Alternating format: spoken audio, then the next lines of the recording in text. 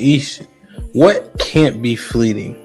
And then you're letting him lead you. It doesn't matter how you feel. Saying he's led by God, but you feel like God is not telling y'all that. Do you still follow him? You said something interesting, Ish. You just said like men don't think the way that women do. So it almost sounds like you don't fully trust their expertise. So how could you successfully be led by? So the majority of men don't have kids. Y'all are picking wrong. Y'all are literally picking the minority.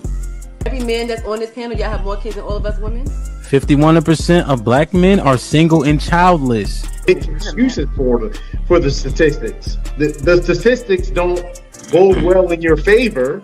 So you say things like, okay, are they shooting blanks? Or they because men, I don't feel like men are overall passive aggressive. The majority of men. Do you think that silence is that passive aggressive? Because we will do that. Yeah, because there's niggas that'll use that as a way to trigger a woman. Like, because a lot of time a woman will tell you, like, when you're silent, it makes me feel like I'm ignored. So a nigga will do that intentionally. Yeah, no, I'm just because I didn't agree with the passive aggressive part until Mary said that. I'm like, okay, I can see men and be like, you know what? I ain't saying nothing else. Will unsubscribing from the Democratic Party help fix Black America? Let's just unsubscribe. No, you got to know why. I don't think so. That's the only thing that get black people together. You know what I'm saying? Like that's shit like that. Shit like that. Shit like Wow. that. What I think will fix is if black people truly understood politics. Because for a guy, because listen, it's so many different reasons for a man to want to hang out with his friends. Adrian, I'm not gonna let that slide. I heard you. Why do you think that it's older single women who share that opinion? Sometimes that's the case. There has to be Explain balance. what White History Month is. It's honoring the achievements of the greatest ethnic group in human history. Wow. I think all of that shit deserves a put him in the bathroom. Would you rather have a whore of a daughter or a gay son? Let's see here. bruh. Because if she's a hoe, that ain't my problem. Hell, she just be a hoe. Shit. That's a whore. Definitely. Like, yeah, is going to college a waste of time? Absolutely. I wouldn't think it's ridiculous. And can I just piggyback on that? Read this for me, Q. Okay, $5 super chat from Omega Green. Depends. Go for STEM, medical or law. However, if you go for BS degrees like communications, is that supposed to be policies? Or Poli-sci, political science. Poli-sci, okay. Or criminal justice, it's wasted time.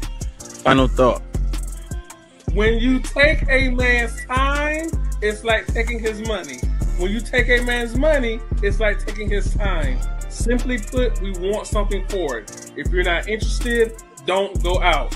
Sis, hit me up. Let's clear your coochie balance. Do women, should they still be covered by men? Do women need to understand what it takes for men to feel like they should be covered by men? Yeah, absolutely. Like, women don't value men anymore, and it's evident. For women to admit that they're not equal to their men, women have to come to that conclusion that you are not equal to your man. Are you for spanking? Let's go around the room, yes or no. Q, you for spanking? Absolutely. Age. Okay, so big kids don't get spankings? You gotta fight them niggas. There's no difference between divorced women and single mothers. The man will, in both circumstances, suffer comparably with no benefit to himself. The benefits don't outweigh the cost.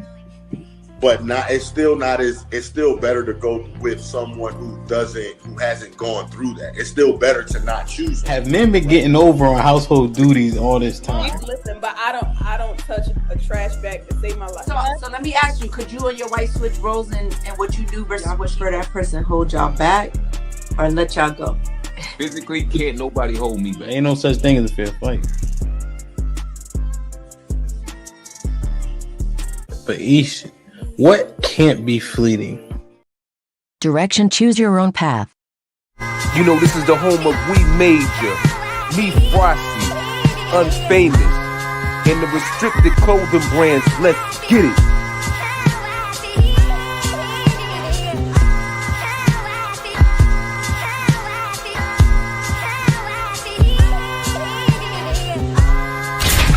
The message is always in the cloth, the colors, the designs, the fit. Basic. Pay attention, stay alert, and remember, choose your own path. Direction, choose your own path. Don't just wear anything. Wear garments that mean something. We got hats. We got sweatshirts. We got jackets.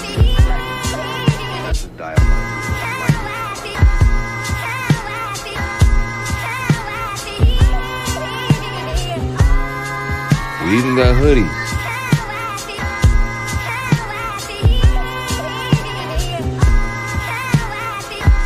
Let's not forget our classic tees. Direction, choose your own path.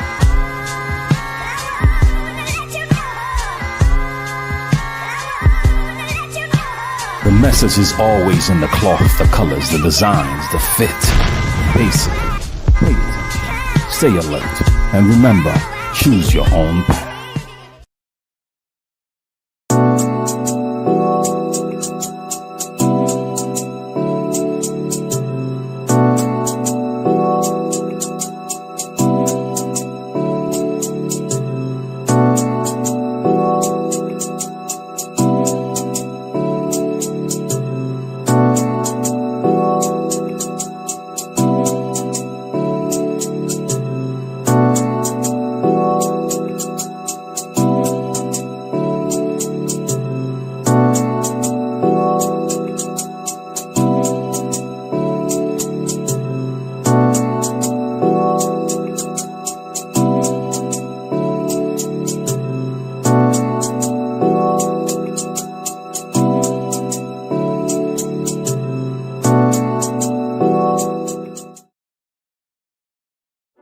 This Might Be Risky sponsorship package is here. Have your ad run on our live streaming episodes, linked in the video description and attached to our many hot take clips. The channel is fast growing with thousands of views and subscribers. Don't miss your chance to grow your business on one of the fastest growing platforms on YouTube. Join the family today. This might be risky. Email us at thismightberisky@gmail.com if interested. Hashtag Indeed, hashtag do the right thing.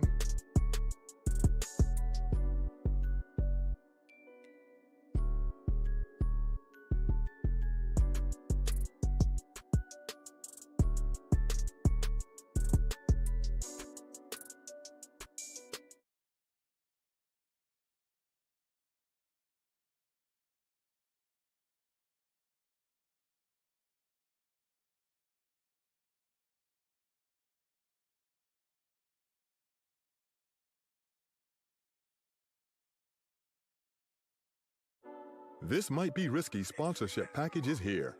Have your ad run on our live streaming episodes, linked in the video description and attached to our many hot take clips. The channel is fast growing with thousands of views and subscribers. Don't miss your chance to grow your business on one of the fastest growing platforms on YouTube. Join the family today. This might be risky. Email us at thismightberisky@gmail.com if interested. Hashtag Indeed, hashtag do the right thing.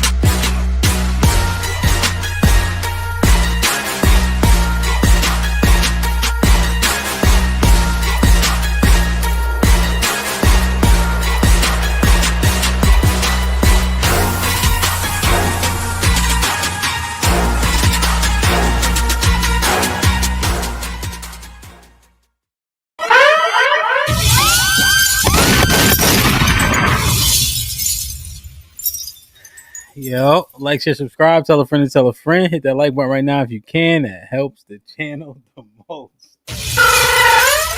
What's good with you? Good morning. You got this might be risky purple on. You know? That's what's up, man. Salute. Let me see you in the chat real quick. I'll be forgetting this part. Your nose shiny today? Is it? Oh man, I'm depleted, man.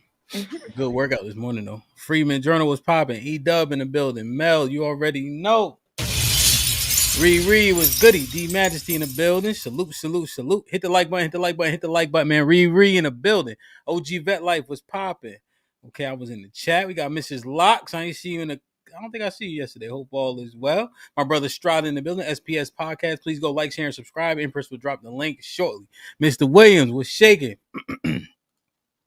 Nightbot behaving. That's always a blessing. Saw it in the building. Was popping. CC was goody. Salute. Sun Kiss. Shalom. Salute, man. Let's get it popping, man. Let me see. I think there's some kick shit. Thinking Throw it in the building. Imperial was good. Hope all is well. AC in the building. Angel was popping. Good to see you. Big Aaron. Salute, man. The HQ in the building. Black America, good morning. Was popping. I don't think I saw you yesterday. You would have liked that conversation. Impress. Salute. Impress putting in work.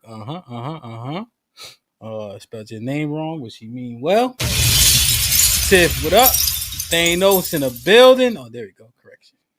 Royale was good. Salute. Venus in the building. Let me see. Alibaba, salute. Rebecca, good morning.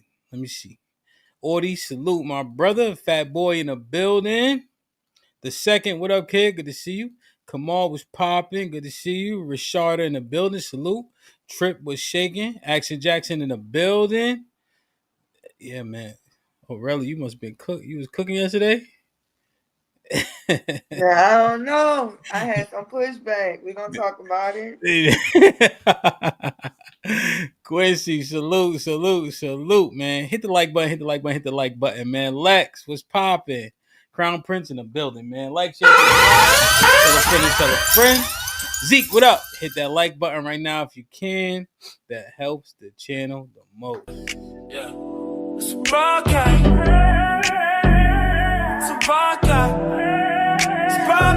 Yeah. Like, just subscribe, tell a friend, tell a friend. DJ HAMP about to go live again. So hit the likes, my friend, on your way in.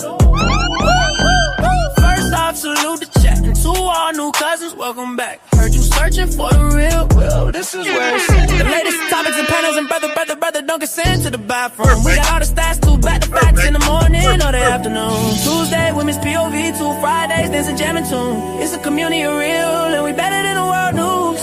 This might be risky, I hope you know. This might be risky. Let's go. This might be risky. No, I love you, bro, I love it. This might be risky. Salute to DJ HAMP, it's time to start the show. Salute to DJ HAMP, it's time to start the show.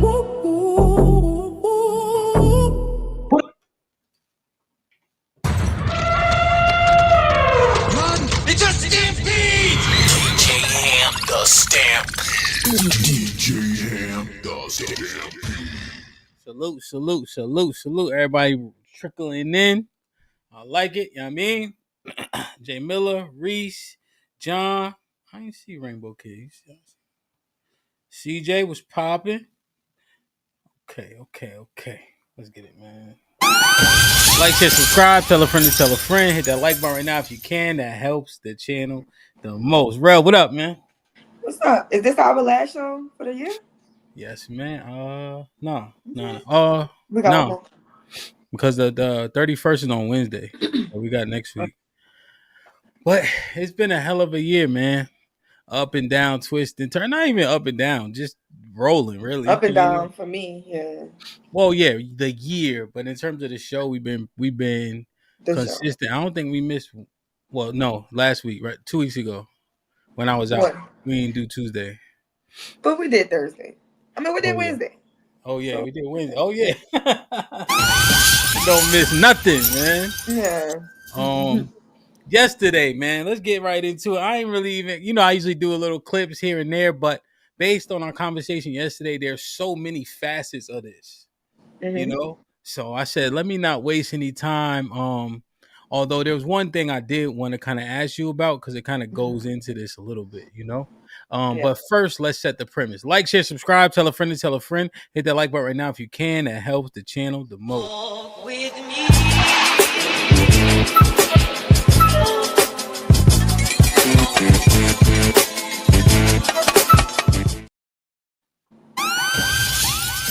Allies or opposition. We did the show yesterday about fuck the streets, One thing before we get into your diatribe, soliloquy, whatever you want to call it, right? Opening statement. There's one thing that we need clarification, right?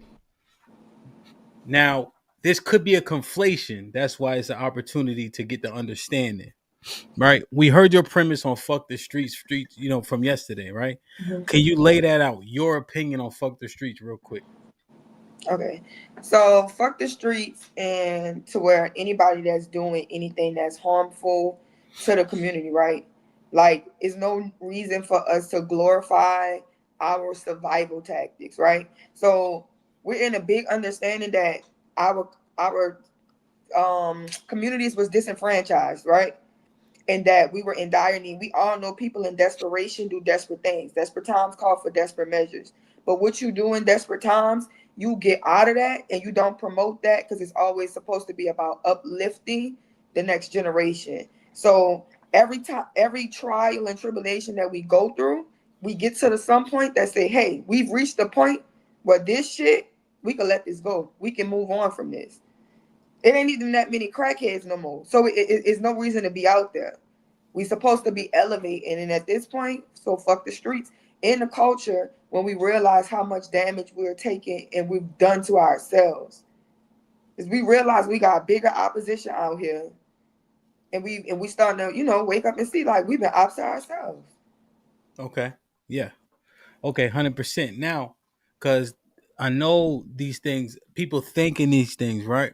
Because they'll reference something from 8, 10, a year ago, whatever the case is. They say, yo, I thought Relly was glorifying the men in her life that are willing to do street shit for her at any point.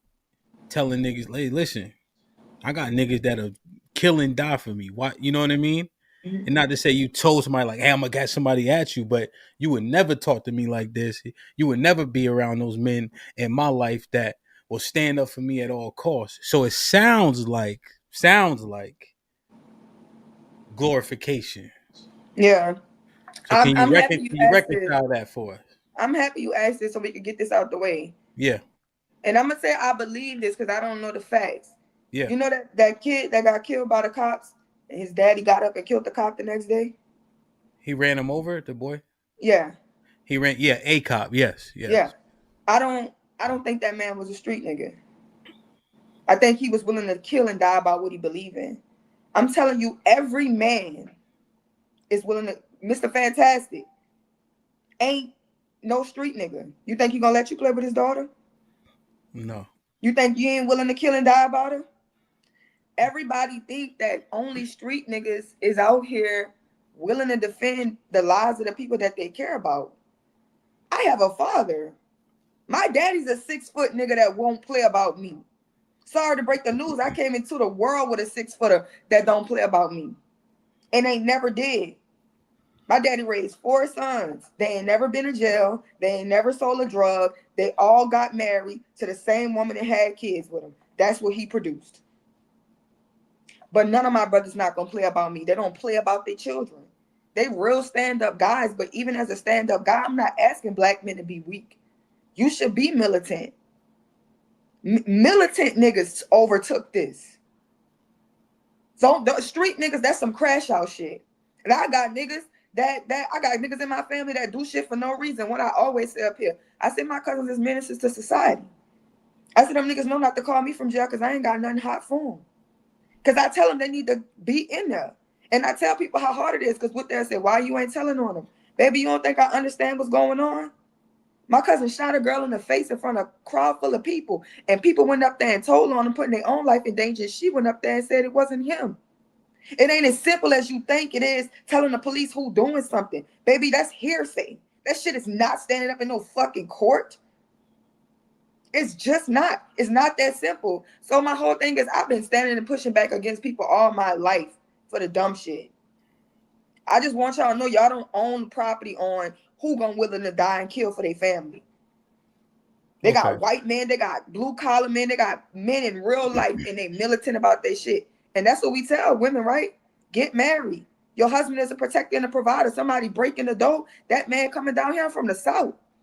We open carry around here. It's wild, wild west. That's why nobody not playing. You think it's only black niggas with guns? No. Go to the range. These niggas is lawyers, doctors, and everything, and they willing to kill and die by what the fuck they believe in. That's man shit. So stop thinking that when I say, as a woman who has nothing but men in her family, come from a male-dominated family, I'm not this unprotected class that you think I am. You don't look at the Muslim women and think that you could slap them, even though they docile, even though they soft-spoken. You don't look at Muslim women and want to attack them when you know they're not going to give you all that rah-rah. Why you look at it like that? Because you know they got men behind her that's willing to go to war with your ass. Now let me ask. I got to ask the questions. Are we making exceptions for the ones we love? Because you have said you got cousins who are menace to society. Yeah. Are we making exception? So, okay, now we got to reconcile it with this, right? The coward conversation. Are most men cowards? Yeah, most men are still cowards. You think the coward will risk his life to protect his family, though? Yeah. Is that how coward works? Yeah, in New Orleans, we believe the scary man will kill you before the big man. The last thing you want to do is somebody to fear you, because the coward gonna shoot you. The coward don't want to fight you. The coward don't want the conflict, but he's still a man. So he'll go to it's gonna automatically trigger him. Okay, see, that's the thing. When we use coward, that seems like an extreme term. And I don't see a coward be able to tap into something. He's a coward. You see? Nah. There was I was telling the story today. You heard of the Cheshire murders? You heard of that? It was well, anyway, these two guys were paroled in Connecticut and out of Big Cheshire, which is one of the maximum security prisons. Mm-hmm. So they went in the same city where the prison was and duct taped this family, burnt the house down, killed them, and all that. Mm-hmm. And the son and the dad was in duct tape also. Mm-hmm. You see? And then we was having a conversation, me, Omar, and they're like, a lot of cats been duct taped and roped with their family. Watch egregious things happen to their family. They'll make them cowards. But think about it, Ralph. Somebody break in, you over here for Hanukkah, right? My wife, the kids, somebody break in. I get him put in duct tape with y'all.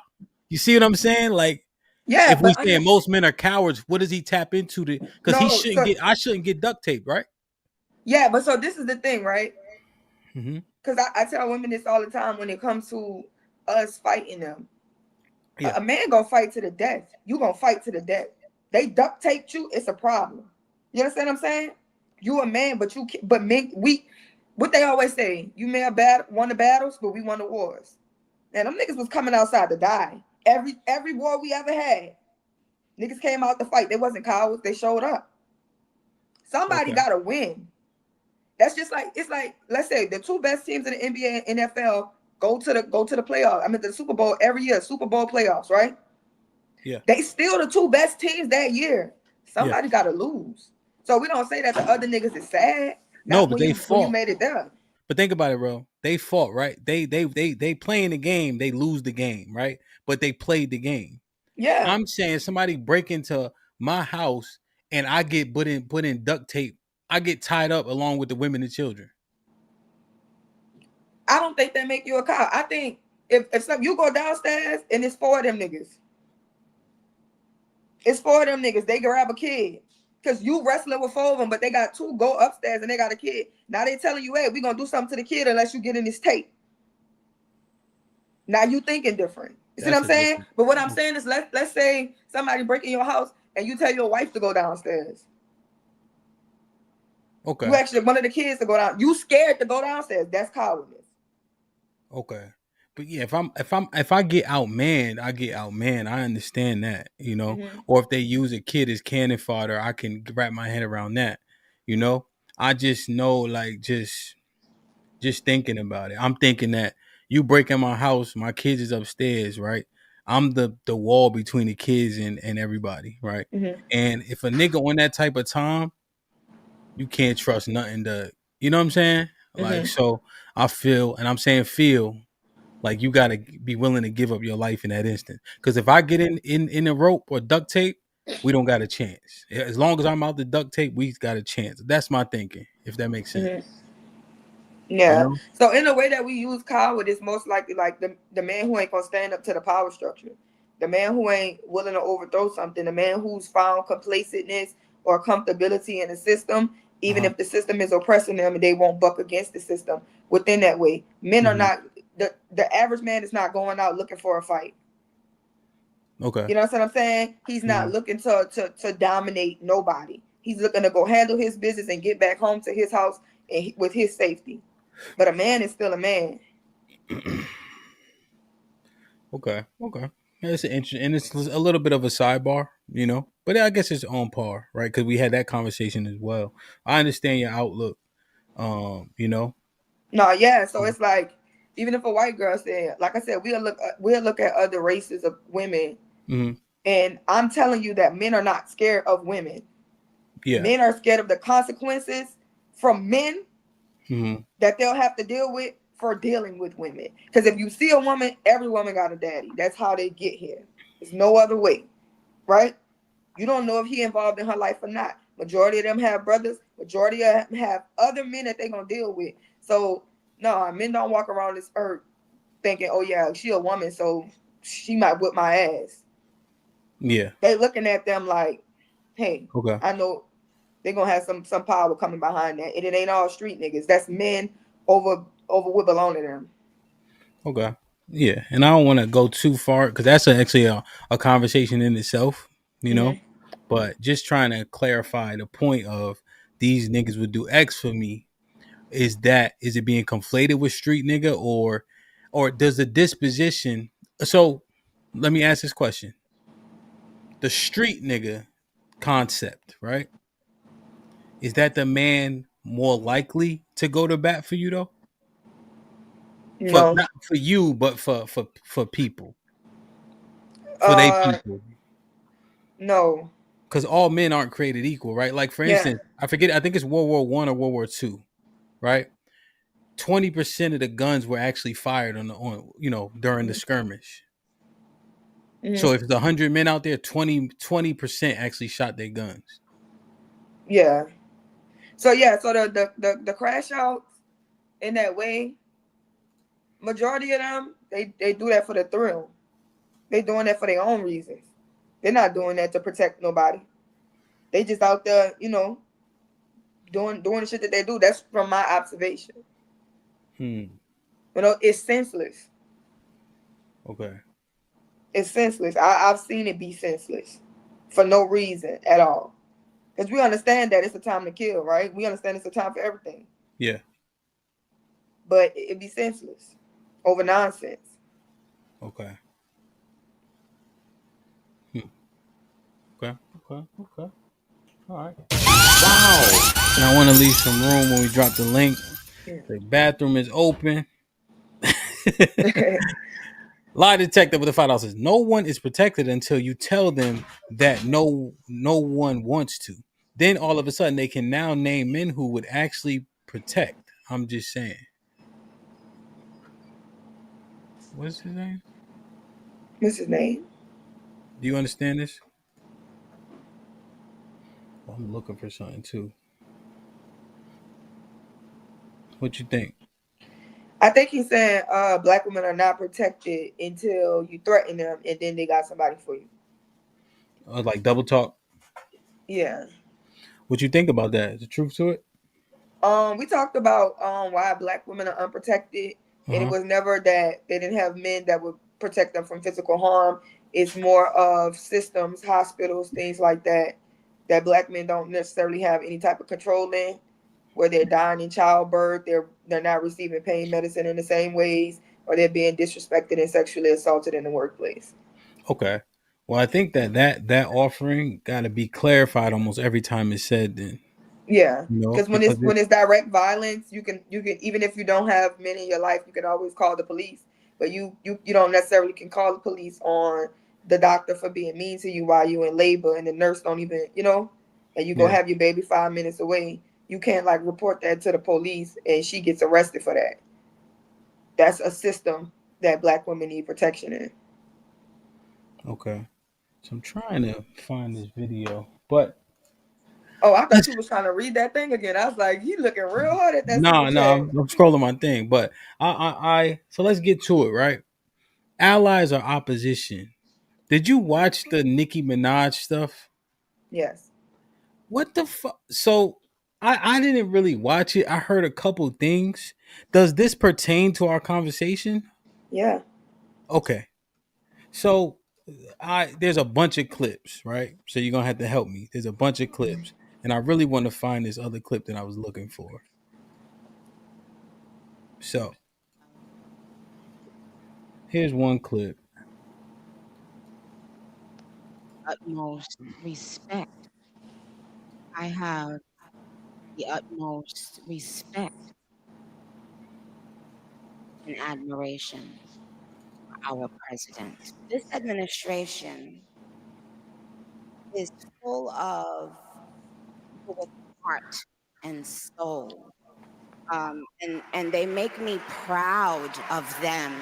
Our vice president, he makes me, well, I love both of them, but they're both powerful men, smart, strong, all of that, but both of them have a very uncanny ability to be someone that you relate to. I can relate to them. When I hear them speak, I know that they're one of us. I have What? the utmost respect. All right, I hold on. thought you was gonna play the one where she called him handsome and then called JD Vance Assassin or an something. assassin. Yeah. So this is the full interview. We can't go through the whole thing. Let me just play it. Something that the masses don't agree with, that's not okay, and we're not gonna have it, and it deserves attention. Out anymore. We're not like it. Just this is not what the world used to feel like. Mind has become so controversial. Nikki, I know our students feel this way, but why do you think speaking your mind has become so controversial? Because people know. Courageous and bold on your campus. Nikki, I know our students feel this way, but why do you think speaking your mind has become so controversial? Because people no longer are using their minds, their brains. I can't listen to this shit. All right, hold on. Let me see if I can find it. Is it this one? Young men, you have amazing role models like our handsome, dashing president. And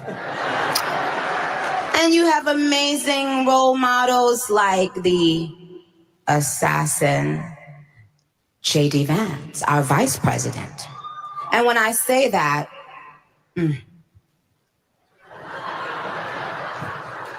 Meanwhile, this is a married woman. There's nothing new under the sun that I have not heard, so you're fine.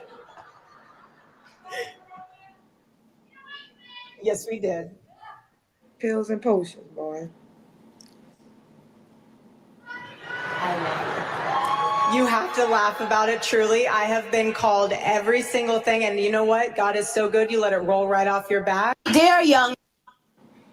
What is this shit? People think she having an affair with JD Vance, just to add more context. Why they think that? Charlie Kirk wife. Oh, her? Yeah. Yeah. So when she said JD Vance, she got quiet. She was being shady. So what are we looking at here, bro? What is Tether this? shit. That's that tether shit that Tiff be talking about, man. Wow. Come here, be the face of the fuck shit, be on fuck shit, but we black women, because she had another one where she's like, black women, trying to make it seem like black women are oppressing white women, and we are trying to make white women feel like they're not beautiful,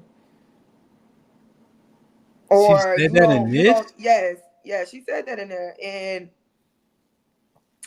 she was like, I don't want little white girls feeling how little black girls was made to feel. They fed little black girls to alligators.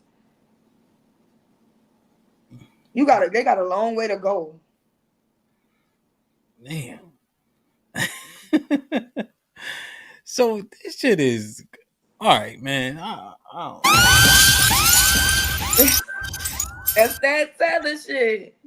That's So, that other shit.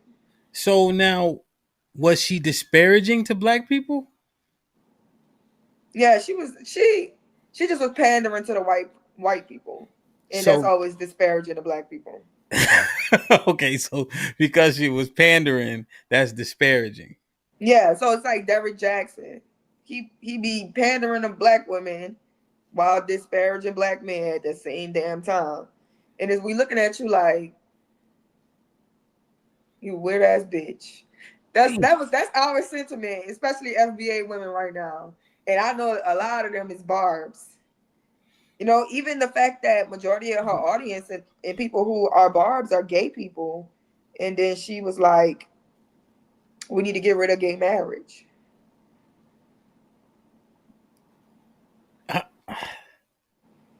So so what we just saw, she's a tether.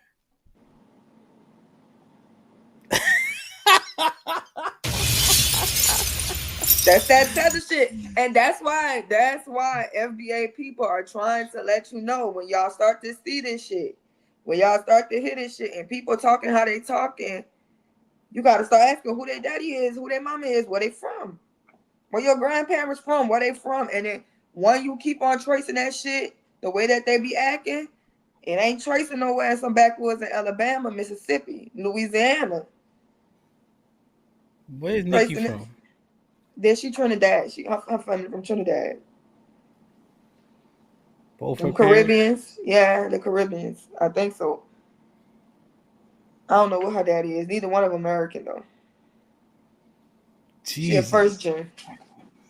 Damn, son. I don't even know if I want to go down that line, man, about the tether shit. Cause we just got all right, so Yeah, I thought you would have saved that for a tether show, but I mean it's a hot topic right now. well, and I gotta do And my that's more another due. thing. Women are involved in street culture too, so I don't even think we touched on the feminine aspect of street culture and what needs to be get rid of the behaviors. So, well, I wasn't expecting tether, right? What you was expecting? I wasn't expecting the tether thing. I was expecting the allies or opposition thing. Like if she's willing to Oh, go up there and say just whatever, right, to pander, right? Like we know Trump ain't handsome. Stevie Wonder could see that, and it seemed kind of facetious when she said it, but regardless, I just looking at it like, yo, uh, we can't count on her. and then it's like she loved powerful men. Why? Every time you was ever linked with a man who had his own status, didn't have to be under your thumb, you couldn't make it last.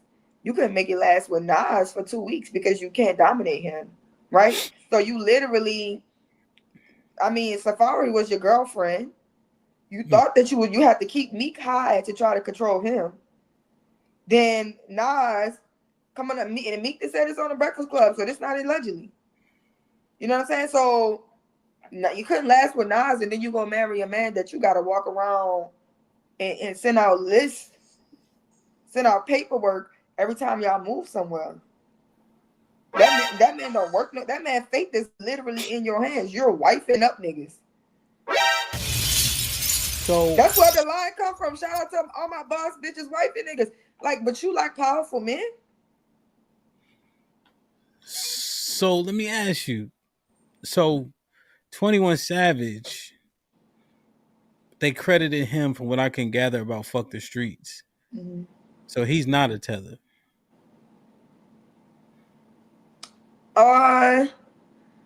I've never seen him. I don't even. We just found out that nigga not even black. I think we still processing 21.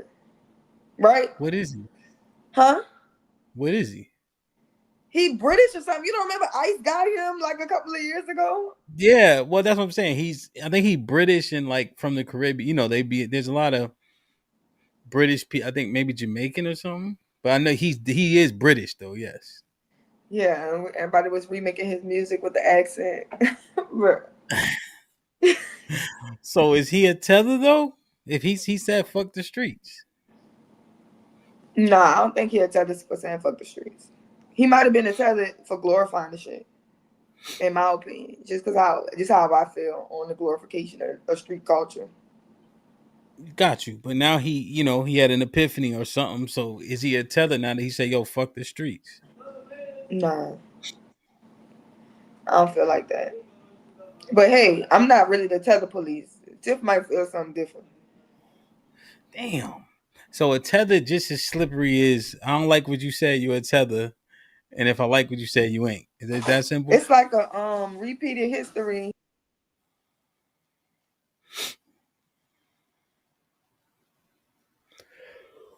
Huh? I'm sorry. What did you just ask? Is it just as simple as I like what he said, he ain't a tether. I don't like what he said, he is a tether. No, it's the disparaging things that you say against the black community. Yeah. So if the black community isn't street culture, the majority of black people aren't in the streets. So if you just saying dismiss this degeneracy or fuck the streets or the culture or what we do, right? Because we understand that he's saying fuck the streets, and it ain't just black people that's in street culture. Yeah. Jamaicans in that shit, Haitians in that shit. They got a bunch of different groups of people that's in there. It's black people that own street culture. Yeah. Because if you go, you go to anywhere in the West, it's Mexicans who run street culture. Yeah, a lot of Mexicans, that's for sure. Okay. All right. Perfect. Like, share, subscribe, tell a friend, and tell a friend. Hit that like button right now if you can. It helps the channel the most. Big Draws, what up, kid? With the $5 says Nicki Minaj is a legal citizen. She pandering to get citizenship. See, Rob, what up? With the $5 says one of us, quote unquote, is diabolical. Put Nicki in the bathroom. Put him in the fucking bedroom. Get him out of here. Come on. All right. Let's get down to it, man. Allies versus opposition. What's your take? So allies, it's just a process of us going down and trying to figure out who our allies is, who's actually doing things to push the community forward, and then who's actually destroying the community, right? Even if they look like us, they're playing an opposition role to our progress of our image and our structure all together, right?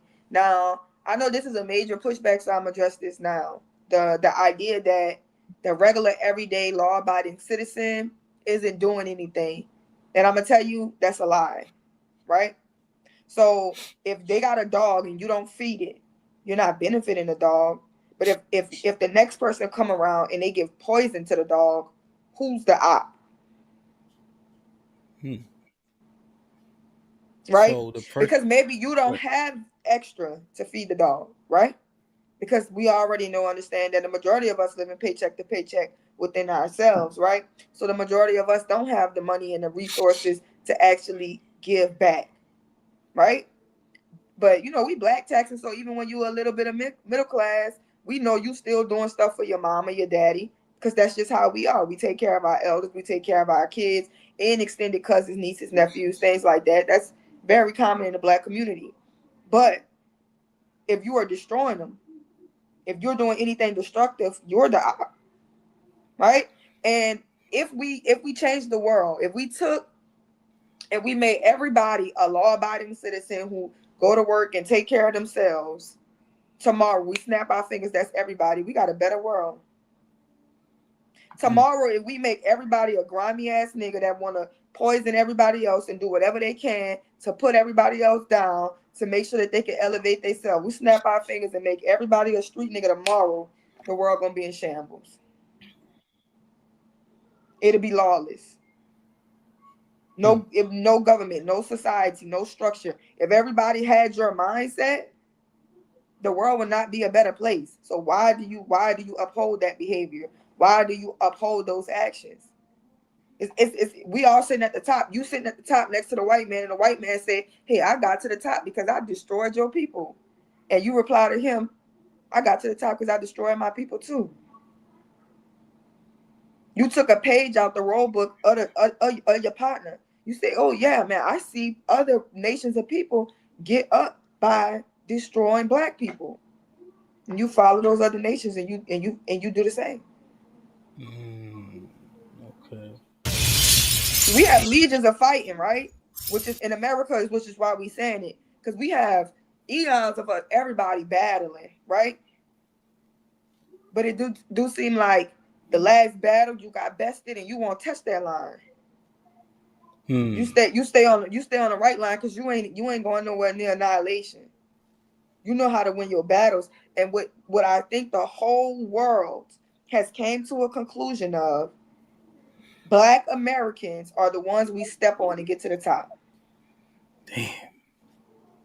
Even other Black Americans. Damn.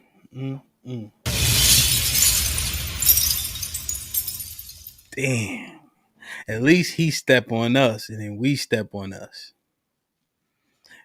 And the key is, as long as we at the top, I'm justified. I did what I needed to do to get here, even though the casualties largely look like me. And because that's the way of the world, it doesn't justify the behavior or the modus operandi to get to where you want to go. Because the casualties have to matter. Even though that has been the way of the world since time immemorial. But if it's the norm, it's literally the norm for empires, right? People to get prominence, get power, get influence. It's been the norm. Would the world indeed be a better place? Yeah, and you know what? It's been the norm for people to step on other people, right? Which is why in Israel they teach you how, hey, stop saying your people sold you. It's not your people. Ham ain't Shem. These are not your people. You think you going by melanin and you thinking everybody that's melanated is your people. They got red dot Indians darker than us. Promise you. I promise you. Because they darker than you. Don't ever think that's your motherfucking people. Because people don't understand because of how things are propagandized, which is cool because we were just having this conversation, right? Which is why we be wanting to defer to Omar because he done got on these planes and he done went over to these places. But majority of the people that I talk to that go over to these places will tell you, even in Asia, they got Asian men, full phenotype Asian men, darker than us. But we let them propagandize the idea that white skin and black skin and a difference of no, they got dark people everywhere. And the dark skin is first. Well, all the nations.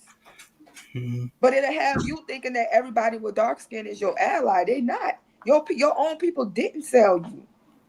That's why the shit that we do to each other in America is so crazy. Because people understand stepping on the next tribe to get over. Stepping on the next people that we gonna conquer them. It's us versus them. But the destruction of each other, destruction of the men want to destroy the men, the women want to destroy us, want to destroy each other. They're like, oh, they infighting in a way where the people outside of them don't even gotta do much. Yeah. That's the key differentiator, right? Just understanding your point. America go and do shit to other countries, right? To gain prominence, influence, power, which I think most people think that or agree that we benefit from such behavior. The reason why it's not a one-to-one comparison is because we doing it to each other specifically. So you can understand that is the way of the world, to fight other motherfuckers, not your own people. Yes. It's the militant behind it because they structured with it, right? And I don't want people to get hierarchy mixed. There always will be hierarchies. There'll always be who is the king. There'll always be who the king's men. You understand what I'm saying? Because the king may be powerful, but so is the king's men. There'll always be a warrior class. And there's a reason why, logically, why we put the warrior class at first, right? There'll always be lesser people. The poor will always be among us. That's why it's a noble thing to always take care of the poor because of how things are structured. Everybody don't have the same shit in them. We put the egg and the potato in the same hot water. One gonna come out hard, one gonna come out soft. It's what you made of, and we not all made of the same shit.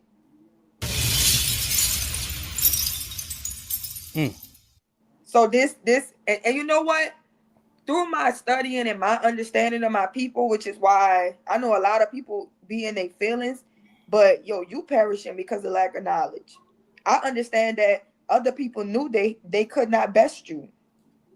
I don't care what nobody say. Black Americans are the top of the food chain.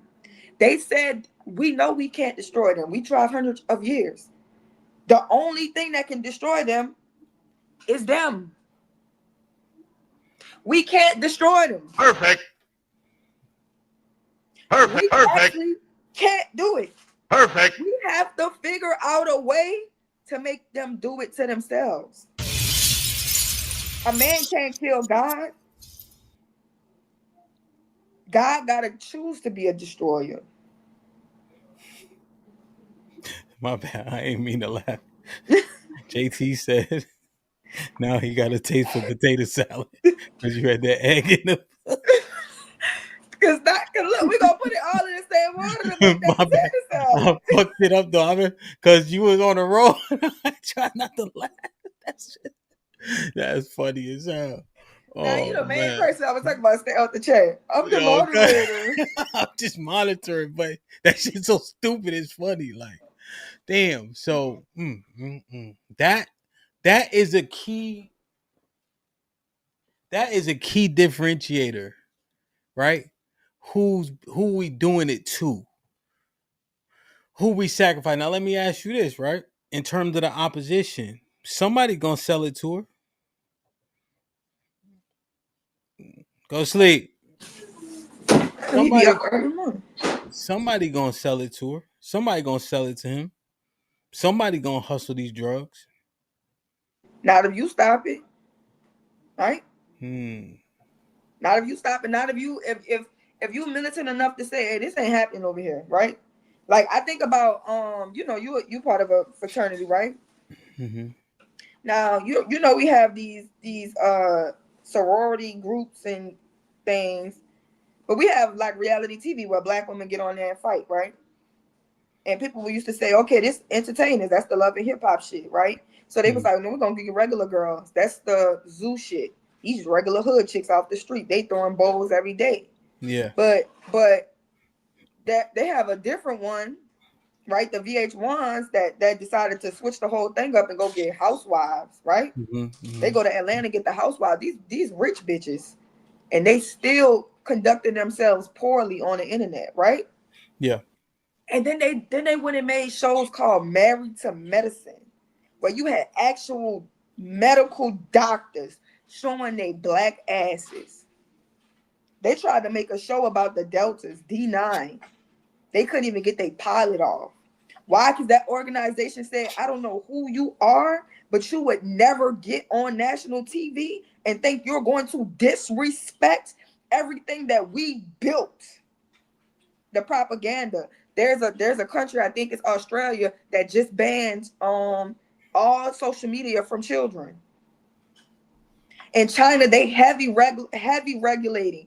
And the craziest thing is over here, these boys are so into like Chinese porn, all of this different stuff like that. They regulate that shit so much over there in their countries. Yo, Rel, you know what's interesting? Just on your point, right? And but yeah, about the same point. So there was a do you remember it's in I think it was in Memphis. It was 4 police officers. They killed this dude. They were like chasing him, went to his house, killed him. They were all black and they were all a part of Omega Psi Phi. The police officers. So there was a statement, a national statement that came out, right? They got emailed to everybody saying, "Hey, don't speak on this thing," from the, you know, president of Omega Psi Phi. Don't speak on this thing, you know. That was, so I crossed in 2008, but that's not my ministry anymore, obviously, right? So I did a pre-record on it, you know, because you know, you're addressing the situation is what it is.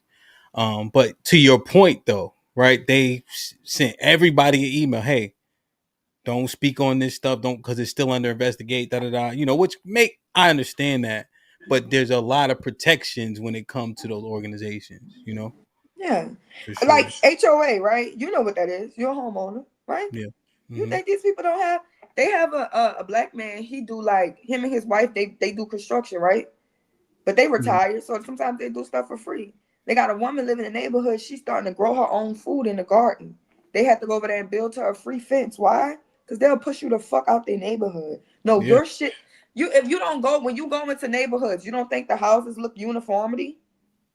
Don't these houses look, if you're never going to see it out of order. No, these people understand structure. Yeah, you can. They Yep. trying to tell you you couldn't. Yeah, you can. White Yeah. people separate themselves from their bottom class.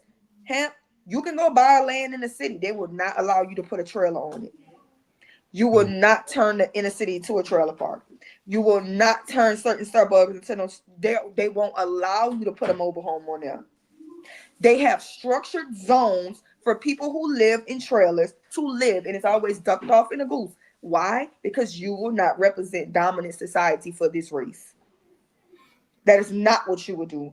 They control the media. They control the propaganda. They always trying to cover shit up, even with the worst of them. They protected Epstein. We gonna make a documentary on Diddy, and we gonna make a documentary on R. Kelly. We gonna air them niggas to the floor. They will protect the most. They make documentaries of niggas that chop people up and ate them. Damn. They don't try to disparage them. What you mean you can't protect it? Yes, you can. If that was your mind was at. So let me ask you: are the streets the biggest ops to black culture? What do you think the biggest op is?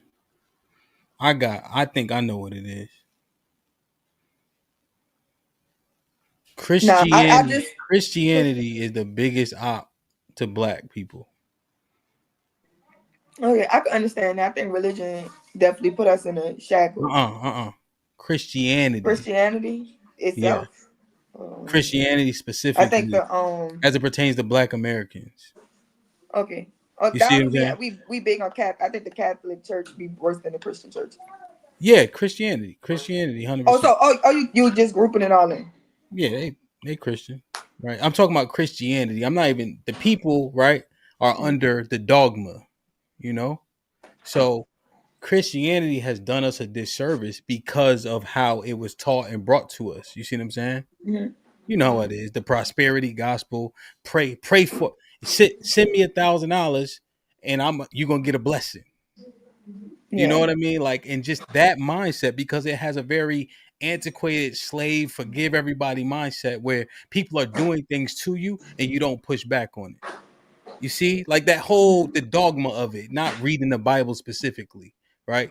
But the Christianity itself, dogma, is what kept us just bound and kind of keeps us bound now, right? Forgive and forget, live and let live, just that passive nature of it, you know? I can understand it being a precursor, right? I understand that the religious tool and what it is. Do I think it battles with street culture? No, not in my opinion. You think street code is still number one? Still number one. Okay. Now, the thing about it though, the disposition of Christianity, is it the reason why street culture reigns supreme? Because people that are in these neighborhoods, right, are so passive, are so forgiving, are so allowing from white people and whomever, you see? Mm-hmm. Like the enabling, I guess. Let's say if we say street culture is bad, you know, whatever the case, then the enabling of the people around. you know. Yeah. But then again, I don't know, cause motherfuckers is telling for sure. Yeah, and that's the like. So it's like the destruction that we do here within the streets. Just because I know the intersection. So like, take this walk with me. Understand this. Mm-hmm. A nigga will sell crack to a mama, have her hide our mind, so he could put the son on the block, turn him into a soldier. Because we know we got children soldiers. We know we putting the young boys out there, teenage years. We know how the law deal with them. So he could go in there and fuck their underage daughter. Mama hide her mind. She can't protect her children, right? These little girls, they getting pregnant for grown men. 15, 16, bold niggas pulling up, right? They always brag about that. I had the niggas with the cars. You had grown niggas, right? This shit never gets addressed. It never gets addressed because this the nigga with the money, this the nigga with the power, even though you know he got underage girls pregnant. Mama high out her mind. She cannot control what's going on in her house. Little brother outside pushing weight because he got to feed him. Mama high out her mind. We talk about this with the little boy with Boosie. The training of his co-defendant, a 15-year-old with 9 murders. We'll take these young kids and we put it in them because that whole shit, that whole shit is also part of street culture. This selling pussy shit, that's that pimp shit. Them little girls be young, they be teenagers. Mamas high out their mind because all you gotta do is put people in a desperate situation. You get that woman to be a hoe, you get that little boy to be a killer. The cycle starts so young, and I think that's the detriment. It's really the trap on the kids. How so? What's the positioning of that though? Like, what's the how is this happening though? Where is the jacket go? You saying just the street culture, the modus operandi? Because I'm gonna be 100% honest. That right there with the young girl thing, I understand. I've seen a semblance of like old heads kind of pulling up, right? Dealing with the girls who 17, 18. I ain't see no little ass girl, like freshmen, but girls who's a little bit older living around the way. I've seen cats, with that. I'm just thinking when I was a kid. But overwhelmingly, I didn't see men taking advantage of underage women though. Like what you said. Do you think that that's a normal thing? 14, 15, 16 is the real ages, right? It's very normal for girls who mamas is fiends. Majority of the time, if your mama a fiend, there's grown men having sex with her daughter. These little girls can't have sex with little boys. Little boys can't do nothing for them. That's their modus operandi. They having sex with grown men. This is the thing though, right? Because it's wrong. And in your mind, it's sick. These niggas do not get ostracized by the community. They won't. We got niggas we call Kelly, right? In the thing. So you know R. Kelly. They name Chris C. Kelly. They name Eric E. Kelly. They name Tony T. Kelly. You know he like them young girls. You know he like them young. That's the same shit they used to say about R. Kelly for years before they put that nigga on trial. You know he like them young. You know they in school uniforms. You know he testing them. You know the type of games these niggas play. What I'm saying is the behavior goes unchecked in street culture. So look at this, right? So now the same men that's in the street, the same niggas that behind the wall, right? So in Connecticut specifically, there's a prison that is for pedophiles, molesters, rapists, right? They go to a separate prison, right? In Brooklyn, Connecticut, right? They house like 80-90% of those because that shit don't fly if somebody check your jacket behind the wall, right? So I just don't understand it, how that's how it is behind the wall, but it ain't how it is on the street though. Yeah, because right, They ain't going for that, You doing it for different reasons, right? You come in with that jacket on you, it's automatically you fool, right? Yeah. Because most men that think that shit is crazy, and like I said, they got all type of niggas in jail. This is not a street thing, for as this is the modus operandi of street niggas. What I'm saying is when it happens, if he the man and he fuck with girls in high school, even though he 32, nobody checks him. I'm telling you, I know mamas that was on rocks who was letting grown men fuck their kids for rocks. These women sell their kids. I know a girl named Keisha who mama sold her at 7 years old. Who buying them?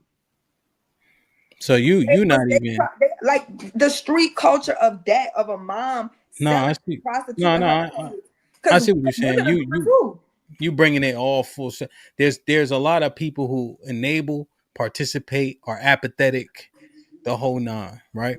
And at a point, their priorities become the priority, right? So whether it's he want to get the little boy out on the street to be the hitter, he want to get the little girl out in the corner, right? He want to get the mom on rock. The mom want rock, so she willing to give the daughter up to give it. Either way, it ain't no sense to even saying the men did it, the women did it. The fact is, the culture that's a subset, though I would say, of that culture that is detrimental throughout 2 generations, literally.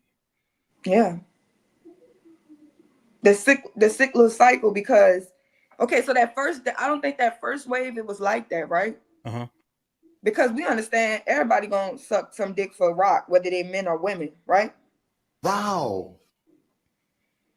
They got washed. Crackheads got washed. That's when they couldn't take care of their kids. But they still getting pregnant. That's when their children became food. All that's dad's mama. The daddy's in jail. He gone. He ain't protecting his family. It's just women and kids left. Yeah. Now you really fool. Now what you gonna do? Little boy you the man of the house. That's where that man of the house shit started from.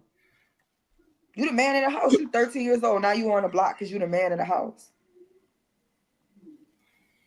The cycle that they start with the kid. It's a predatory cycle that we do.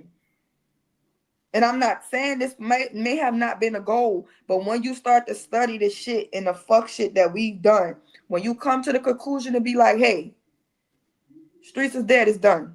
We need to find better ways, right? Yeah. Because don't be less.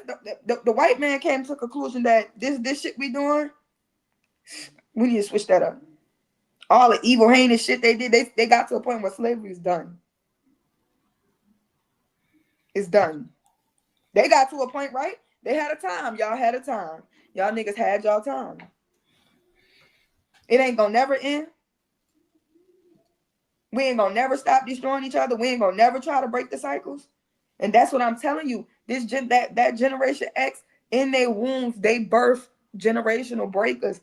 I promise you, this shit gonna get done whether niggas like it or not. It's too many people out here standing up saying, hey, the ways that we learned, the ways that we was taught, the ways how we was infighting, the ways that we was taught to destroy ourselves, that shit ain't cool. Because when you born into a situation, all you can, if you tell your kids right now that the sky is green and never let them outside, you ain't gonna never be able to tell them shit when they 25. The brainwashing. And we in an age of information now. We waking up from a lot of lies and brainwashing that was told. That's why I do implicate the Christian church. Because the stronghold on our people is in our minds. Yeah. So when people are, and that's why you can't, because you see niggas that was trying to say that the candy lady a street nigga yesterday. You know what I'm saying? But when you break the stronghold on your mind, you know what that take. You know what it take. You know why everybody can't go. Because what it take. What it take. You dying to yourself? You got to erase. It's an erasure of so many things you thought.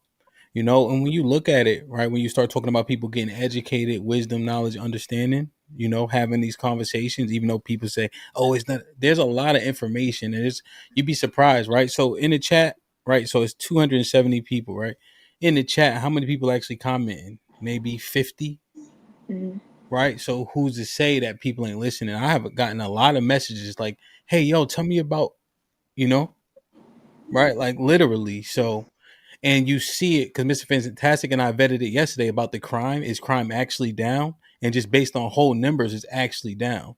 Just on based on jail population is actually down, and specifically for us, right? So what does that mean? Like, because the hood was already small, in my opinion. Like, people really street out there, and it's shrinking. Like you said, it's harder to find a crackhead than it is to find, the white boy on methamphetamine or fentanyl, right? That shit is way more prominent for them. If you just look at the prison jail, there was a time like 3 years ago, 3 years ago in Seattle, they didn't even have no places to put the bodies. That's how many motherfuckers. I think it was either Seattle or like Oregon somewhere, right? Where they just falling out from that shit. Not Yeah. to say it don't exist with us, but we have seen it kind of dissipate a little bit. So Yeah, and that's another thing. I think this is a very powerful moment. That's why, the previous shows we did is the progress. And that's the thing. You trying to stand up for some shit after all the progress that we made. No, nigga. No. We overcame that. And I'm telling you now, people don't understand why I was like when I was explaining on Shy Premise why the family get together is not big no more. Them kids gonna resent you. Kids ain't dealing with that shit. Them kids understand why would you birth me in a situation like this? Why you think it's okay to treat me like this? Them kids gonna grow up and hate your dumb ass. There's people calling out their moms, calling out their moms. Fuck, we've been talking shit about black dads for eons. You go on TikTok, there's people calling out their moms. Fuck, you couldn't take care of your kids and you kept bringing bitches, motherfucker from mouse to feed in this motherfucker. You letting niggas come up in here and they talk about that. These girls speaking up about how a mama might want love so much that she's letting predators in. Predators getting on, that we didn't have documentaries of them saying that they targeting single mothers. You know what I'm saying? That they targeting women with children because this is the easy scope.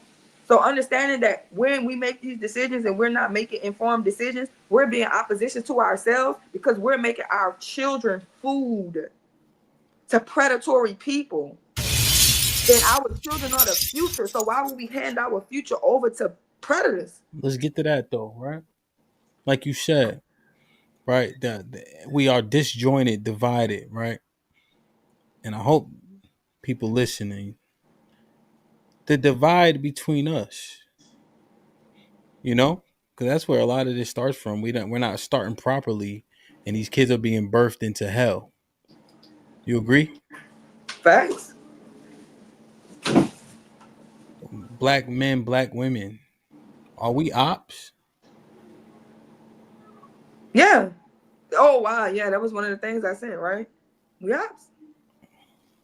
Yeah, Sherelle, also, goddamn it, don't tell the people the back notes. Jesus Christ. I'm just saying, I think that was one. I'm trying to make sure I touch everything. Put him in the fuck. They know it's me. So what about, are we ops? In a lot of ways, we ops. I got this thing. Take a walk with me. Go ahead. This is why I think white women and black men relate to each other. You know how people say you can't find. This is why I think they relate to each other. I think in a way that y'all are the same, because y'all are 1-2s, right? White man 1-1, black man and white woman 1-2s, black women 2-2s. You a first class citizen, but you a second class citizen, because you a man, but you black. Okay. White women first class citizens, second class citizens, because they white, but you're a woman. But you're a woman. And that's something that it doesn't resonate with them well, because this is a society, and the top of this society is men. White men. Yeah. Right? So they don't know. Men, They don't recognize it. They don't recognize it. So it's men, and that's the patriarchy. But black men don't always get the benefit from the patriarchy because they at the bottom of it. They tell them that they second class citizens in it. Because they black. And so white women, they like, well, but I'm white and da because white people are the first class citizens, and then they have to get checked because you're a woman. You're a woman. And they don't like that, right? Mm-hmm. So why it be equaling out for them is the white woman knows she better than the black man. Now the black man still feel like she know how to still make him feel like you a man, but she don't think you better than her. She knows she's still white. She know her white skin trump your blackness. She know that you a man, and she can allow that, and she can understand that, but she want to feel superior. A white woman want to feel superior to her own man. That's why they started feminism. That's why they marched. That's why they did the shit, because they want to be superior to their own men. But the white man gonna keep their foot on the white man. Give a fuck how many marches you march. They'll buy you a parade. They'll give you a float, and they ain't gonna give you no power. So, black man, man 1, black 2, white 1, woman 2. Do you think black men see a level of elevation or prominence when they get with white women? Yeah. You think so? Yeah, because now you have the white man's possession. You got his woman. Right? Like, you know your genes gonna dominate. You have something that belong to the higher class, so it make you feel special. Right?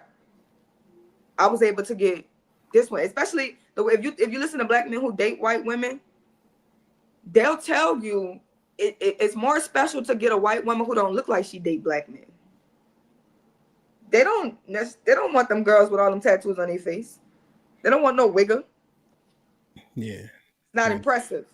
Having a wigger is not impressive. Having a girl trying to cosplay like a black girl with box braids in her head, yelling and screaming, that shit is embarrassing. You're an embarrassment. You only got a select few of niggas that's dealing with ones like that. But the prominence, the token, the status. This white man ice. This a white man automobile. This a white man pie. Right?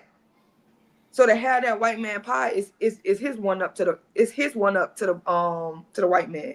Because the white man gonna look at that shit in disgust. Like, we already know you about to wash us away. And understand, it's a game of survival. And genetic survival, their genetics cannot survive if we just mating like that. Okay, so let's say I'm gonna put that premise to the side a bit because we're looking for allies and opposition as it pertains to us, right? So if our women are 2-2, wouldn't that make the mesh more easily found then? So if there's a 2-2 and it's a 1-2, like, why isn't there a concession there? Why are we fighting so much? Why are black women, this is the sentiment, like talking down, talking at, right? Don't say black men can't do XYZ. Where is that coming from?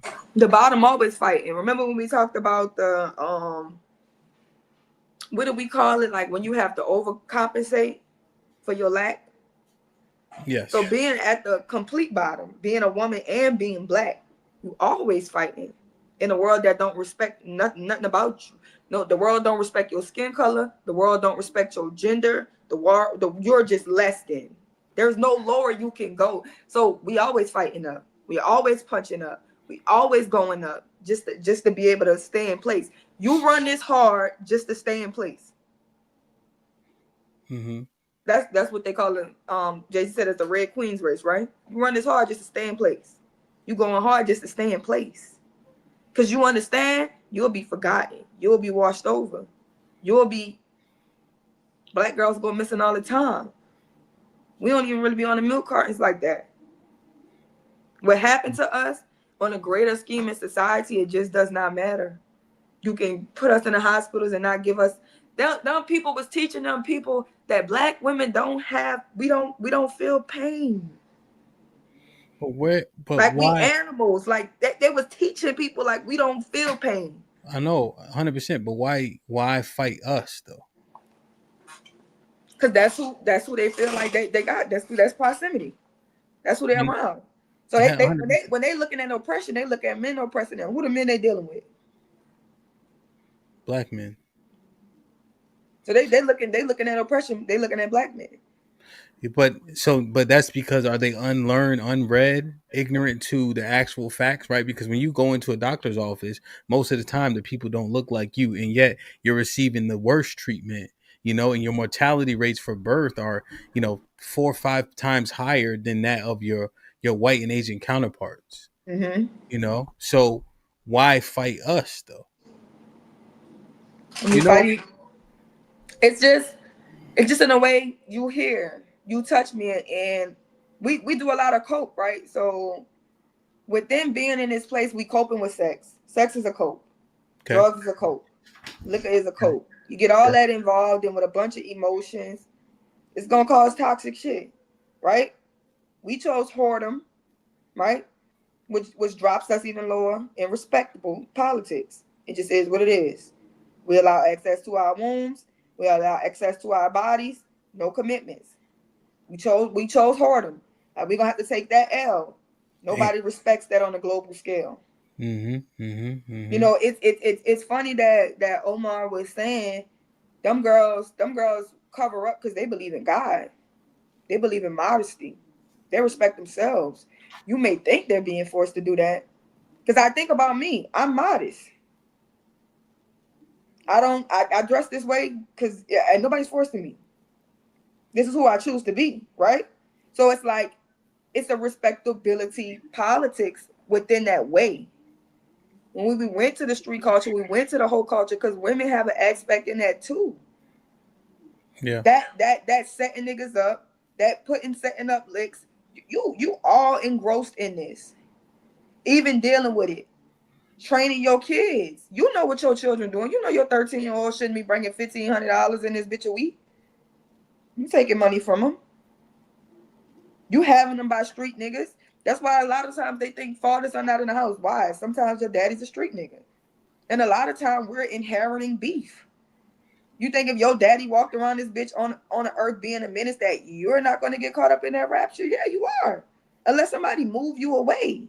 But if you think you're going to stay in the same neighborhood where your grandpa was a Crip and your daddy was a Crip and all your uncles is Crips, that you ain't about to walk this Crip life, they better bring your ass to Arizona or something. So let me ask you, and we understand this is not all, right? Of course, that goes without saying at Uh-huh. this point. But it sounds like a lot of it, most of it, is like taking it out on. Like, or do you think that they're being treated poorly, which is why they behave in such a way? They're being treated poorly as well. Understood. But I'm saying like the majority, right? Do you think something's really happening, which is why the disposition is so poor and the disrespect is so great, you know?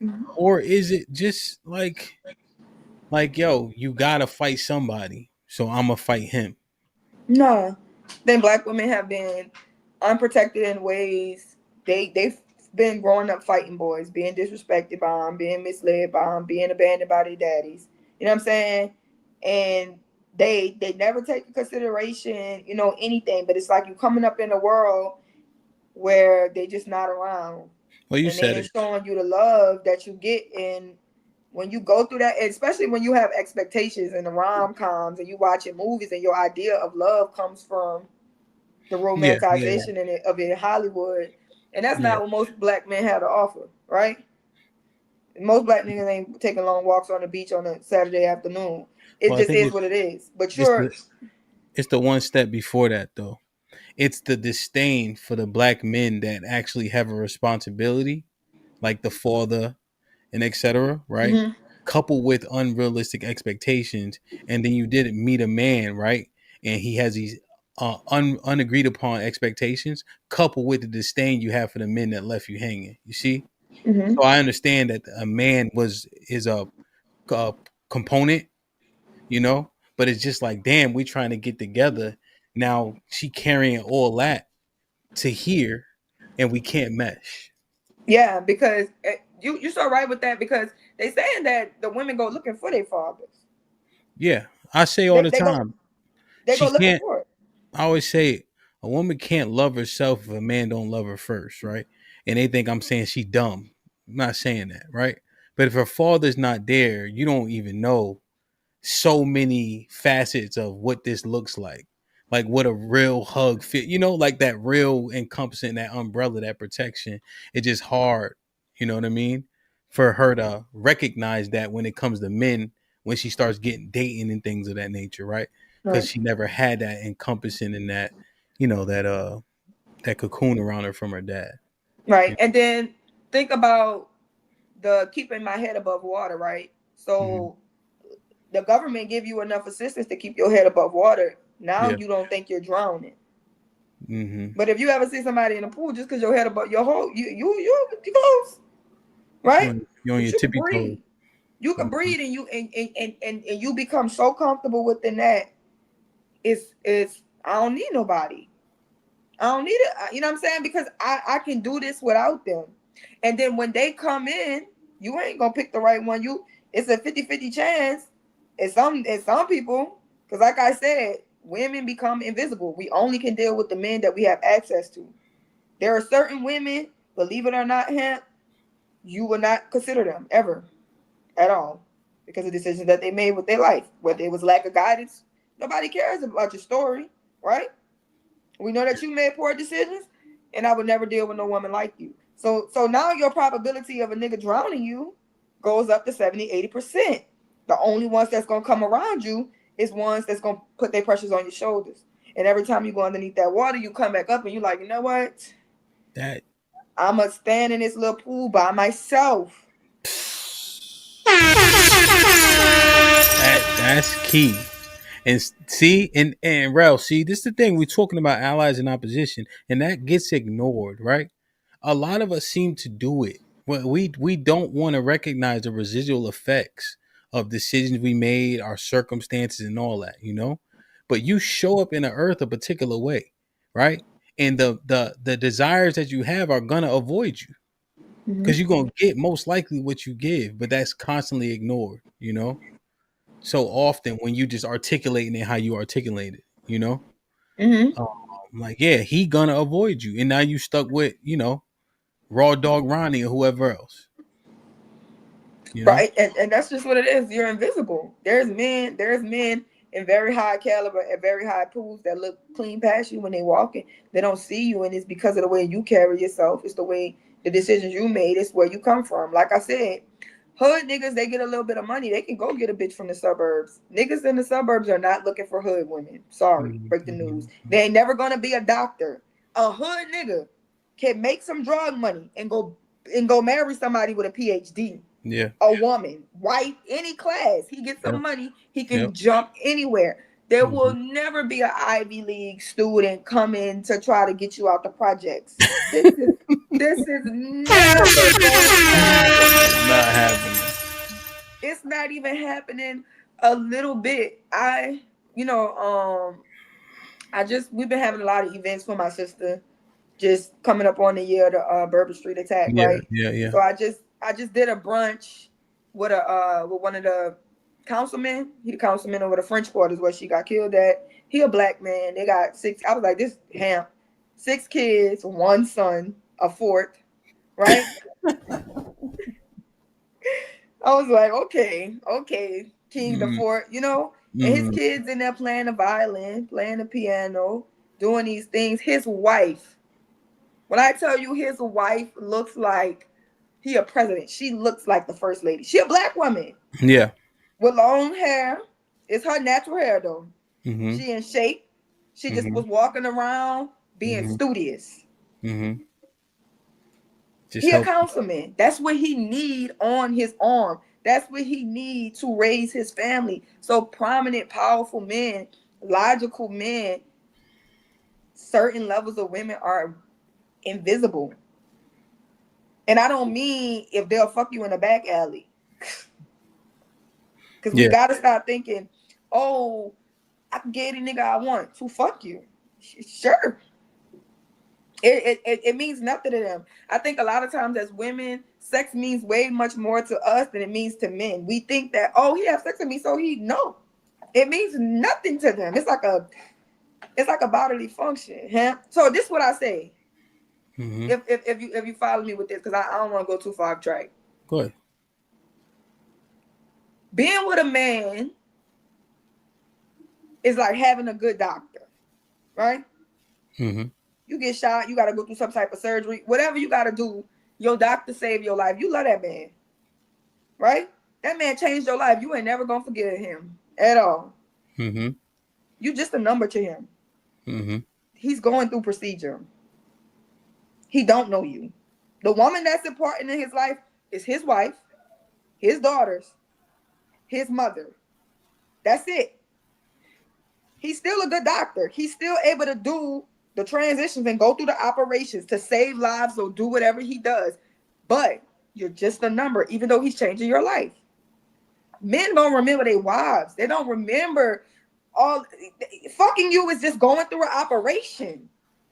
Zip, tie, sew, butter, boop. Yo, real shit, bro. When I got my shoulder worked on, he did 4 surgeries that day. The doctor that did mine. You know what I'm You saying? remember him? Yeah. Okay, you think 2 years from now you walk up at a restaurant, you think he gonna remember you? Hell no.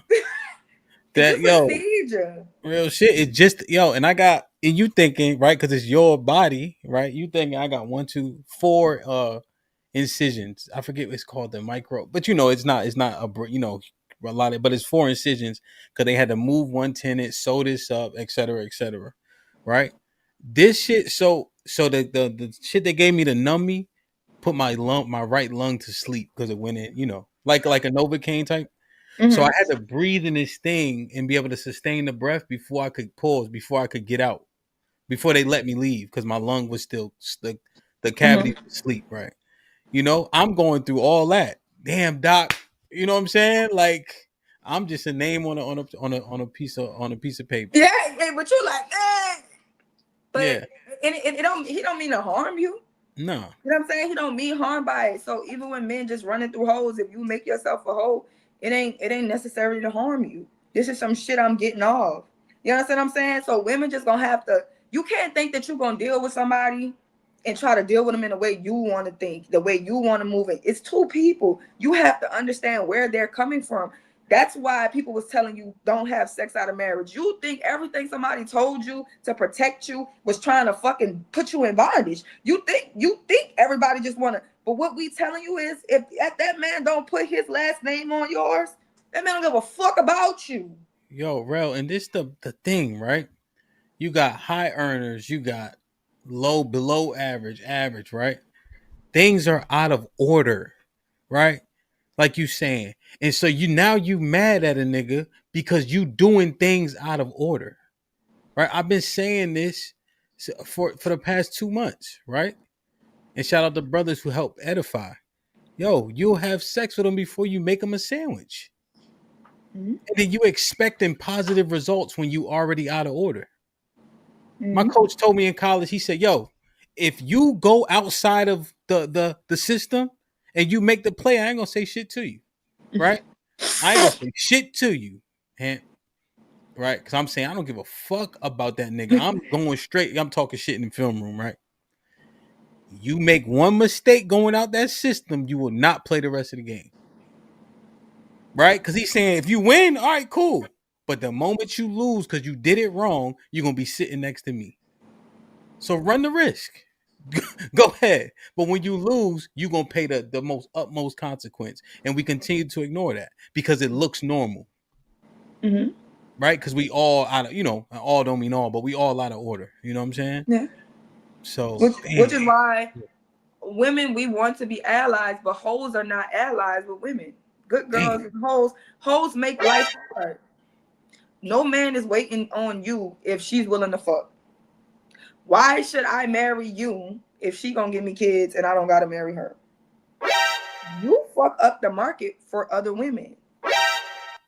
They have a girl right now on TikTok lying on one of the streamers, right? Yeah, we're gonna go over that tonight. You coming? Yeah, you make it hard for other victims. You make it hard for real victims. You're fucking the game up for women. You're a fucking op.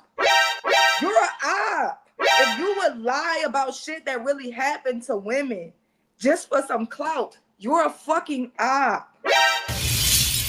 You're not an ally. You're doing destructive shit. Yo, real shit, bro. Just lying about being raped. So now the next woman who go to the streamer awards or whatever the case, she don't. Yo, that shit is.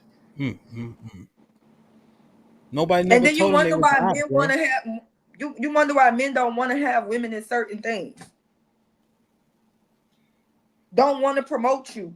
Don't want to take you on no golf course trip. Don't want to do none of that shit because You bitches a lie to get ahead.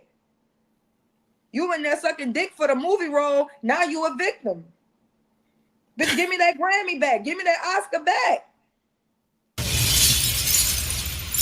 Because guess what? If you decide that I gotta suck dick, that I'm gonna suck dick to get in this movie, every woman who ain't willing to suck dick ain't getting in that fucking movie. You're fucking it up for everybody. Because what one won't do, another one will, and it's too many of y'all that will. You fucking the market up. Yo, you see, They used to have a boy in the hood. He used to sell. This nigga would sell 20 pieces of rock for $10. This is how he was beating the game. He fucking eat. That's crazy. Fucking the game up. They had to run him out the hood. Cause what are you doing, nigga? We're not willing to take them losses. Not everybody only want to fuck with you. Yeah. But you fucking the market up. Yo, I was saying something similar the other day. Like the radio DJ got a DJ for $300 an hour, right? And then if you a club DJ, you DJ for $200 an hour, 250, right? Whatever the drop off is. And then if you're trying to get your feet in the game, you can DJ for $100 an hour, right? But if the radio DJ start DJing for 200, now the club DJ got to go to 100. Now the nigga who try and get his feet off the ground DJing for $50, $25, because the market has a ordered structure, hierarchy to it. You know what I mean? You know, when you fucking up the hierarchy, now I could go to her for free because you cost too much. And I'm saying cost in terms of family, relationship, husband, wife, like, you know what I mean? And I'm getting that lower loins result quick, right? That instant gratification. Yeah, and we know it. Like, you from up north, you know y'all don't have a lot of Walmarts. It's not a coincidence. Y'all vote against that shit. Y'all don't want no one nigga making everything cheap, putting 25 businesses on the block out of business. We know what that does. You coming over here with that cheap shit. You're fucking the market up, and that's some op shit. It really is. What's up, Cheek? He can't hear. He talking to you, and he not listening to us. Damn, man. That is an interesting. I think that's a great take, though. The ops. Like, share, subscribe, tell a friend to tell a friend. Hit that like button right now if you can. That helps the channel the most. Aaron with the $2. Notice the liar was wearing fake blonde hair. Shaking my head. That girl. Bet Life at the $10. Salute Hamp and Rel. Salute. Sherelle, I love the premise. It's logical, with which I respect but disagree. Black men have always been at the bottom in the United States, sis. They designed it that way for a reason. I don't even know if that's 100% disagreement. That I think she was saying if there was like a system, you're a man, but you black. Right? So man 1, black 2. I'm just understanding what she's saying, right? I don't even think she did like a ranking, but he's saying, hey, these is like just a simple point system. Because I don't even know if we disagree necessarily with what you're saying. But maybe it deserves a little bit of assessment. Reese with the $5 says, Sherelle, just because you pretty don't mean you gotta act obtuse. The vast majority of black people of people backing Trump and having pro-Trump YouTube channels are FBA. Stop it. The vast majority of people backing Trump is FBAs. Did he watch the polls? I guess Did he look at the voting turnout? No, I think what he's trying to say is when you talking about black people, the vast majority of black people who supported Trump are FBA. So let's say every Jamaicans. You're saying like everybody like under the banner of black. Candace, not FBA. Yeah, Candace. Fantastic is FBA, but Chaotic Truth is not FBA. Things like that. No, it's still majority of them not FBAs. Nah, I still don't. Because first of all, if that's the case, how would you measure that? Because he didn't say that. What he said was people backing Trump and have pro-Trump YouTube channels. We already did this with Tiff. Oh yeah. We already did this with Tiff. I named the name. She was like, nah, he from here. Nah, he from here. The only other people was what's Brandon? What's his name? Brandon Tatum. That nigga and the Hodge twins, but they mixed. So she said that don't count. So she had a point. Well, Then he said the vast majority of people backing Trump and having pro-Trump YouTube channel. So, well, I will say this: we found out that Tiff's roots are from Scotland.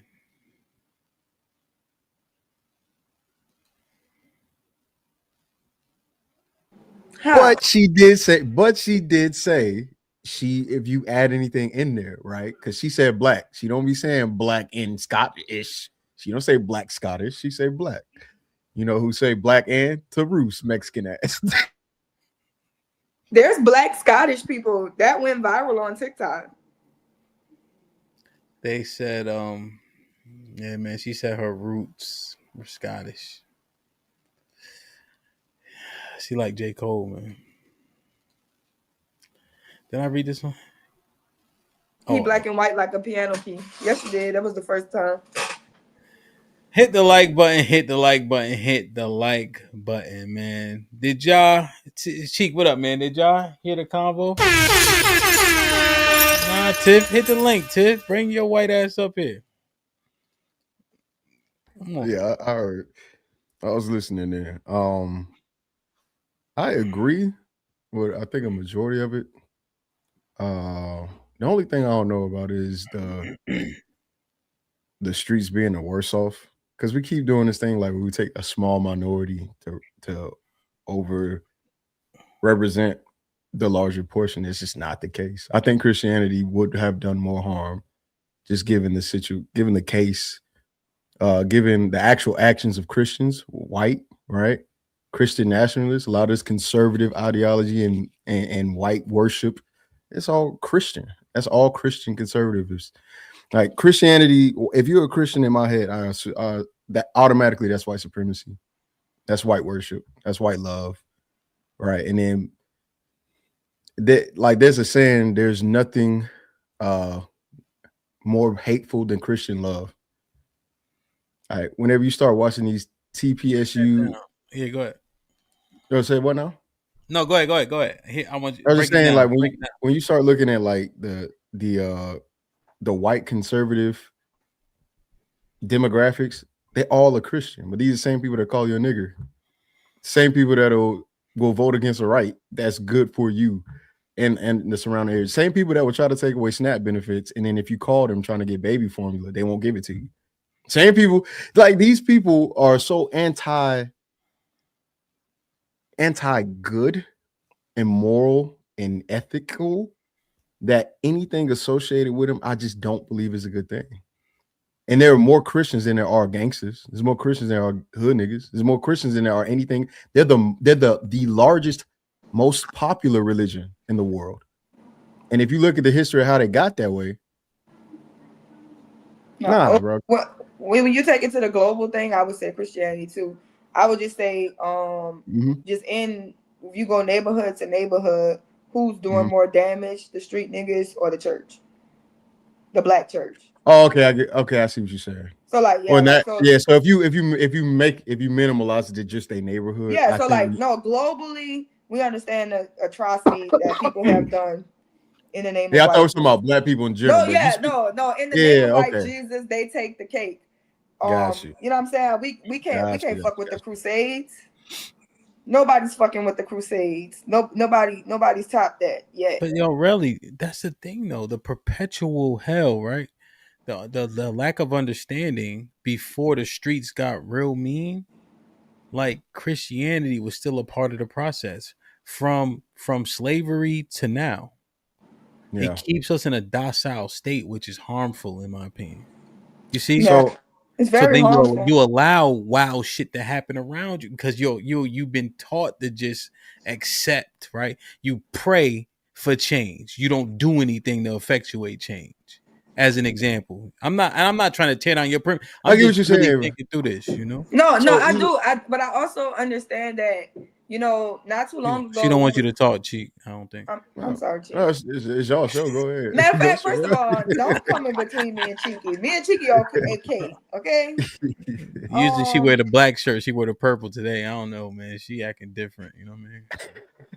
So all y'all got on black today, right? So let me shine. But I understand that, like, in the civil rights movement, that was black churches, right? To getting us the right to vote. A lot of these laws that we've passed, the church was where we had community, right? And I understand that we've been misinformed, but in my neighborhoods, it's them old church ladies that was willing to feed people, willing to feed children, willing to help, willing to show the love, and it's still to this day. But Just real, within, just real quick, that's a reciprocal thing, right? It's reciprocated, right? People give to the church then has a food bank. You see, people are patrons of the church. They literally paying the church 10%, you know, and churches were a stronghold to commune in, but the church itself wasn't the galvanizing force, you see, but it was a place where people could meet as well, you know, just because we didn't have all these buildings and places to meet, community centers. So you use the church for multiple reasons, you know what I'm saying? yeah, So, because I do understand that black people love God, right? And they gonna find a way to love God. They're gonna find a way to come together, and I don't think that that's a bad thing. They've been misguided, and of course you exploit that. You exploit their connection to the Most High. That's how you start the damage. So, like I said, it is the precursor to every downfall we've ever had. But would I be, if I had to walk in a crowd full of niggas with guns, hood niggas hustling and shit at the gas station, or would I be more scared to go into church?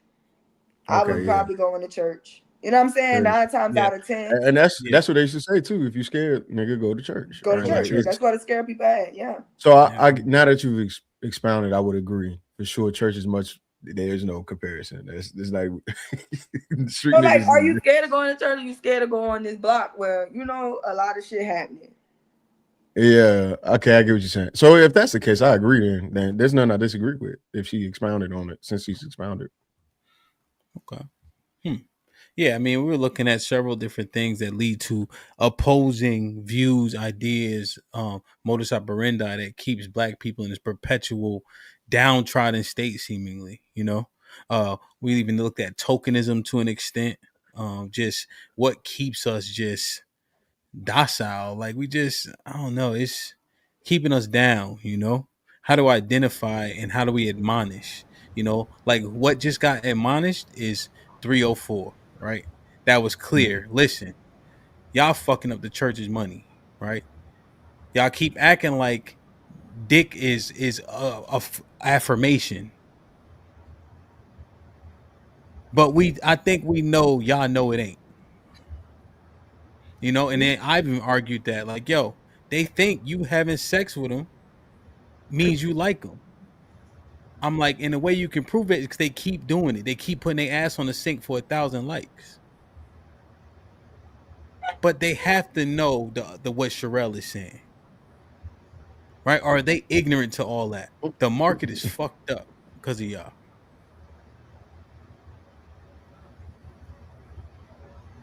Go ahead, Tiff. What's poppin'? Good morning. Rachel Dolezal reporting for duty. I'm looking forward to the conversation. This your sixth hairstyle of the week. How are you doing this? Yeah, that's what we do. What is I'm Is that going a in. hat? No, it's twist. What you mean? It's twist with the extensions. I'm growing my hair out, so the least you touch it. Sherelle, if my hair is out, I want to touch it. Then I want to cut it. Then when I cut it, it turns into Somebody. No, I'm saying like somebody did that for you, or you did that for you. On here, I'm a beauty school dropout, babes. So what you doing? Like, so hold on, let me zoom in real quick. All right, so that's not just up there; it's like intertwined and all that. It's braided in. Really? Mm-hmm. Honey, I'm a useful wife. I'm not finna run a bill. If I can learn how to do it, I'm gonna learn how to do it. YouTube like magic, nigga. Hey. So you just had a fade. Now you got them. My hair has not been a fade for quite some time. No. So don't do that. My fault. Go ahead, Tiff. I ain't fucking with Anywho, so when you want to talk about, well, first of all, good morning, everybody. Good Sherelle, you cooked as usual. Good morning.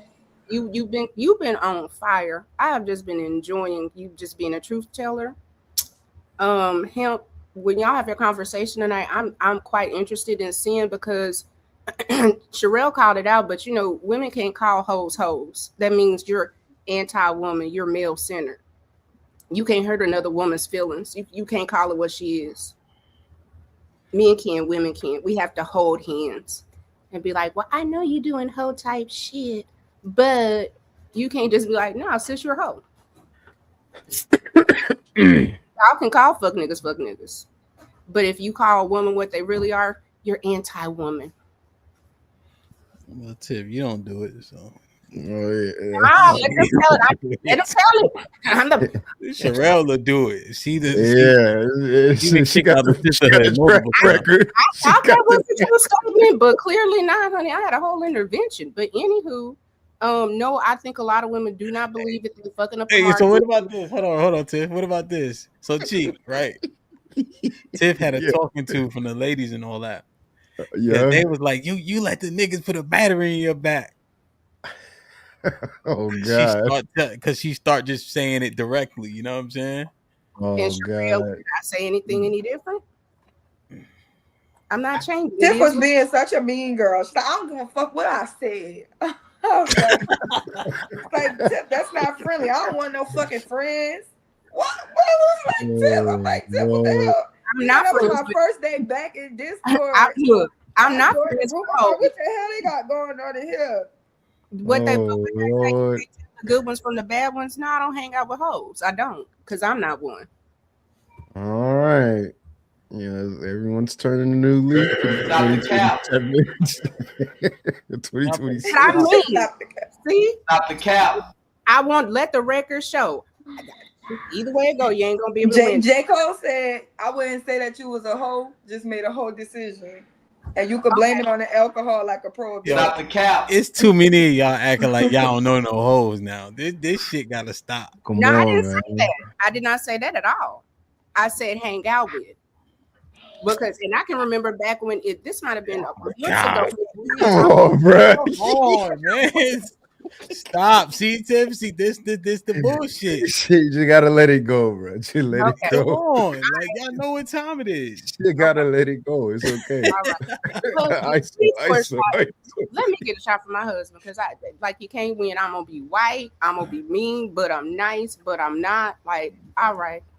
Well, we know you hang out with hoes. That's all we saying. That's all we saying. You know what though? What's kind know of tricky with that is, like, I know you're not hanging out with coward ass niggas. You're not hanging out with dudes that you got to worry about when you walking out the door. You might got some friends, but on a date, you not fucking around. Yes, he do. Shit. Yeah. Yes, he do. He got a whole Discord full of them. What are you talking about? Hey, Sherelle, don't make me mute you. Yikes.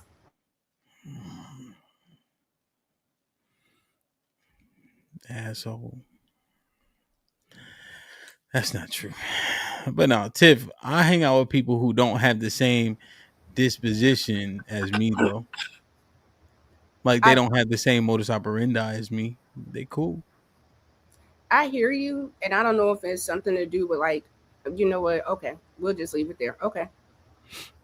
Anywho, back to no, I'm just saying, right? Like, no, seriously. So, like, I'm 40. Right, so there's plenty of people that are frequent around. That's cool. We be out and about, whatever the case is. Right, we do business. We might get a drink and all that, but I don't have an expectation of them to get something popping. You know, if need, like, I don't have that expectation. Now, when I go out with the guys who go to my gym, I do. One of the guys, we was at the club. This dude, he like bumped me drunk and all that, and I just tapped him on his shoulder like you good, bro, right? But the guys that were with me, they box too, right? Two of them is pros, right? But they be like, you're like, yeah, we good, like it. But if it go down, I know it's going down. You see, I have an expectation of them. They've proven it. You see, but I'm not back in my neighborhood growing up. Yeah, those guys I have an expectation, but we grow up in the same circumstance, you know. Mm. So yeah, I don't. So if them guys don't start fighting, if it goes down, I'm not gonna be mad. The boxers, I'll be mad though. I'll feel some type of way. I couldn't say mad, but you know. Mm. So yeah, we frequent around people we don't have the same proclivities. Mm. And that's okay. You don't got to be like, I'd never be around. Oh, come on, man. Oh, you don't do enough vetting for the women you date or the men you fuck. So why we think you go be around people you know? Like, it's okay. Yeah, Just and be you around know, I everybody. think as women, we have that stigma, like if you are who you hang with, but the men be with the hoes. Yeah. The hoes too. Yeah, I think what it. They be Oh, like, go the ahead. hoes cool. Chirelli, you know what it is? People making assumptions about you. That's how you. That's the real sentence, right? You may not be home, but people make assumptions, right? Mm-hmm. You know, and so if you don't, you know, so if people see that they see you similar to her, that's what you're dealing with, perception, Mm-hmm. right? So I think that's really the key. That's what people are actually saying. Mm-hmm. You know, I wish we had more women that was what's up, just Russ? honest about being hoes, because then we could get into the What's mind of them on how poppin'? they think. But they all pretend like they not, and so now we never come to an understanding of why hoes do what hoes do. You know? So tonight rally is titled the 304 arc. Like you never watch somebody and like how they became a bad guy, like the Joker. Did y'all watch the Joker, the first one? Mm-hmm. That shit was great. But it showed you how he became the Joker. He was Mm-hmm. being teased, bullied, his mom, like he just nothing was going his way. And he was tired of it. Now he's the Joker. That's his villain arc. Mm-hmm. So what's the promiscuity arc? What's the whole arc? You know? I would love to know. I mean, this is a conversation we even had it where I think a lot of women are disillusioned that they think that they can have sex like men can, and you cannot. And because the damage that's done, it's like when Sherelle is saying, like, I'm modest because I want to be, but also just in the sense of like, girl, I lived a life, your body gonna be lived on too. And men are gonna look at that. It just is what it is. You do not get to operate in the earth as a man. You're not a man. And here's the thing, right? If we get found out like a man ain't going to defend himself, we calling that shit straight out. Mm-hmm. You ain't want to fight, you this, you that, boom, boom, boom, right? We will say that. You know, it's just a little bit more obscure when it comes to the promiscuity thing for women. Well, I think because people don't at this night day and age, like people don't want to know. People can't even determine what a hoe is. Like, are you like let you said if you had sex with one man that ain't your husband, you defiled. So in your eyes, y'all, it's a wash. For another woman, it's 5 bodies. For somebody else, it's 10 bodies. For somebody else, it's 20 bodies. So because the scale is always moving based upon how much sex she done had, because what woman wants to deem herself a hoe unless she's a proud hoe? And it ain't that many proud hoes out here.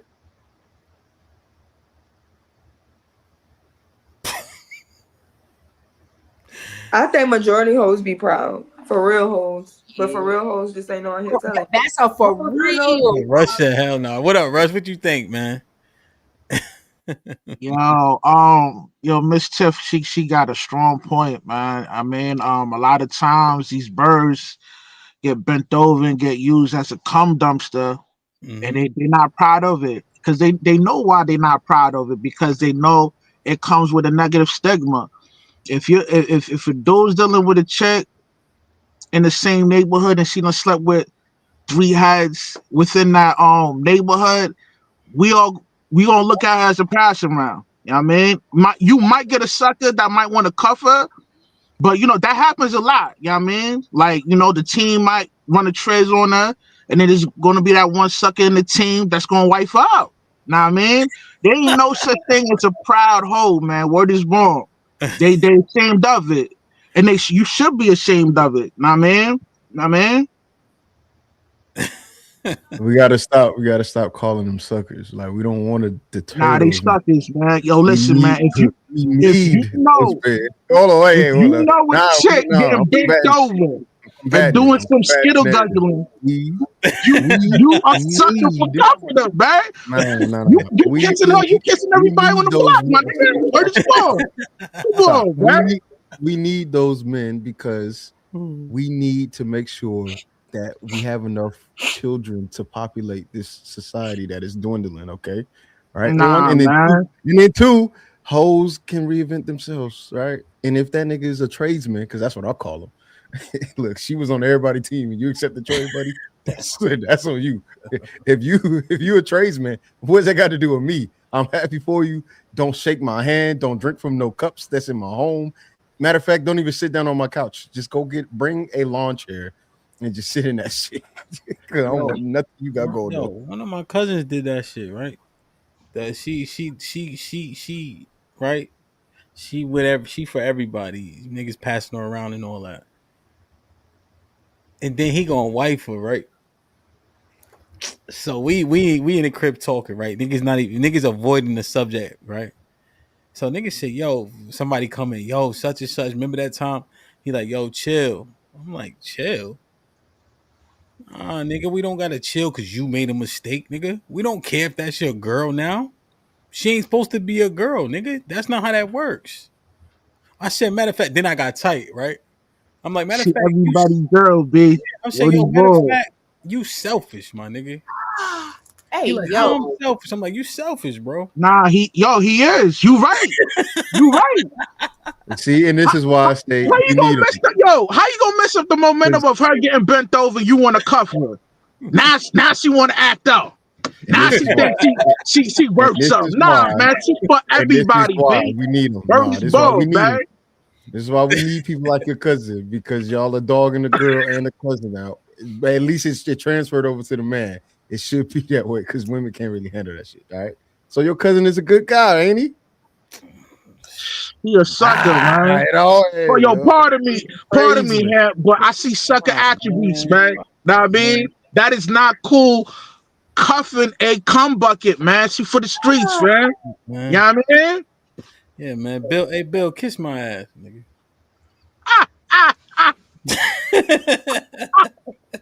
Not naming names. Shit like that. But I like y'all's whole discussion. I hope that women, like behind every joke, there's a level of truth to it. If you hear how you're gonna be joked amongst other men that are really men, then it behooves you to have a spirit of discernment when how you moving around in the earth, because it's gonna come at a cost. And one, if you do get wifed up, you don't want your husband to be a joke. And two, you don't want to have to cross paths with your past and not be able to stand on it. So if it's questionable, it's probably not to do it. And if you do want to be married at some point, which I understand, y'all modern women and you don't need no man and you don't want to be married. Okay, all of that. Girl, sign up for whole responsibilities, be a hoe for the rest of your life.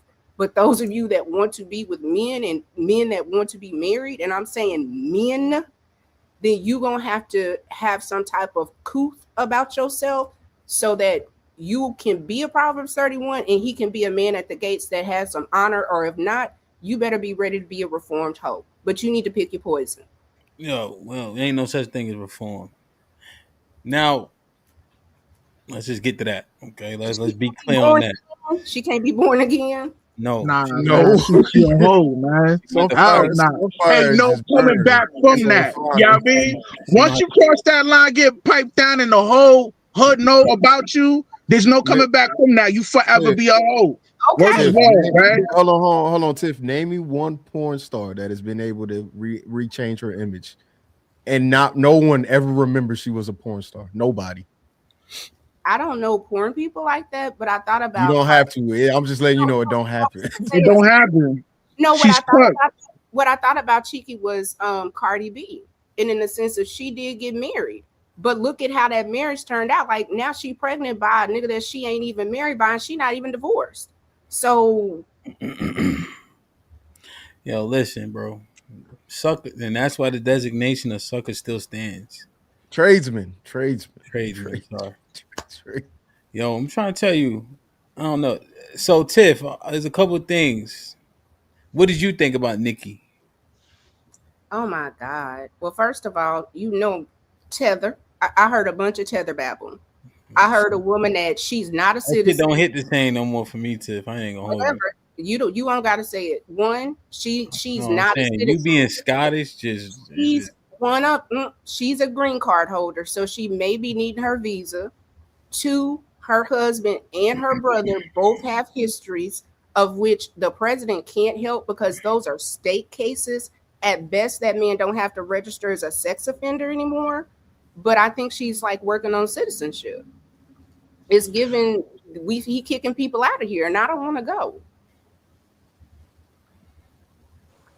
I think that's crazy because she's married to an American. She's not doing that shit for citizenship. That is not at this point. It's not automatically making it, and they're talking about one of the ways that they may change it is just married an American doesn't make you have citizenship. Like they are changing things. It's she did that for a reason, and it wasn't because if that's how she feel about dude, then that's how she feel. I mean, hey, she has a right to feel politically how she feels. To call Trump handsome in 2025 is nuts. Damn, what's up, Mr. Fantastic? Before I ask another question, you wanted to hit on something? Pause. Hey, was that slide that your homeboy wife? What was her complexion? She was Italian. Oh, so she white. Yeah. Okay, so that don't count. Okay, white, not light. No, she was white. Okay, cool. All right. Anyway. Wait, what were you saying? You like you can be reformed? No, y'all. Certain repeated guests said that all light-skinned women are slides. For everybody. And y'all agree with him. Y'all agree with that shit. You know, but it's okay. No, I know what you're talking about. Go ahead. No need. But no, yeah, to the topic, man, as usual. Listen, bro. Y'all gonna come to find y'all hate everything I say because it's true. There is no such thing as validation through sex. These women know. So I think I heard my man Rush say it. Shout out to Rush. Hoes know they hoes, bro. They know it. And then they lie to themselves and tell you that it's something special. Okay? They lie to themselves and tell themselves, oh, he wanted to have sex with me, so he really cares. No, baby. All right? Motherfucking once upon a time, what was the shit? You know, like it's the holidays, right? So they give away free stuff. It's free. Who's not going to take something that's free, man? A man, free pussy? Who's going to turn that down? So what are we talking about here? We got to get out of this bullshit. All right, Cheeky, I know Cheeky would, okay, but you know, hey, this might be risky, brother. Majority, minority. The majority of niggas. Minority would turn it down, my brother. You just asked who. You just asked who. That's all. You just said who though. You said who though. Yeah. Thank you, brother. But that's what I'm saying, man. So y'all got to stop this bullshit, man. These women know exactly who and what they doing. Most importantly, like I say, man, I'm so glad the Me Too and Believe All Women movement is over because I see you covering that shit tonight. That shit is diabolical. And I don't see the excuse, right, for a woman not reporting sexual abuse at this point. I don't believe you. If you did not go to the police to report it, I don't believe you when you come to the internet first. Because you either trying to set up a money play, right? But the crazy thing about it is, if it was criminal, you can still get a civil after the fact. So that's why I don't understand, you know, why it's always these things with these claims. And then once a dude, you know, disproves the shit you're saying, now, of course, his dick little, he ugly, his hairline receding. She got niggas that want to fuck her, but she ain't fucking them. So, yeah, man, it's just the typical shit. Mr. Fantastic, they will reply like they said, from when I heard the sentiments previously, was to just go to the police. It's usually somebody that's close to them or somebody that they trusted. They said it's not as easy as just hitting 911. What you think? That's a lie. It's a fucking lie. What are you talking about? It's a lie. They literally have every emergency room has that for that situation, right? Mm-hmm. The kits are there. How close is the closest emergency room to you? How far is the closest emergency room to you? Me? Yeah. 7 minutes. Yeah. So let's 10 say minutes. 30 minutes or so on and so forth, right? So I mean, for most people, it's going to be very, very few people as to where you're not even close to an emergency room. You know, you got to take a whole journey or a trek.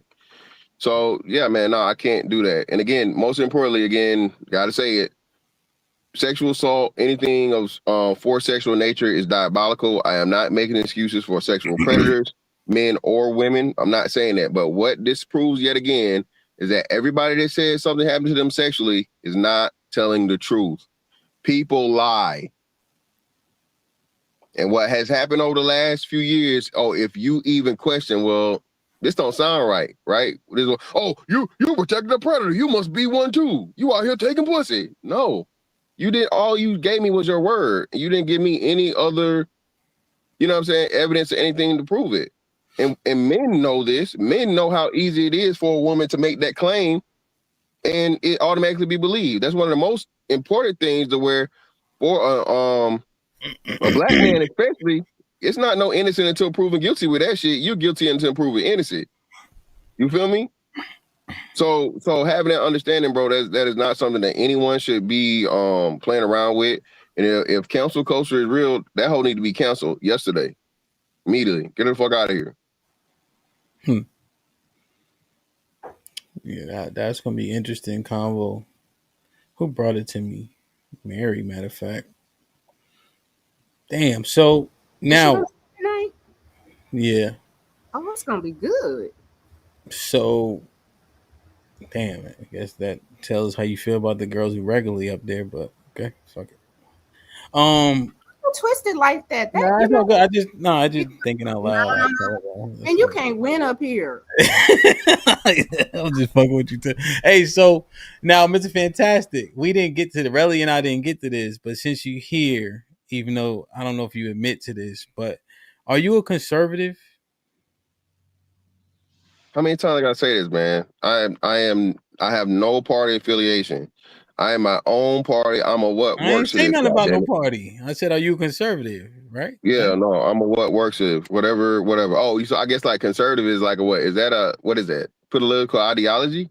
Yeah, it's not a party, but it's an Yeah. ideology. So I guess I would align with more being conservative ideologically. Yes, I would.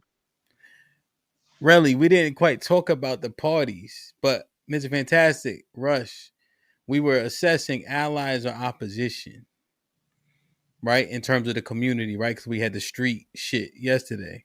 So we looking at the political ideologies. Rel, what do you think about those? Because that was on our list. Why you talking about what's on the list? Why you talking about a list? Yeah, so I thought. Yeah, so I thought. You see how you checked me for that earlier? They gonna come up with okay. Well, Yeah. you already exposed the goddamn list, so I might as well say it now.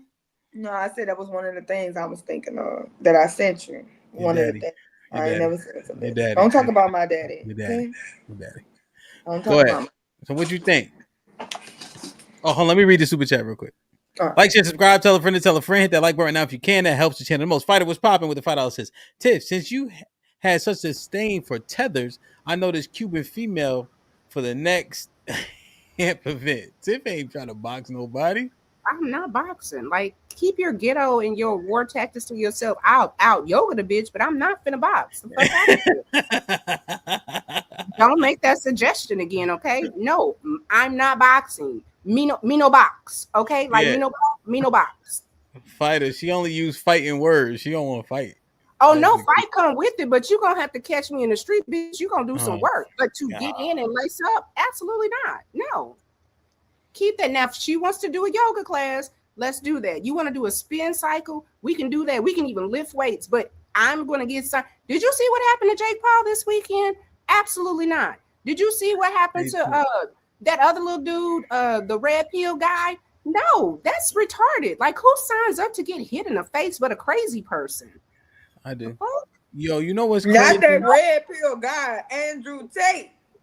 Mr. That Warrior himself. Got beat the fuck up by a Love Island character. The most viral Google black man, the king of the manosphere, got his ass whooped. Look fantastic looking away. But y'all happy about it? I talked about this yesterday. I don't. That nigga said he thinks that Decepticons look better than some women. I've never subscribed to that shit. Andrew Tate Andrew Tate said that. Yes, he said that. Yeah, he said that. Hey Tiff, you know Hold what on, man. said? Hold on. Hell, let me listen. Y'all ain't never heard, bro. Y'all ain't never heard me talking. I follow nobody. I'm me. I don't need no motherfucking body to follow. I'm 42. Don't ever play me like I ran behind him, Fresh and Fit. None of this shit. You ain't never seen me running behind no other grown ass man. Where is that? Yo, hey, Tiff ain't fighting nobody. No. Aaron with the $2 says, keep all text and nude photos, fellas. The 304s lie. Yikes. Yo, facts. Word is born. Perfect. Eli was popping with the 20 ball says, if my daughter mess her life up, I'll never tell her she can't change for the better. She might have to move and start over, but through God, anything is possible. We can't throw away people that really want to change. Perfect. Yeah, I don't think people change though, Eli. I think they behave. I think they mask. I think they control. But they have that inclination. It's always there. You know? But I think they can present differently if they work on controlling that urge for sure. Reese with the $2 says, she literally was born in Queens. Y'all simple, man. Nikki was born in Queens? She was not born in Queens. She came to America at 6 years old. Dummy, use Google. I know tethering is hard, but go use Google, beloved. Tethers and Black Americans can use it. Go on. Thank you for your contribution. Reaper with the $5 says, salute. Just wanted to ask if Tiff hair extensions were FBA or from India. Her whole life is a tether. Brave hard ass. Fuck out of here. Thank you for your contribution. Brave. I see the tethers. This is a tether sponsored show. The rest of you tether haters, please keep sending this Black American man the money with his Black American children. We appreciate it. Come on, Tiff. You can't be facetious about supporters. Don't. No. But the tethers is out and about today. These people. Reese and Reaper always here. And the tethers. Reese, well, Tiff, you don't do it, Hemp. Reese with the $5 says CT is the only non-FBA Trump channel. Everybody else that have a mic/camera in their face can trace their ancestry to picking cotton, Tariq included. Fuck out of here. Yo, crazy. Aaron with the $2 says Jesus chill with degenerates, but y'all niggas don't. Laugh out loud. Reese with the $5 says, you know how many FBA channels spent the whole election trying to discredit Kamala's blackness by trying to play fake genealogies with propaganda with these were FBAs. Reese with the $5 says that they are FBA. Sherelle mentioned only one non-FBA, and Owens is only a quarter Caribbean. Stop twisting truth. Most pro-Trump Black YouTube channels are FBAs. Ed with the $2 says, y'all let Cheeky hatfish us every stream. Cheeky actually has nice hair. He just be wearing a hat. He's not bald. Like, well, hold on. I am bald, one. And then two, that's why I'm hatfishing. And that's why when y'all meet me, y'all going to be so disappointed. I'm so sorry. I hate to tell it to you. But now, he is a liar, but he's not bald. So what y'all think? Are the black conservatives or black liberals, are they ops to the progress of black people? What y'all think, man? Where do we fall in that if we had to assess that segment? Okay, you want me to go first? Liberals are more. I think Black liberals cause more issues. Whoever the people that's soft on crime, who them? Liberals first. It's conservatives too. It's both of them. Whoever the soft on crime. How do you get a convicted felon in the White House twice? Oh, I mean, how you do that? Trump is special. Well, again, so here's the issue that we're going to have here, right? When it comes to this liberal conservative thing, because here's the confusion that I'm sure most of y'all think. Y'all may think I'm liberal, but everything about my life is very conservative. Socially, But when it comes down to this Trump admin conservatism, I can't get behind that shit. The never Trump conservatives, I can get more behind. You want to know why? Because they have some type of standard. But the problem with conservatives today, with this administration in support of Donald Trump, is the things his life. If you look at his life, it's not even conservative. There was a time where 3 baby mamas, Epstein's best friend in the Epstein's files, like no conservative back in 2008 when there was conservative or Republican Party, he would not have been able to make it. But now today's conservatives are accepting this. I just can't get behind it. He's an immoral man. He's immoral. He has no real ethics. He has no real vision for the country. He's a cult leader. So anybody that's claiming to be conservative and claim they, fuck with Donald Trump, then I just can't get behind that. And I think they're detriment. I don't fuck with that. Okay, great. Hold on. Right. So I'm not a Trump supporter, but I did vote for Trump, of course, right? And again, y'all gotta say these things properly, right? Convicted for the first person like in history that's ever had misdemeanors that were upgraded to felonies, which no one else ever been charged with it, and clearly being targeted by the previous administration's legal. Even now, you had judges, lower court judges that stepped in that were appointed by the last administration that were trying to interfere with presidential powers to the point of where the Supreme Court had to step in and say, hey, you're out of your fucking league. This outranks you. You can't do this. So when you either don't know or you purposely ignore the fact that, again, and black men especially who talk about all the time, the legal system is being fucking weaponized against you. And this is clearly one of the greatest fucking cases. And it's crazy, right? I guess today he's just for niggas. Mr. Right? Fantastic. Go ahead. You said you are or aren't a Trump supporter. Sorry. I'm not a Trump supporter, but I am a supporter of the law. And just like the same thing, I made the same argument for Bill Cosby. Wait, they did the same thing. Hold on. Wait, Mr. Fantastic, it's me, baby. It's me. You feel me? You voted for Duke? Yes, I did. I said this is not the first time I told you this. Twice? No, I didn't. I told you I didn't vote the last time. Oh. So you voted for Duke. You make sure that you do clarify when things are said about Trump, and you got all the info, right? Yeah, everything I'm saying is facts. It's not my opinion. If they say, yo, he a Trump supporter, is that a bad thing in your estimation? Well, no. Well, it's a bad thing because of, like Cheeky said, a Trump supporter and just being a regular person, you're like a zealot. If you're a Trump supporter, you're a zealot. And it's a thing to where you're MAGA in this. You never see me with MAGA anything. I'm not a MAGA person. I'm not a Trump person. I just understand what Trump is doing. And fuck it, we here now. So Trump is doing more for the black community than any fucking black politician, any black fucking has done ever. He's really doing it. Dead ass. Is that true, Cheek? You just got to be able to see it. Are you talking about this term, or are you talking about last term? Yes, it's two different terms. I'm talking about right now. Okay, and I can give you definitive fucking. Go ahead. Put a 1 in the chat if that's true. Let me see. Put a 1 in the chat. Fantastic about to give it to us. Let the tools flow first. Let the tools flow. No. We got it's for the broadcast. No, nobody cares about this goddamn chat. Go ahead. Talk about. Go ahead. You know what I'm saying. I ain't got no problem saying what I say. I ain't scared. Hold on, we gotta let it build up. Come, where the tools at, man? Put it in there, man. There they go. I'm surprised. I'm seeing some ones. I'm seeing a lot of ones. So how you so see maybe anything? He got his chat cut off. It's on the thing. What you talking about? My bad. So listen. So this is cheating. Right? That's how I know he support Donald. What? You so cheated. Listen, right?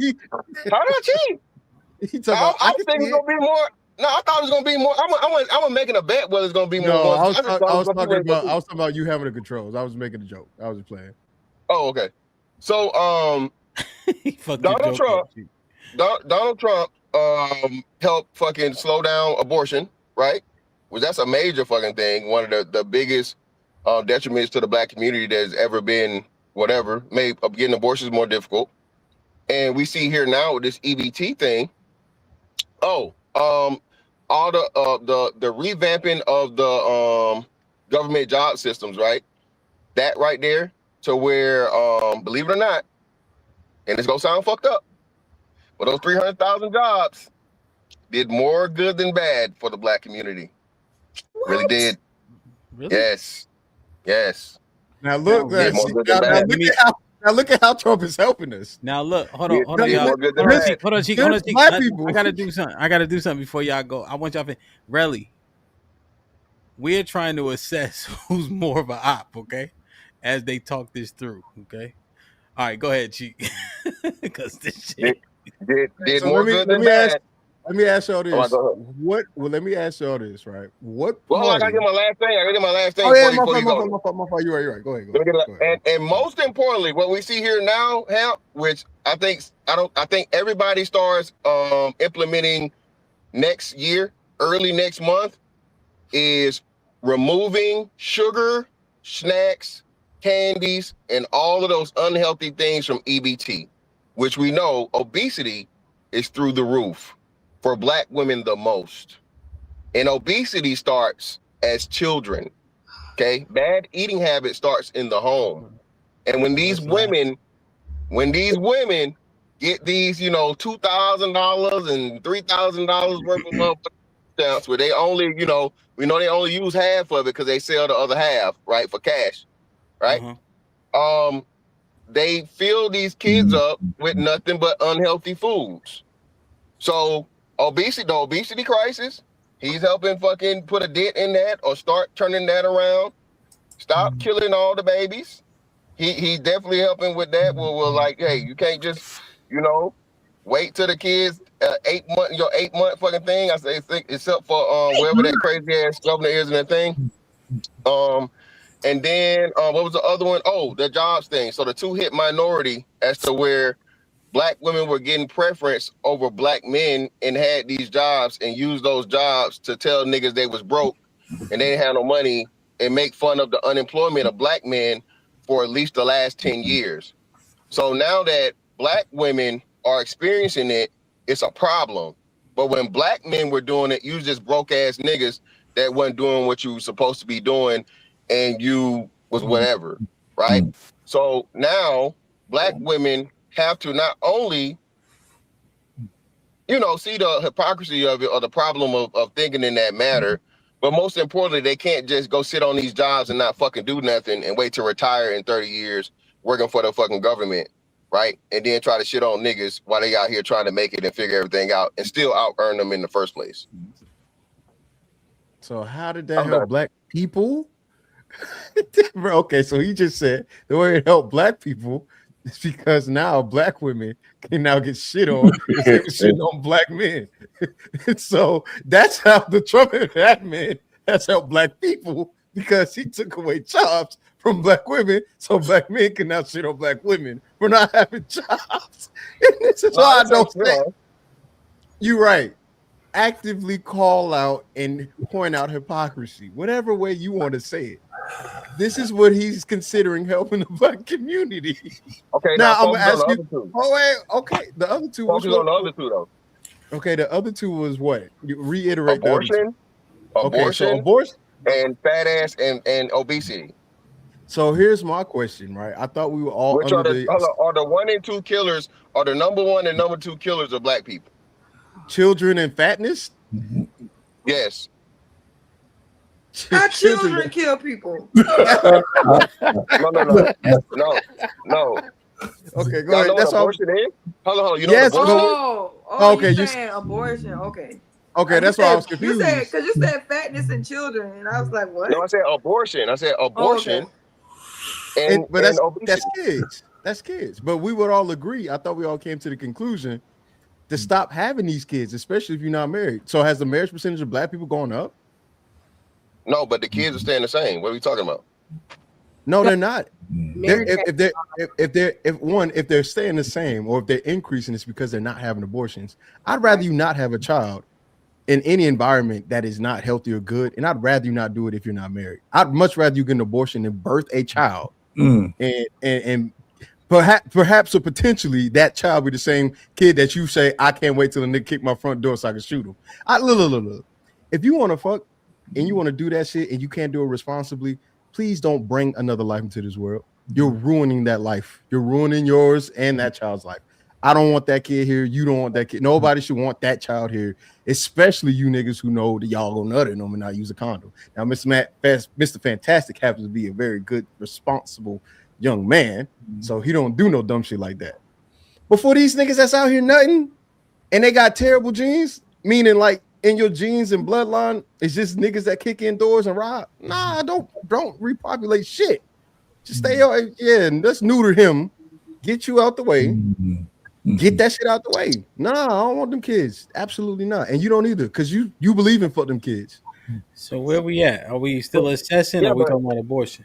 We're not assessing. All the things that Mr. Fantastic is named to say to help black people actually have help America as in a whole as in general. When it comes to SNAP benefits, what we've proven this year is that white people really, really hurt when they didn't get them benefits, right? So when we start talking about SNAP, I hate that we're using SNAP and black and try to make that, oh, he's doing this for black people. No, he's not. And he didn't, and to be fair, Trump didn't even do it for anybody. It was the Republicans that represented the southern states that had to step up and say something. So no, I don't want to none those three things he named, I don't consider those helping black people at all. Just because you can't get an abortion. Go ahead. What my bad, go ahead. I don't want to cut you off. No. Just because you can't get an abortion doesn't mean you're helping black people. If anything, the people that are or should be getting abortions need to continue to get them, because the type of people that get abortions are the ones I don't need to repopulate. They're young, irresponsible, and stupid. I'd much rather you not be able to repopulate or breed anything and bring it into this world because you're a fucking idiot and you're irresponsible. And the product of you having children tends to be bad for everybody. Not just me, not just you, but for the neighborhood and for the people, and you can't afford it. I'd much rather you spend $400, $500 for somebody not to be here than for somebody to be here, and now we got an additional mouth to feed that you claim, Mr. Fantastic says, I don't want to help feed because those are my kids. Fuck them kids. How does that help you? That's your stance. You done? Yeah, I'm done. Go ahead. Okay, great. All right. Barack Obama, even though he's not a nigga, he's a African, right? He was a single mom. Yeah, he's African. Single mother, product of a single mother. LeBron James, right? LeBron Texas was gonna love this.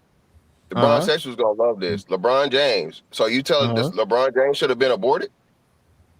Given the circumstance, yes, he should not be here. That's crazy. So thank you for proving my point. So this is what I'm saying.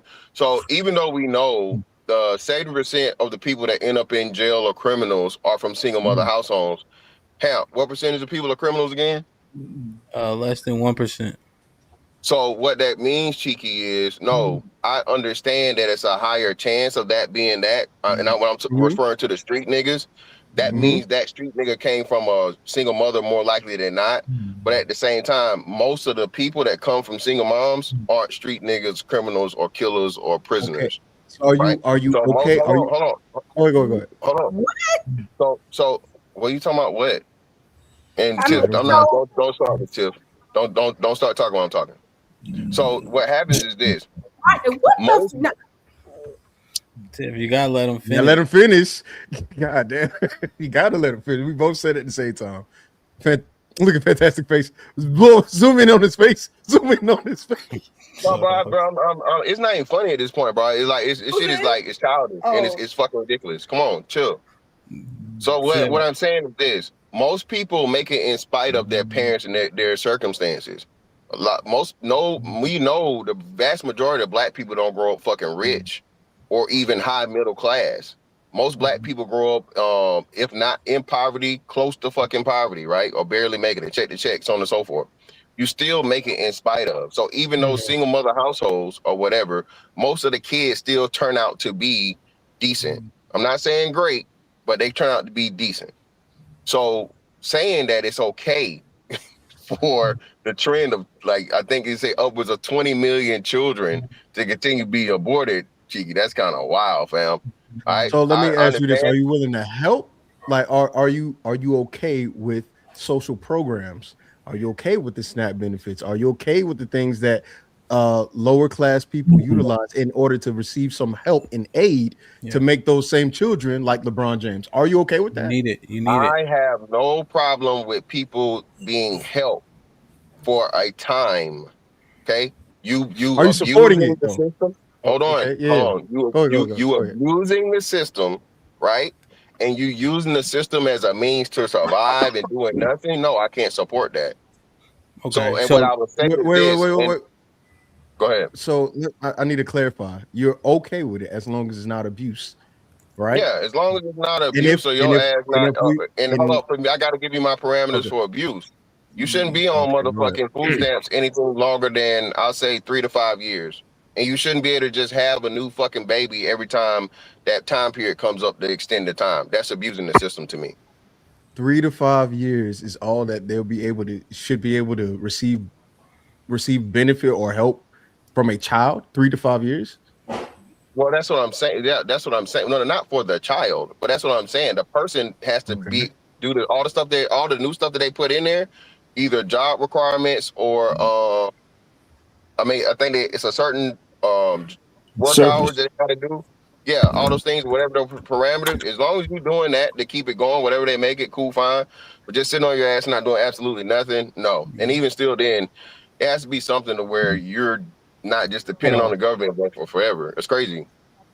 But he's simply saying it should be a supplement, not the remedy. You know, a supplement to what they're trying to do. And after a 5-year period, there should be a cutoff or a weaning process. Okay, because so poverty is a mindset, and a lot of these children, especially the girls, end up doing the same thing because Pharrell said all the time. That's what they seen their mama do. That's how you got 3 generations of fucking women in the projects. One question though. Here is the. I'll go ahead. Let me ask this question. So, Mr. Fantastic, you do understand that there's a correlation, and I'm just trying to understand what is the net of what you're trying to surmise. So, if you pro-life, you understand there's going to be more kids from a demographic that is going to need assistance. So those two things are going to slightly, or maybe not even slightly, moderately work against each other. But the net of the kids surviving outweighs your by far push for dissipating like social welfare. By far, especially what we know in HAMP, the proof is this, or the facts of the matter is this. If there's a 70% single. Oh, did we lose it? You back? You said 70%. Somebody was calling.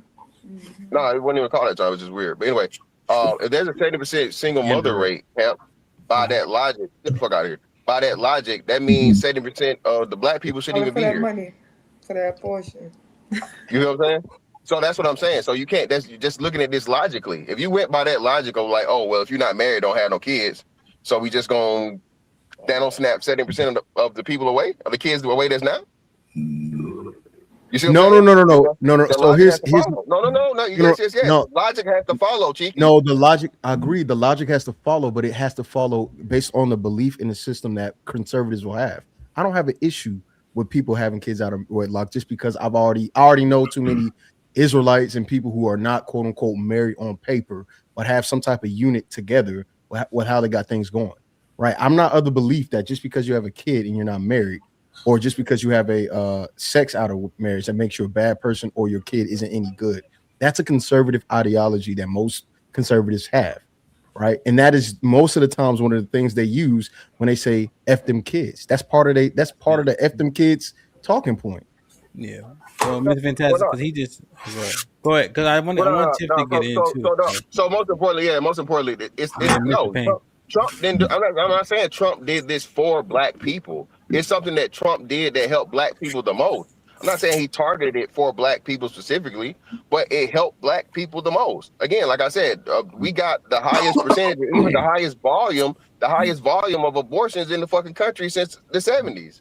The highest volume, bro. Not just percentage. Even again, just again, given the circumstance of somebody who knows they can't afford children, and then there are people who would like to take them off of some type of benefit or some governmental help. Why would you? That I would. It makes more sense not to have kids, or if you're going to have a kid, or if you're pregnant, to get rid of it because there's no help for it. No, because you can give the kid up for adoption. Now you get into all the other shits and the options, the reason that fight for it. You can give the kid up for adoption. You give the kid a better opportunity. Go ahead. I'm sorry. Go ahead. So now that we go into the other options, if you look at the kids that go into foster homes or into adoption, they don't turn out that well either, by a large majority. So here's my thing: if you know that you can't have a child and you know That's you don't at a have certain age, Cheeky. Hold on. That's at a certain age. So if you're gonna tell the whole truth. So it's a whole lot easier for a newborn. Exactly what I said. Age brackets are different. If a child enters the system from birth to fucking I'll say 5-year-old or toddler age, there is like a 90-some% chance of them being fucking adopted, right? It's a 90% chance of them being somewhere that's gonna be in a healthy, happy home and all these different things, so on and so forth, right? It gets more difficult the older the child gets, especially if the child has already been living with the family who has problems. So again, if we're gonna tell it, we gotta tell the whole truth.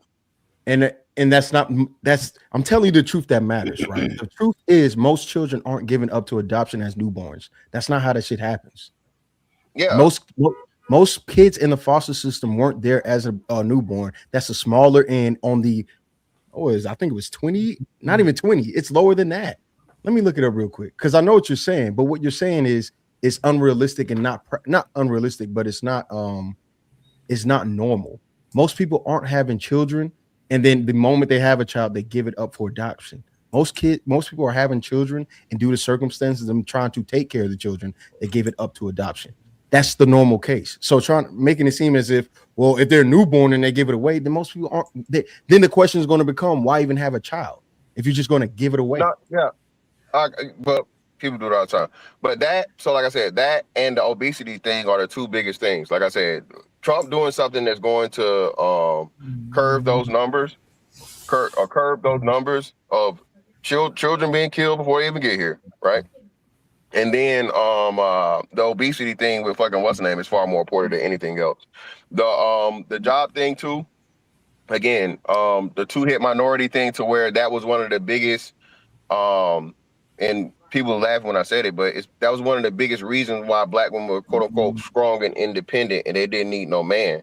So if you got a job, a government job, to where it's, you know what I'm saying, you can't be fired or all these different things, and then you have preference of black men and you were taking away the opportunities of black men getting hired, that was the biggest thing, the 2-hit minority ideology, right? So if you remove that and stop having those practices, especially in great jobs that we all know, any prior military person understands, you get a job at motherfucking the Pentagon, you get a job in fucking DC, bro, you got it made for life. Right, but for the most of those civilian people that were working in those type of situations were women, because it helped you hit hit the woman quota and hit the minority quota. So again, those jobs are doing away with the 2-hit minority advantage that black women had over black men for our lifetime. So it went from black people to black men only, like that, and that's the issue that I'm gonna have there. No, it's not black men only, because now the black women, I didn't say he's gonna stop hiring black women. The playing field is now leveled though. Now black men and black women are seen as equals when you're both applying for that job. The black man was automatically being kicked out of the way because, okay, you may be cool, but this black woman, she gives us the what's the name quota, she gives us the woman quota, and she gives us a minority quota. But that doesn't override veterans overlook or veterans. We know veterans is less than 1%, Cheeky. The majority of people that work for the government aren't veterans. But what I'm saying is, majority of black men aren't looking for governmental jobs. That's just not what they're going for. Bullshit. Come on, y'all. Let's Let me get in. No, hell no. Why I can't get in? You can start talking. All right, so let me get So it don't. Now here's my conundrum. Paying and Tiff gonna stop talking. Well, that's my conundrum. Either three of y'all pick, we fuck. Well, I'm supposed to be talking. I'm here to talk. Well, hold on, bro. We just did an hour and a half. I spoke 16 minutes. All right, so If you That's count thinking it so about that. together. all right, let me just get Tiff in real quick and Mr. Payne, and then we'll go to Relly. I just wanted to say, like, Mr. Fantastic just did the 2-2 with black women. That's it, the double minority. That's why they Oh was yeah, he perfect did. for the jobs, because Yeah, you're yeah. black and you're a woman. He's So we saying yeah, which why they were hiring them to fill a quota, and the opportunities weren't afforded. They were how you say yeah. misallocated. Yeah, Yeah, so that's why I say, like, the black men, white women, but the white man, his greatest weapon will always be the black woman, because she's the 2-2. yep. And so he That positioned that her. pisses everybody off, right? She get the Yeah. job over the white woman, and she get the job over the black man. hmm And then, do you agree also with this part, Rel? And then she's saying, "See, I'm making 100,000. Y'all ain't shit." Do you think that's a Yeah, real right. Because we talked about that in substantive? the book club, where you exalt that person to cause confusion with the whole group. Because now they have this uppity and it's fucking up the order and the structure and shit. Yeah. Group order and structure. Okay. Go ahead, Tiff. Tiff, go ahead, Tiff. Mr. Payne got it. Hey, When I okay. the level of confusion that I have, right? Like, hey, Mr. Payne. How you doing? All right, listen, I'll be real quick because I'm on this. You guys take advantage of my time. Maybe I talk too slow. But by the way, I think one of the biggest problems we have is that people's Trump is the beneficiary of bad policy of the previous administration. That's one of the reasons why he won. Okay, that's one of the reasons why he won. Because I would agree with Chief. A guy with his record shouldn't be there, but his policies is why he won. Number one thing that helps black people, not number one thing, one of the things that black people have to understand is that things that help us doesn't have to have black in the beginning of it. I think closing the borders helped us. I think looking at getting these illegal immigrants out of the country helps us because they put them in our neighborhoods. All the little bit of money that we spend on tax dollars is being spent on them. Motherfuckers are expensive. And I'm just trying to tell you, if there's less money to go around, who gets hurt first? All of those buildings that are abandoned in the black community, they repurpose them for fucking immigrants, illegal ones at that. And so that's one thing. I mean, there's other things. So the borders are closed, which helps us. And you want to say indirectly? It's only indirectly if you don't count yourself as an American, right? That's the one problem we have. We're fucking Americans, man. We don't got nowhere to go. If the fucking liberals fuck this country up, we ain't going nowhere. And they want to do all kinds of bullshit. Defund the police, let all these illegal immigrants in. This is where the Republicans made a mistake. It's not just getting criminal illegal aliens out. Coming into this fucking country illegal is illegal. If you don't have your papers right, you're subject to deportation. I don't give a shit how long you've been here. And we sit down here with this bleeding heart liberal shit is killing us. Defund the police. Let motherfuckers out because they stole $999 worth of material instead of $1,000. So we let them back out on the street, whether they're illegal or not. Man, our neighborhoods are fucked up based on liberal policies. We got this bifurcation of blacks who can get out of the neighborhoods and blacks who are stuck, living lives of quiet desperation because their neighbors are covered in what they have in their apartments. We need to get over this liberal shit. Donald Trump is not, if it was a different man than Donald Trump, we wouldn't be having this TDS syndrome. He might be a bad guy, but the policies he laid out on the goddamn campaign trail. What is his policies? Well, closing the border was one, right? That was one of them. Getting illegals out was another one. That's a part of the same thing. Wouldn't it be deportation and immigration? It's not the same thing. That's not a part of immigration policy? That's not his immigration policy? Now. Having people deported is different than closing the borders, right? It says, let me heal the wound. Go ahead. Let them name them, Cheeks, though. Closing the border, deportation. What else you got, Mr. Payne? That's it. Saving Title IX. If I don't see how any woman could be against saving Title IX from the fucking transvestites. I mean, I was young, as old as I am. I remember how hard women fought for that goddamn Title IX. That was one of the best things women ever voted for. And a lot of women who are successful today is because of Title IX. And now we want chicks with dicks in the locker rooms and all that kind of stuff. Come on, man. That's all liberal policy. Then gender affirming care, castrating and hurting little children. We got, making billion-dollar industries on the backs of 3, 4, 5-year-olds. The fuck out of here. What's wrong with you people? Because Donald Trump is a fucked up guy. All this shit should happen. What about the economy? Man, if you think fucking what's the Indian black? What about the economy?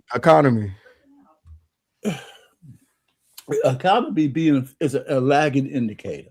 This shit doesn't get fixed overnight. It just can't get fixed overnight. Let's just look at it. Gas prices are as low as they possibly can. The cost of energy goes down. Well, it's not. Well, let me say it right. Gas prices are lower than they were before, depending on where you live. That's a fact. That's not a Donald Trumpism. They mad, right? That's a fact. They low as hell. All right, so that's one. If energy prices go down, the cost of production starts to go down. Did they go down? It's a lag. It takes time for that shit to catch up. Okay, here's another thing. thing. The interest rates for housing has went down. That was another thing that he was fighting for. And when the cost of money goes down, that's better for everybody because you can start to borrow. But it has to be balanced with inflation. That's down. Okay, so our inflation and our GDP are both going up or down? The inflation GDP is definitely up. GDP is up. GDP is up, but the that's a simple question. Down. It's trending up. You can look this up right now, or you can say it's trending up. I hear you, but here's the prices of groceries going up or down. Let me go ahead. You can have your soliloquy. The price of groceries, some of them are going up, some of them are going down. But that's been my life. They've been going up every goddamn year I've been alive. So the point really is, can you control the rate of increase? And the other thing I wanted to say is the cost of the tariffs. Everybody don't like the tariffs, right? We've been the ATM for the world for 30-something more years, right? Since NAFTA and all that shit. We had a trade imbalance. People were sucking us dry, man. And so he wants to correct that, and you have to correct that with every country you trade with. Right? It can't be one size fits all. So you say that trade deficit is starting to balance out. And so the point really is, before you get to the streamline, you go through a little bit of turbulence. You can't just fix shit and all of a sudden tomorrow is okay. Mr. Payne, I'm just landing there. I mean, but I'm just saying we got to divorce. Let me just say this, Hamp. We got to divorce the fact that we might not like Trump from the fact that his policies are better than the policies before. And if America succeeds, for whatever succeeds mean, as Americans, that's better for us all. It's just better for us all. So real quick, we coming up on the 3-hour mark. Y'all want to hit the extension? Y'all know what it is. We do 60 to the Cash App, or you gotta put the 100 on the super chat, and that can be crowdfunded, obviously. I want to give Ms. Tiff an opportunity because you relinquished the opportunity to respond. Do you want to respond now to what Mr. Payne said specifically? Interest rate. Yes. Yes. Yeah. Yes. Okay. Yes. Okay. So interest rate are 3%, just like they were with Joe Biden. Inflation is up. Groceries are up. Yes, some things went down. Eggs went down. Everything else is up. Rent is up. The issue is this: the cost of living and wages have not increased. So things are going up and your wages have not increased. That is a problem. On top of, we know that as AI gets introduced, more and more people will have to find a different way and a pathway to earn income. Do I believe all of his policies are adverse to Black Americans? No. Do I think that he's doing anything specifically for Black Americans? No. Do I believe as a Black American I have a right to ask for specific remedies? Absolutely. So the things that you're saying, it's just not true. Inflation is sitting about 3%, and that's where it was with Biden. Do I think that he won because of a lack of policy benefits with Biden? Absolutely. I think that they had policies, they didn't celebrate the wins, they didn't say what they did right, and that left a vacuum open. I don't think Democrats or Republicans are quite the solution. I think that you have Republicans and then you have Republicans light. They're all getting APAC money. They all are not necessarily working for citizens of America. Like the whole restructuring, the one thing that I benefit him with is showing, one, how vulnerable our system is, and two, how broken it is.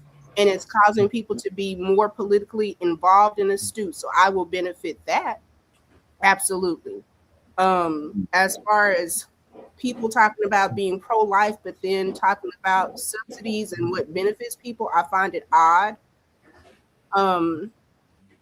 I think that we need to kind of like, I'm the whole red team, blue team is just not beneficial for Black people at all. I think that you've seen a lot of Black people particularly vote Democratic because the policies were a little bit better. But I think at this point, we really need to start looking at third party or having different options. I think right now we have a bunch of politicians that are not accountable, whether they're Democrats or Republicans. And that's an issue. So to me, it's beyond red and blue. Like that's gang shit. And I'm not for gang. I'm an American. And I want American citizens to benefit and to win. And as a Black American woman, yes, I want to see Black women win and Black men win. So I want policies that are going to be established to help us win. And regardless of the party, if that's what you're offering, that's where I am. And I'm a registered independent. So, sis, let me add one more thing real quick. So, what you're saying, you're for meritocracy, yes, right? That helps us all too, right? Yeah. And so that's part of the policies that we're living under now, right? A government job, people misuse that as a work program. That's why we were at a lot of Black women got caught into that. That's because those jobs can go away because they belong to the federal government. You shrink the government, you shrink those opportunities. So, what I will say to that is I hope that Black Americans, specifically Black American women, understand that even if you're working within a corporate society, that your job can be outsourced and learn to be independent of the system. So was that a lesson that a lot of women should have learned? Well, men too. All of us should learn that lesson. Our women, I would like for us to opt out and have our own things. And one of the things is the lack of infrastructure within certain communities is an opportunity. And we need to learn how to use that lack of infrastructure and build our own that will create jobs, that will create stability, that will create generational wealth. So again, I'm not looking at it as a glass half full. It is, he's exposed a lot of things. Part of people being in the workforce and how easily you can be pushed out to take that same skill set that you were doing, transfer that and help it be of mutual aid to Black people, and let's build our own communities. And yes, we have to work within the government system as Americans, but we need our own things individually so this will never happen again. We got too immersed into things that people can say, yeah, nah, I'm good on that. Versus building us and doing, and we see other cultures do it. There's a Chinatown, there's an Asia town, there's a little Mexico, there's hell, the Somalians. Like everybody else has established their own communities. This is an opportunity for us to say we bought into integration, we bought into trying to do things together. When you immerse, it doesn't necessarily work for the culture. And what do we need to do to have our things outside of the system? So regardless of who's in the office, we thrive. Okay, great. So, so first and foremost, you voted for Kamala Harris, right? You didn't? No, okay. No, I didn't. Oh, great. Okay, cool. Okay, but either way, right? So the whole red or blue thing, game banging, that's definitely not going to work when 90% of Black people are Democrats. So trying to get, I really don't think, I think the 90% of people that voted may have voted Democrat. I think that there were far more Black people that did not vote than in previous elections. Those are the only ones that matter. No, but I'm Those are the saying, only ones that matter. okay. But Those are the only now, ones that matter. If you're a non-voter, if you're a non-voter, your party affiliation does not matter. There's a certain number of black people that vote. Tip, I'm not saying nothing while you're talking on purpose. Okay. Even if I have an interjection, I can wait. Like what I just did when I waited, you got done. Did I ask you my question? Please give me the same respect. That's what I'm doing, Fantastic. No, you're not. I'm in the middle of talking and you're cutting me off. I'm in the middle of talking and you're cutting me off. And you keep doing it. Assert your And power. you keep doing it. Assert your It's power. not asserting power. It's just trying to show you that you don't know how to fucking keep your mouth shut with my mouth moving. No. But anyway, like I was saying, and he's still going. Like I was saying, man. Like I was saying, because I was fucking talking. Yeah, I'm fucking talking. Of course, I'm supposed to. Right. So anyway, like I was fucking saying, non-voters don't matter when you're fucking talking politics. There's a certain number of black people that vote every fucking 4 years. You can look at the numbers, it's going to trend, it's going to be somewhere around the same. It might have went up a little bit higher with Obama and so on and so forth, but for the most part, the only people that matter when we're talking politics are the people that are actually going to vote. Voting is not even the most important thing when you have the power to build fucking politicians. Okay? That's what we should be doing. That's what the Asians do. That's what everybody else does. They take control of their own motherfucking. It ain't been no motherfucking affirmative action out West Coast where the Asians at in Oregon and Washington for like, I don't know how many years, right? But of course, again, when we have these chocolate cities, as y'all love to call them, and niggas put niggas in there just because they niggas that don't do nothing for niggas. Wow. Chicago in shambles. Wow. Chicago's in fucking shambles. Why? Back-to-back niggas. Ain't did nothing but drain the city and fuck this black people over the most. Right? So this black shit is never gonna work because niggas don't that's all that matters. It has to be more than blackness. It has to be qualifications. It has to be a proven track record. It has to be all these things other than he's just black or she's just black. That's what's got us fucked over the most. Barack Obama being the fucking star on the top of the Christmas tree. Niggas voted for Barack Obama because he could play basketball and motherfucking sound like Al Green, and he put the motherfucking brotherfuckers over us. And look good getting out of limo. The whole rainbow community leapfrogged the whole goddamn race of people, but that's another thing for another day. Shout out to Mr. Payne. That's what I forgot, Mr. Payne. The immigration shit and the deportation shit helped niggas out the most. Helped people the most because where were they dropping them at? Black communities, mostly. Clearly, right? So again, like I said, it doesn't have to be specific. And this is another thing too. Oh, it's not nothing for us. Shout out to Mr. Payne. You're an American. It is for you. I don't need a motherfucking black only policy. That's childish. Okay? I don't need that shit. I don't fucking need it. If it's something that motherfucking gets done that helps me out and I'm black, hey, I'm gonna motherfucking take advantage just like you gonna take advantage. All right? What the fuck's going on? So we gotta get out of this shit, bro. Well, it's something it's just for black people and so on and so forth. Only black people benefit. Nah, fuck that shit, bro. It's all these things that unless it's like I didn't even say that because that'd be kind of wild. But unless it's very, very few things, man, where it's you know, some bloodline shit for other group of people, and there's only one I can think of. Bro, you have the rights to any and every program in this fucking country, bro. How far down am I? Jeff, it's on you next, brother. Appreciate your patience. Yeah. First off, what's up to the panel? Again, I'll start with the same thing. There's a great chance that we could all be right somewhere because everybody up here is smart. Everybody up here is smart. Right now, it'd be some ignorant niggas that roll through.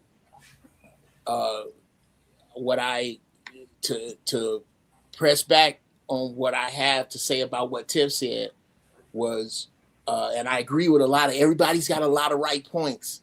When you say that this crisis now is an opportunity for black people to unify and work, that's like saying the Titanic was an opportunity for these people to learn how to swim. There is no other way that is going to work other than these than these three things: love, capability, and unity. If you're outside of those three, You're not going to vote your way to anything. Voting is, I could play a video right now of Dr. Claude Anderson. The name of the video is Vote for What? All of you will sit here and agree with every point he has and then still make voting important. It isn't. It has an importance, but it is so far down on the list, especially of American anything. Ladies and gentlemen, America is like Apollo Creed in Rocky IV. It's dead. It's just falling slow. Apollo was dead before he hit the canvas. America has outlived its usefulness as a construct. We don't export anything other than culture and threats. Ain't nobody buying these funky ass Chevy Impalas. Nobody, not even you. There is things that this country owes that don't have nothing to do with you other than your 9-digit social security number. Nothing. The enemies made. The debts owed. And I must agree with everybody when I push back on our pain. It is foolish to speak of how the economy is doing unless you're rich. Ain't nobody middle class.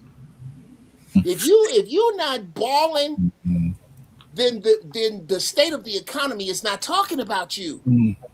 That's like you being in the boiler room of a cruise ship discussing whether the caviar is any good. Nigga, that caviar ain't for you. The very best thing that black people can do is, number one, let the savage. These ignorant ass, don't know shit ass, can't fix a flat ass, can't write in cursive ass, can't ride a bike without a helmet ass niggas is gonna do what they doing, and they gonna multiply and make who they make. These people will be the savages that you see when you watch Mad Max or Beyond the Thunderdome or the Book of Eli. It's gonna be some savages. The rest of us, those of us who have simple definitions behind our name, carpenter, electrician, plumber, rifleman, farmer, IT person, those people gonna be all right. The rest of these niggas, I don't know what's gonna happen to them. And I will land here.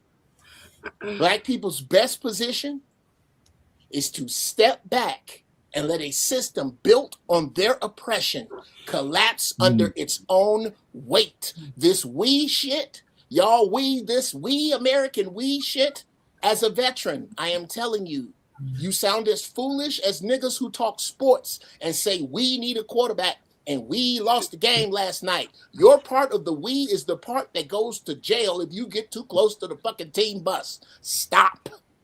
We need to unify, we need to love, we need to educate, and that's what we need to do moving forward. And going in some room and pulling a lever, by the way, your vote has nothing to do with who's your president. By the way, I'll just throw that out there. That ain't gonna change your problems. No, I agree on the last part, and then the other stuff you had me a little with the last part of letting it fall and us stepping back. I do think that you are seeing that we understand that the only we got is us. Yes. And those of us that know how to work within community, last night within the book club, join the Discord, we talked about the need for mutual aid. We talked about the need of how we have to restructure and what that's going to look like. So I think that people that are like-minded are unlearning. Right now, the book club is reading Breaking the Chains of Psychological Slavery. And it's one of the things where we're going to have to unlearn some things, relearn some things, start to gain mutual aid, have some strategy. And I am kind of glad that we will be less dependent upon the government. I think that that's one of the things that I don't ever want to have to see. I don't want you to need to have food stamps to be able to feed your children. That's something that we just should not be in the position of. The fact that we need that from people, it's scary, and I don't think it puts us in a vulnerable place, and that's somewhere that we should not ever have to be as a people. We're only 13%, so we have a small amount of people that we need to get in community with, and those that want to do mutual aid, those that want to build, those that want to grow. that's what we do. And those that want to opt out, then hey, you opt out, and you when it's time, when shit get hard, remember you opt out. You just actually, if I may, you just actually are spoke on what exactly is happening. It has no choice but to happen. There's ain't no more safety net. What you're discussing is if you are a capable man and you don't know 9 other capable men, you're on an island. Right. Remember that crazy shit Uncle Jeff was talking a year and a half ago with Mr. Doomsday? Yeah, it sounds kind of stupid still, huh? To know dudes that when the power go out, they know how to turn it back on. To know a doctor, to know a dentist, to know a martial artist, to know these people and have these people make a tight group of responsible people. Those people are the only people who are going to work. As a matter of fact, I'm going to kind of throw this to Mr. Fantastic.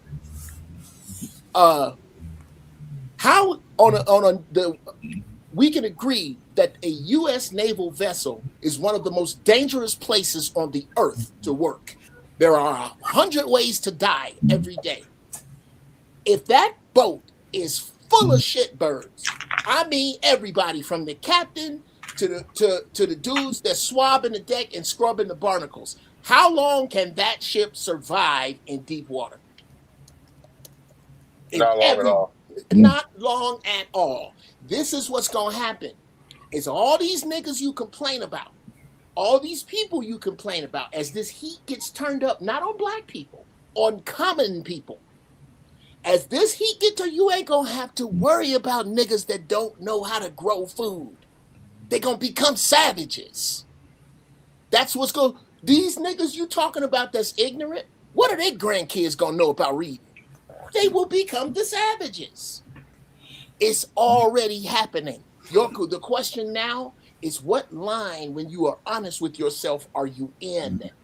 If you waiting on a vote, if you talking about how this system that you are watching its enemies, y'all voting on Custer. Y'all voting on Custer. Y'all are watching your enemies pull their knives out, and y'all still talking about what the Republicans or Democrats are going to do, and you black. It just sounds odd to me, and I need it explained.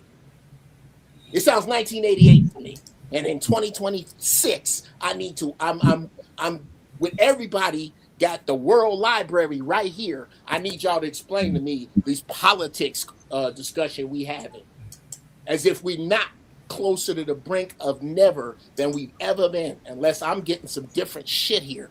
Y'all explain to me as black people how politics itself has its importance. I'd just like to know. All right, we're gonna come back to that, my Uncle Jeff, and we're gonna go to get Sean's point, and then we'll address that question. Sean, it's on you.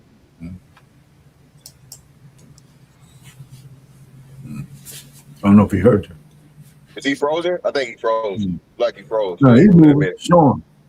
Is he moving? Yeah, I see him moving. I don't think he hears you. That nigga ordered breakfast or something. He ordering something at Dunkin' Donuts. Yeah. Well, I guess while he do the thing, Sean, you there? I don't know if you can hear me. Can y'all hear me? Y'all can hear me, right? Yeah. He's looking at the camera. Sean, it's on you. Oh, he doing something. He said he doing something. Okay. Yeah. He doing something. Right, cool. He dropped down. Yeah, so I guess we can't answer your question. So, Uncle Jeff, this is the thing, man. Until that happens, and we're a lot closer to what you're talking about. That's why you're talking about politics. That's like the only, I guess, influence and power that you have at the moment. Now, I'm definitely aware of what you're saying. America is long over its reign as any, superpower or empire has ever been. What I say? No, I'm with you. I'm feeling you. Keep going. Yes. Oh, okay. Yeah. So well over. So yeah, we're what people don't understand. That's another big part of what Trump is trying to do. Trump is trying to keep fucking America afloat, bro. That's why this Venezuela shit is going on. Right? The reason why the Venezuela shit is going on. Shout out to Uncle Jeff for bringing this point. We don't really have anything that nobody else is buying, and we're purposely being iced out of the game. Right? Thank you. So that's why you gotta have the Venezuela shit and get the oil, so you can have something to where other people. Brick shit, all this shit has been going on now for what? When did the brick shit start? I think somewhere around COVID or whatever. So it is definitely a ploy and a thing to pretty much kill America as a superpower get away from the dollar as a reserve currency and all these different things. Now, all the truth you're saying, Jeff, is oh, go ahead, my bad. Got it. Let me bring Sean back. Real quick, just parenthetically, to co-sign what you're saying, the world is Shadur Sanders-ing America. What the NFL did to Shadur Sanders is what the rest of the world is doing to the America that niggas don't. All niggas want is take your foot out my ass. They're not paying attention. You are right. America, the rest of the world is choking America to death. But go ahead. What's up, y'all? I'm gonna say this and I'll give it a go. Go ahead, Sean. It's on you. What's up, man? How y'all feeling? I think y'all said a bunch of interesting things. Some I agree with, some I don't. One of the things I really do agree with, I think a couple of y'all said it or alluded to it, is that the answer is not left or right, red or blue. At some point, the answer has to be us. I don't care what you say. That's gonna have to be the answer. And I think Fantastic, you may have said this. I think what's important personally is coming up with our own candidates. And to me, that would be somebody that would be candidates that are independent. Because a lot of us are, would be fiscally conservative, but would be more socially liberal, if you want to call it that. Whatever that looks like. I don't think the answer lies with Caucasians. I just fully believe that. I'd rather argue with Uncle Jeff about what his platform should be and then be like, all right, Uncle Jeff, cool. We support you. You know what I'm saying? Like, I'd much rather do that instead of us arguing about these colonizers. That's my whole thing. Because we can go back and forth all day about all this type of stuff, bro. But the answer ain't never gonna be no colonizers. It just ain't. Ever. Now, all that shit about Barack Obama didn't do this for black people, Trump ain't doing this. It ain't none of them gonna do shit for none of us, bro. Like they never have. None of them ever have. That's why I get so mad when y'all say Obama's name. Because I'm like, tell me the colonizer that did that shit. Tell me the Caucasian that did something for black people, my nigga. So why we keep saying his name as if he's different from anybody else who sat in that fucking seat? Why do we do that? They're not gonna do shit for us, my nigga. Even if me and Fantastic argue all the time, I trust him to do something for us. I don't trust these white people. Y'all answer his question though. Can we answer that question? But I'm gonna answer the question. So the answer to the question of what Barack Obama did differently than anybody else is that he's saying he couldn't do something specifically for black people, but then he did it for a lesser interest group. That's what it was. No. Nobody else ever. I don't think that was. Well, that's true, but that's not the question. This is my answer. So let me finish. Okay. This is my answer, right? Mm-hmm. Barack Obama was clearly, black audience was his target audience, and he played to that and so on and so forth. He came and told us specifically, "Hey, I cannot do anything specifically for you." But then he turned around and he did something specifically for the Rainbow fucking Coalition, right? What do you want to call it? Mafia. So that is why I bring up Barack Obama. On top of that, other thing, what was the other damn thing? Wait. Before you leave that Fantastic. But aside from that, not to cut you off. It's the same thing. Even the hate crime bill. Froze up. You froze, Mr. Fantastic. He's muted now. Go ahead, Sean. So Fantastic. I understand what you're saying and why you're saying it, but can y'all hear me? No. We heard that now. We heard that. All right. So let me. You got the floor. My bad. You might as well finish, Sean. Okay. So look, Fantastic. I understand what you're saying in that way, but I'm talking about the overall point. The overall point is that's an unfair metric overall because every politician comes and sells something at some point to black people, and they don't deliver on shit. You know what I'm saying? Right now, what's being delivered is relief for the lower class, the middle class, and shit like that. And I don't care what people say, bro. That shit ain't happening. But I don't feel no way about it because nobody does that shit, generally speaking. So my question is, why even separate Obama? You know what I'm saying? Oh, I see what you're saying. I don't. I mean, but Sean, you heard what I said, and I'm the one that was talking about we need a viable third party, and we need to. Black. We need to be our own PACs. We need, I don't think that you get to be in America and not participate in the political system because so many things are based off of policy. Now, what I do think that we need to kind of hone in more it's local politics. You need to know who's on your school board. You need to know what's going on with your city council. You need to understand what's going on with your state, because that's where a lot of the things that are more impactful are going to happen. Jeff, Uncle Jeff, we can sorry. to disagree, because I personally, when I hear Black people talk about we don't need to participate in things that our ancestors vehemently understood the value of it, because if there was no value in Black people voting, in 2026, the Supreme Court would not be taking up the voters' rights laws. We would not have gerrymandering. So it is something behind the voting. Now, are we using our vote effectively? We can argue that. But there is a benefit to having a political block. Absolutely. That? Yes. Okay, I'd like to respond to that if I could. Y'all let me know when I can. Go for it, sir. Okay. What you are arguing is how the Denver Nuggets are going to make it fair next season to play against the Los Angeles Rams. This game you're discussing, this vote that you want, this entire game has always been set up on your neck. There is no bill, there is no law, there is no initiative that is going to turn hockey into soccer. You have got to let this thing, this whole, hold on now, we're going to make some rules here. That thing you're discussing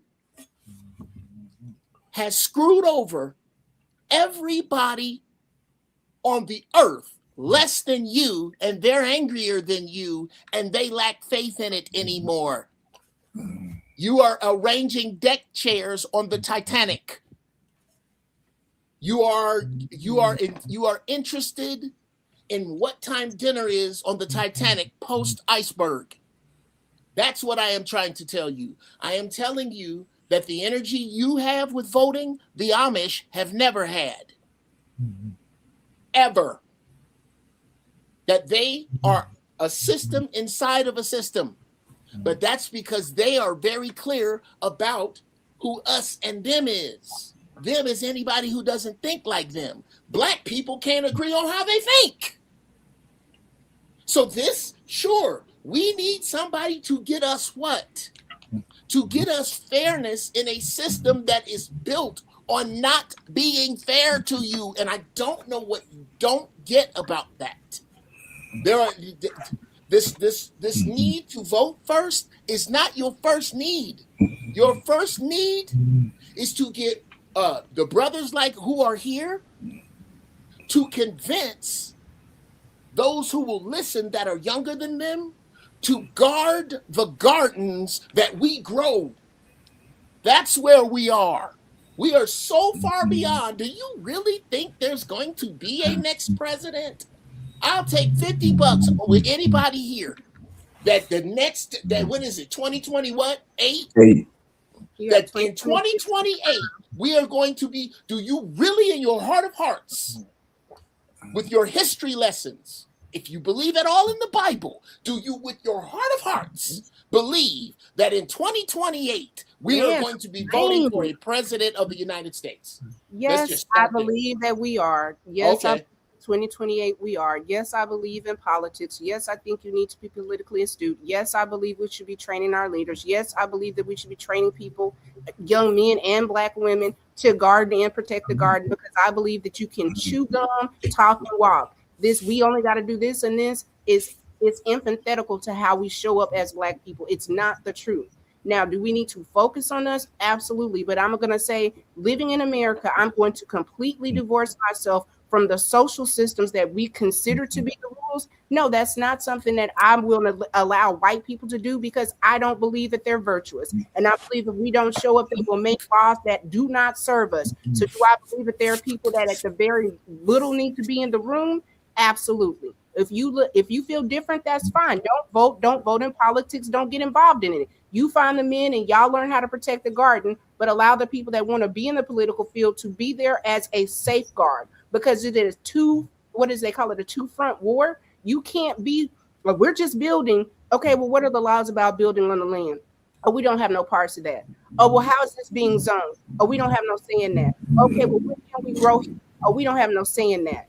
That is just not a smart strategy. It's a poor strategy. Who do you think?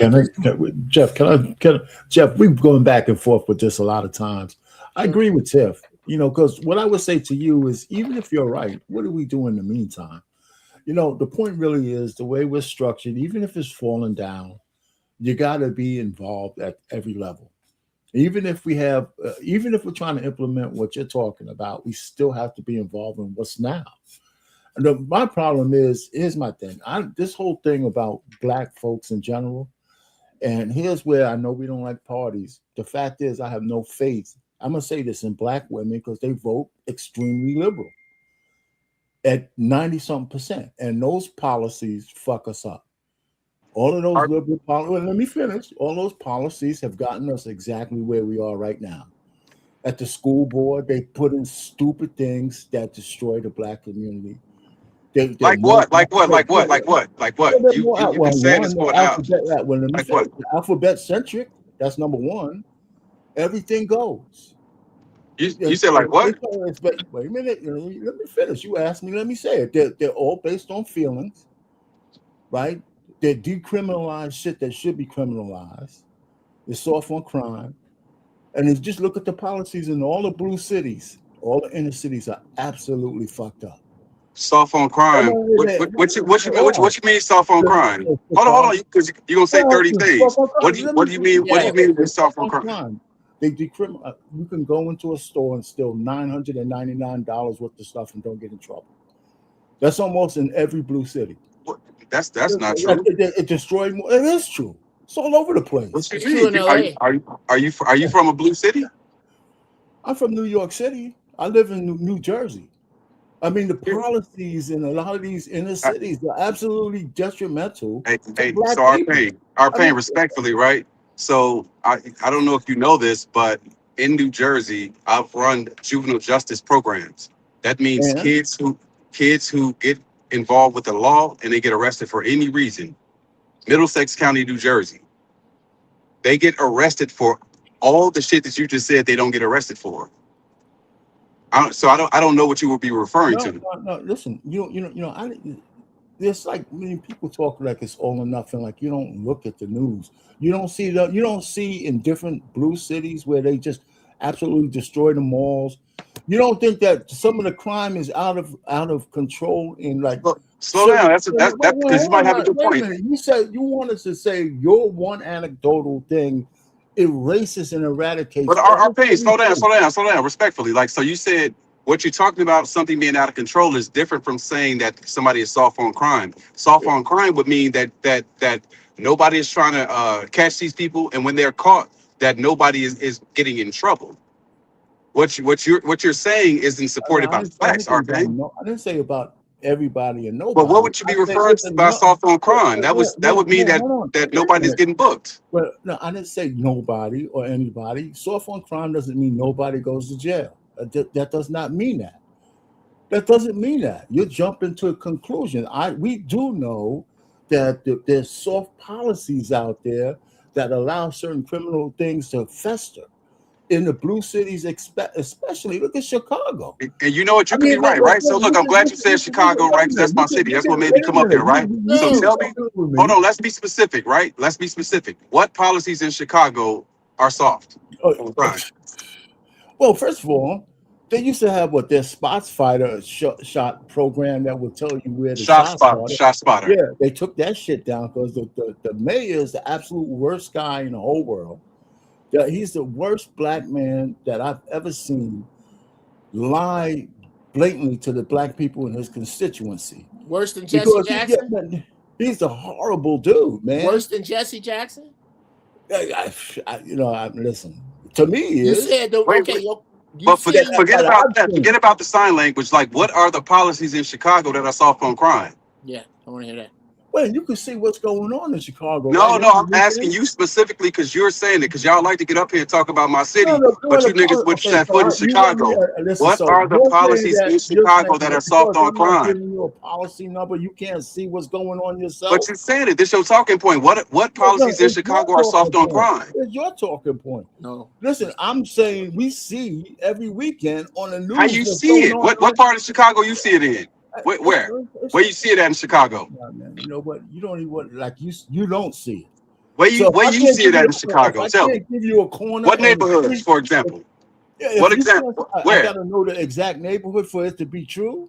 Yeah, but I mean, you can't tell me the policies. Tell me the policies. That's soft on crime in Chicago. You see the policies. No, that's not an answer. That's not the answer to that question. That's an answer to another question. Also, this is why words count, bro. Because I got your point. I hear you. So both of you guys to sit down here and say everything is great and fucking. No, we're not. Who said that? Who said that? Nobody said that. You're doing to me. No, we're not. Listen, if I can send to you and say, you tell me everything is great in Chicago when we get dead bodies every weekend on the damn news. And that is true. That is true outside of what you said before. So we having that kind of conversation. That's you can't true. Just tell me unless I give you the policy number, everything is okay. Not asking you to do that. Bullshit. Not asking you to do that. That's disingenuous. That's not what we're asking. You specifically said Chicago. So tell us what you're accusing is disingenuous, Brother Payne. And you have a point. I'm from Chicago. I was about to argue your point, but you keep being a little noodly with the goalpost. I could argue your point for you if you would allow me. Okay, so I don't have a policy. You don't need one. I just said I was going to argue your point for you if you'll allow me. Go ahead. Brother Sean, I grew up across the street from Lindblom Park on 60th and Damon. 60636 has been notoriously one of the worst zip codes in America since at least 1975. What you are saying is that Chicago is full of crime and places your ass don't need to be. And you are exactly right. Saying that Chicago is soft on crime is another color of another horse. What you are talking about is society itself unraveling. And what Brother Sean is saying is I need to know, since I'm watching kids go to jail, I'm watching kids go to Stateville, I'm watching kids go to Joliet on some rough shit that I'm seeing because I'm driving down the street in Chicago. I need you to tell me which policy is soft. And I'm going to tell you that you can't because they are aimed at these people. A lot of these policies I see what you're saying. Except that there's a lot of people getting out early and doing the same thing again, right? How many times? Where you gonna put them? Well, hold on. How many times do we have to see a guy that has a rap sheet of 37, 40 arrests back out on the street committing crimes? To me, that's soft on crime. I mean, we just had 10 different instances where a guy has a rap sheet of 45 different. So is that hard on crime? Dr. Payne, I love you, brother, but you got to stop asking. You have to stop speaking in questions. It's not a question. I see it with my own eyes. Like your own eyes can't tell you if I saw a guy commit murder and they put up a rap sheet where he has 70 or 40 different arrests. Why is he back on the street? Okay, you want that answer? Yes or no? That's a question you just asked. Do you realize you just asked a question? Do you realize in the context of what you're saying that to me that's a definition of soft on crime. That's my definition for it. If I still see guys who are repeating criminal activities and I see them again and again and again, somebody ain't doing their job. How about I agree with you, but I'd like to talk about one thing at a time. How about I agree with everything you just said? Now, can we get back to what I just asked you? Let me say this. I don't disagree with what you and Sean are saying about the exact policies and all that kind of stuff. But you can't deny what you see with your own eyes. We can. Hey, look. Let me tell you something else we see. Hey, look. Our Payne. Where do you think Chicago ranks in terms of deletions per capita? Where do you think?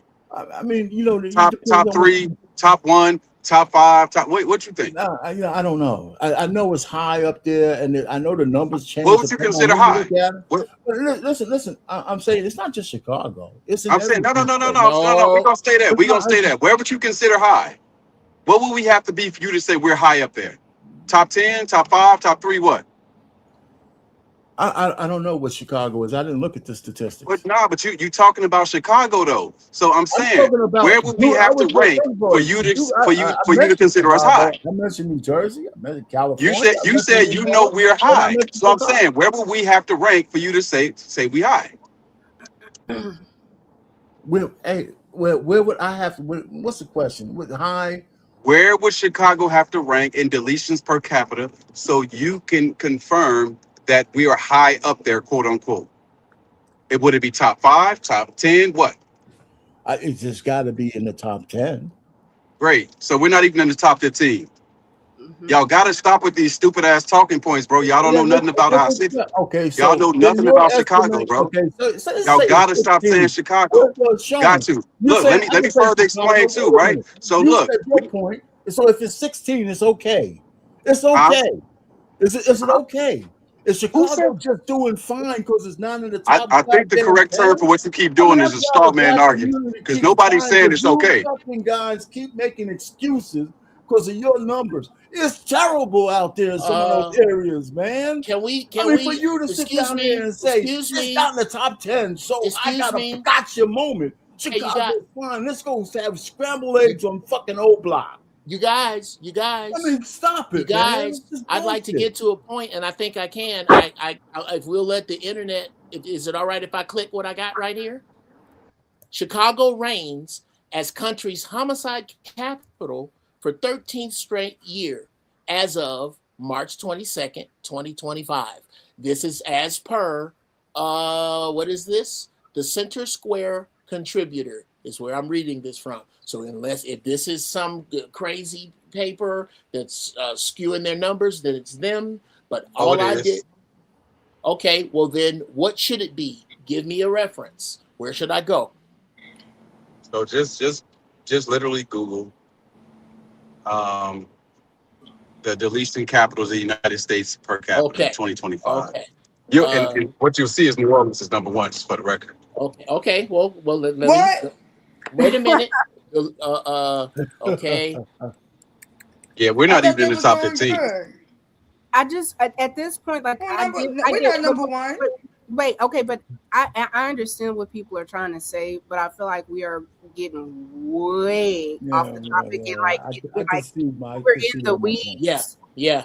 Like, can we bring her back on in? Like, yeah. The weeds are important because people keep bringing up my city and they don't know nothing about my city. The weeds are important. They got to update their talking points. Fantastic said Chicago was in shambles, and I wanted to know what he meant by that. Like, how does he define shambles? What does that mean? Like, people gotta stop using Chicago as a political football. Okay, I think in all fairness, whenever y'all would like, I don't want to get in the way and step on nobody's toes. I would love to debate that with you, brother, because I'm from Chicago. I'm from 60th and Damon. Got family on Pulaski and Flournoy.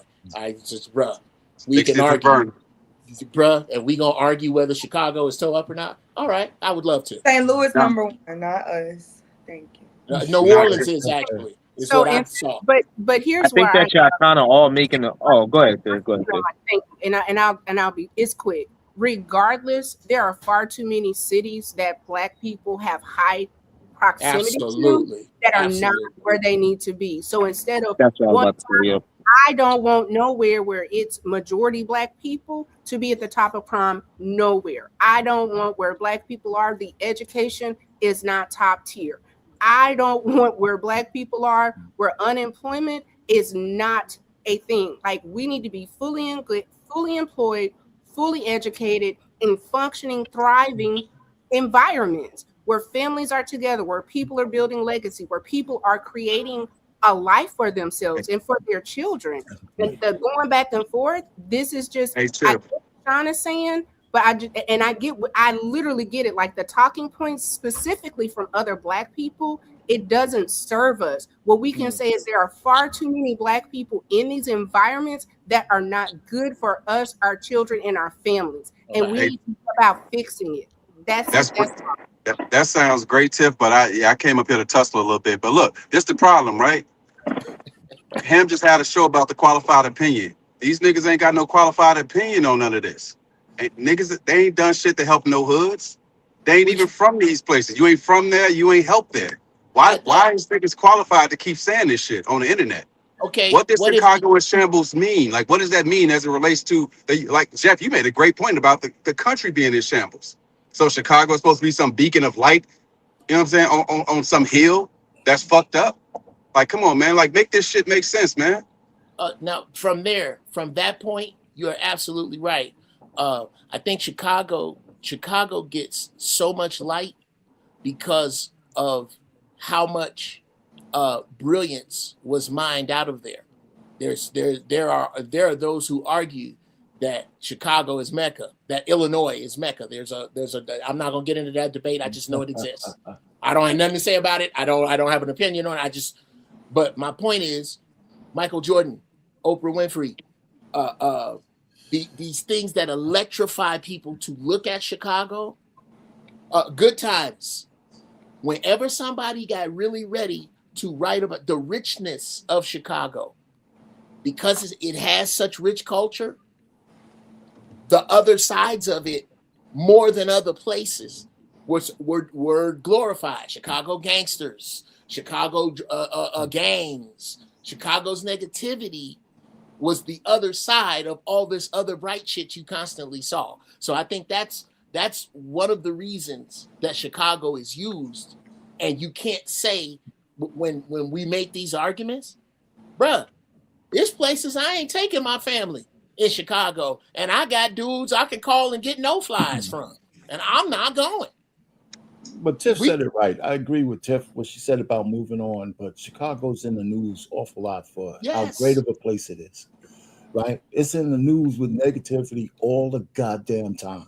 Maybe propaganda, though. And so even if you want to very segregated, propaganda, some of it could be, but like I said, going back to what Tiff said, the bigger point is that it's bad everywhere, and that we need to be looking at holistic things across the board. But I'm from the Bronx, but I'm not going to be a Bronx denier. I'm from Harlem too, as well. I mean, there's a lot of shit that went on there that is not wholesome. Some of it has been gentrified, some of it hasn't. But I'm just saying. I mean, I know we want to be. I guess I could feel for somebody who would say, "Oh, this is my city. I gotta protect it." But the shit needs to stop being in the news every goddamn weekend. Yeah, but it's people like you that put it in the news every goddamn weekend. So look, our pain, look. So look, y'all didn't even take care enough to realize that our deletion rate is the lowest it's been since we could even think about it, right? You know what I'm saying? Like, it's a third of what it was in the 90s in terms of the amount of people that were pow. It's a third of it. This is a record-setting year, and this ain't got nothing to do with no Trump troops or no shit like that. It was like that long before that. And we can all use the same Google to see that.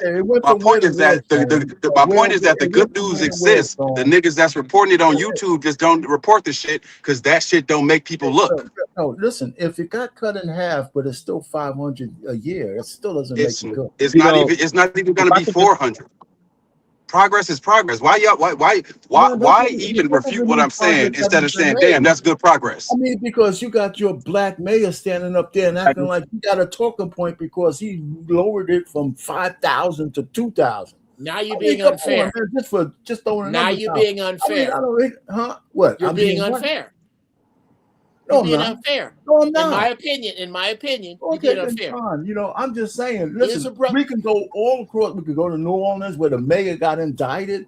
I mean, black people are fucking up everywhere. Okay. That they're our pain. That they're in charge of. So, when are we going to start taking ownership of the fact that we got black leaders that's fucking us up because they're all liberal and they're all doing okay, hold on, brother.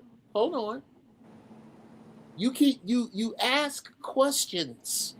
Could you please just, when you ask a question, I look for an answer. I know that sounds odd, And then perhaps it could be my I'm military old. background. I'm But old. okay. My regular.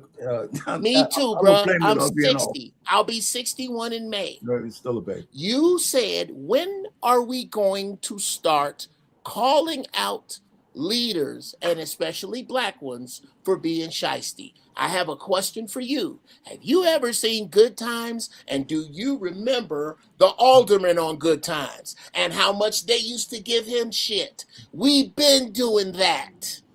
It's not new. Shitty politicians are not new unless you don't watch movies, televisions, or the news. It's shock. Niggas ain't doing nothing for us. That's not the answer. Begging about them is not the answer. Where I butt heads a little bit, I'll shut up after this. Where I butt heads is where black people have faith in anything that starts with public.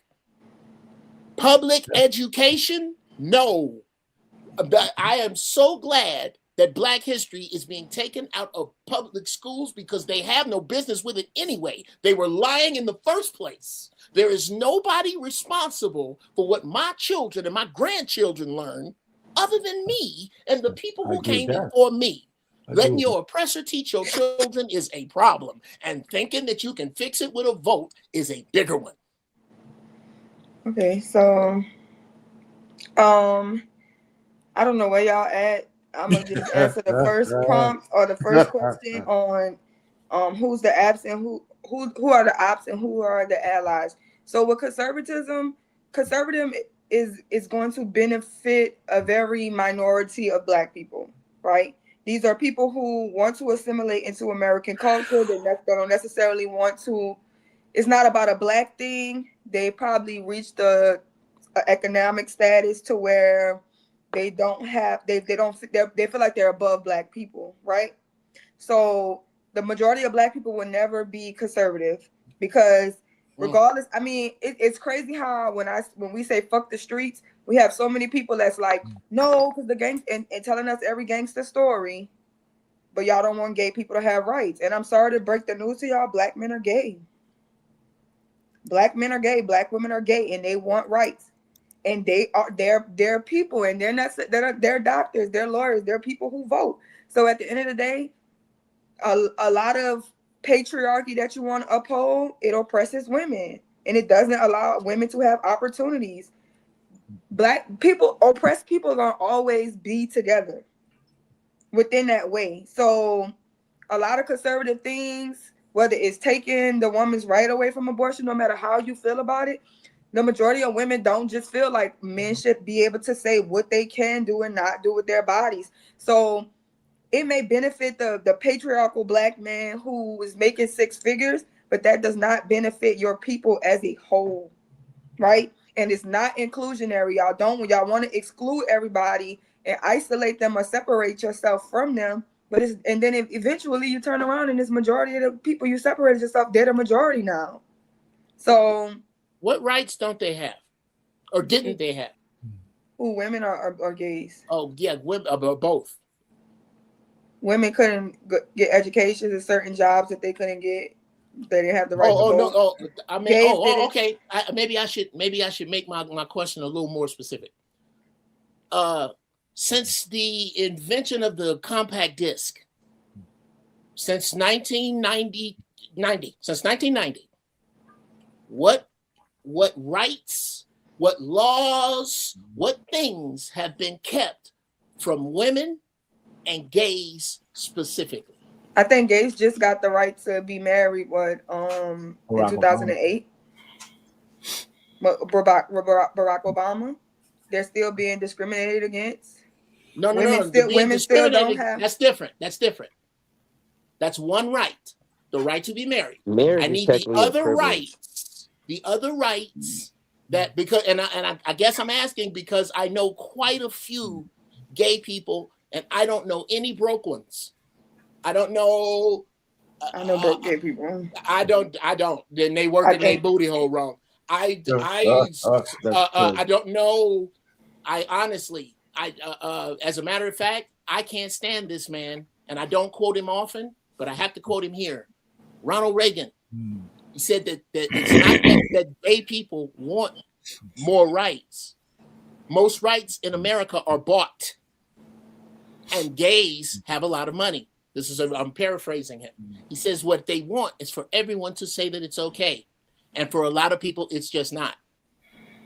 That I believe is the issue. Okay. I as a matter of Okay, fact. I didn't even get to finish, and then you. Okay, can go. I'll just ask. Okay. Go right ahead.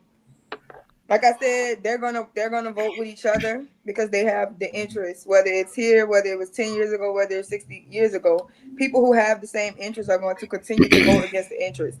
If the people believe that your lifestyle or the way that you want to live your lifestyle should be controlled or suppressed by what they feel is right, that doesn't make people feel like they want to. You know what I'm saying? And people are voting off how they feel. So I don't see people going to the conservatism. More people are not with the patriarchy. More people are trying to do meritocracy, egalitarian. More people are trying to push toward that so that we can be more inclusionary in this country because it's so diverse. They would be ops, right? Who? Well, like the people that want to do those other things. That want to be inclusionary, or the people that want to be traditional. Yeah, let's go with that one. We only got like 10 minutes, but let's go with that one. Like inclusionary or traditional. What is more opposition to our community as it pertains to us? In my retrospect, I would think the inclusion, but for as the Black community, tradition is the ops. Tradition's the ops. Tradition the ops. Quickly tell us why, and then I'll let everybody else get in. Just because it's the oppression and inequality that comes with it. People who have been oppressed or face inequalities will band together against tradition, because tradition is the thing that's holding up the structure that enforces inequality and inclusion, disinclusion. Okay, and I think my question: do we agree on what traditionalism we talking about? Yeah, pretty much it's like traditional patriarchal system. So what does that consist of? Just to make sure we're on the same page. Men pretty much run the structure. I guess Christianity would be like the sole thing, more based on that husband, wife, child, nuclear family, all things like that, right? So. Okay. You're saying that the traditional that we speak of is policed by Christianity? Yeah, they cover it in Christian beliefs, right? So, yeah. Okay. So I was simply thinking, yeah. So I guess I ignore that part. But I guess if we're gonna go, I guess I'm not asking about going back to how it was. You feel me? Mm-hmm. I'm just talking about traditional values. So yeah, there is a hierarchy of the family. Mm-hmm. Being married is a stronghold and protects wealth. That, you know what I'm saying? Like, is that so? We don't have a lot of that now. You know, and I think when we were talking earlier, the residual effects of it, these kids are without fatherless homes or single parent homes, and therefore led astray. And if we think that the streets is the worst opposition to our people, then it would only make sense to go back to those traditional strongholds that protect those kids from the streets. You see? Yeah. Oh. But they're not looking at it as this is the system. The system needs to fall. That's patriarchy, that's capitalism, that's everything that the system traditionally is. All of that they want to collapse. I don't even think they really have a rebuilding stage for us them. though, Like, now I'm talking about Black people. Black people want the system to collapse the most. Let me get okay, that's a good, so we got good responses from that. So let's so Rel and I've been up here for 4 hours, so we only got a few minutes. So Lee, let me get OTC, Uncle Jeff and Tiff making the same face. Yeah. I'm making the same face too, so I'm not. Aye. 1 second. All right, so let's go Lee, Robo, just because I think they just got there, and then we'll go to Uncle Jeff and Tiff. Okay. Yeah, facts, man. First off, I want to say, man, I hope everybody having a great day on the panel and in the chat. You know, always blessed to be up above ground. I really don't know the conversation too much, but what about what we just talked about? Like what? Right. What I was just talking about. I kind of wanted to just hear y'all talk some more because y'all was kind of like, you know, building off each other with the conversation really well. Yeah. So, Look, you know what I did really? I rushed it a little bit just because we got a little bit of time. I know you had just got here. So let's do this then.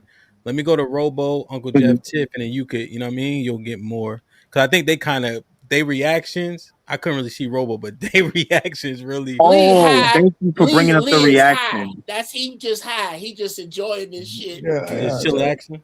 Yeah, I'm always enjoying life, man. But yo, I wanted to say something about the reactions. I love that people was like, nah, they don't want to get rid of this. I love that. I love that for y'all. That's all I want to say. Nah, wait a minute. I didn't say for me. Uncle Jeff, No, to the people that said it, they know let they Lee sit there for a second, please. Go ahead, Robo. Salute, Amp. Salute to the panel. Always come respectful. I think the issue with the traditional talk is like I don't think we being completely genuine about the traditional talk. Like a lot of the fathers and grandfathers from back in the day, they didn't have one wife. Come on. A lot of them had multiple houses, and they would go from one of their baby mama's houses to the other. And the baby mamas didn't even know each other. So, they didn't even know that he had another woman. So if we're gonna talk about traditional, then we actually got to hit to actually what our grandfathers was doing, because they wasn't doing no one wife household. And I'll park it there. Ooh wee. I really want to go right after that. Go ahead. Okay. First off, Brother Robo, thank you for hitting the nail on the head. Second, very closely to that, I'm gonna hate openly because you still have your hair and I don't. It's disrespectful. I'll get grow, but I got that George Jefferson bullshit. Anyway, this what he is discussing is exactly unless if Robo's wrong, so is Isaiah 4. Here we go. The mathematics. Nobody likes to talk about math because it don't change. But those are God's two favorite languages, math and music. The math does not change.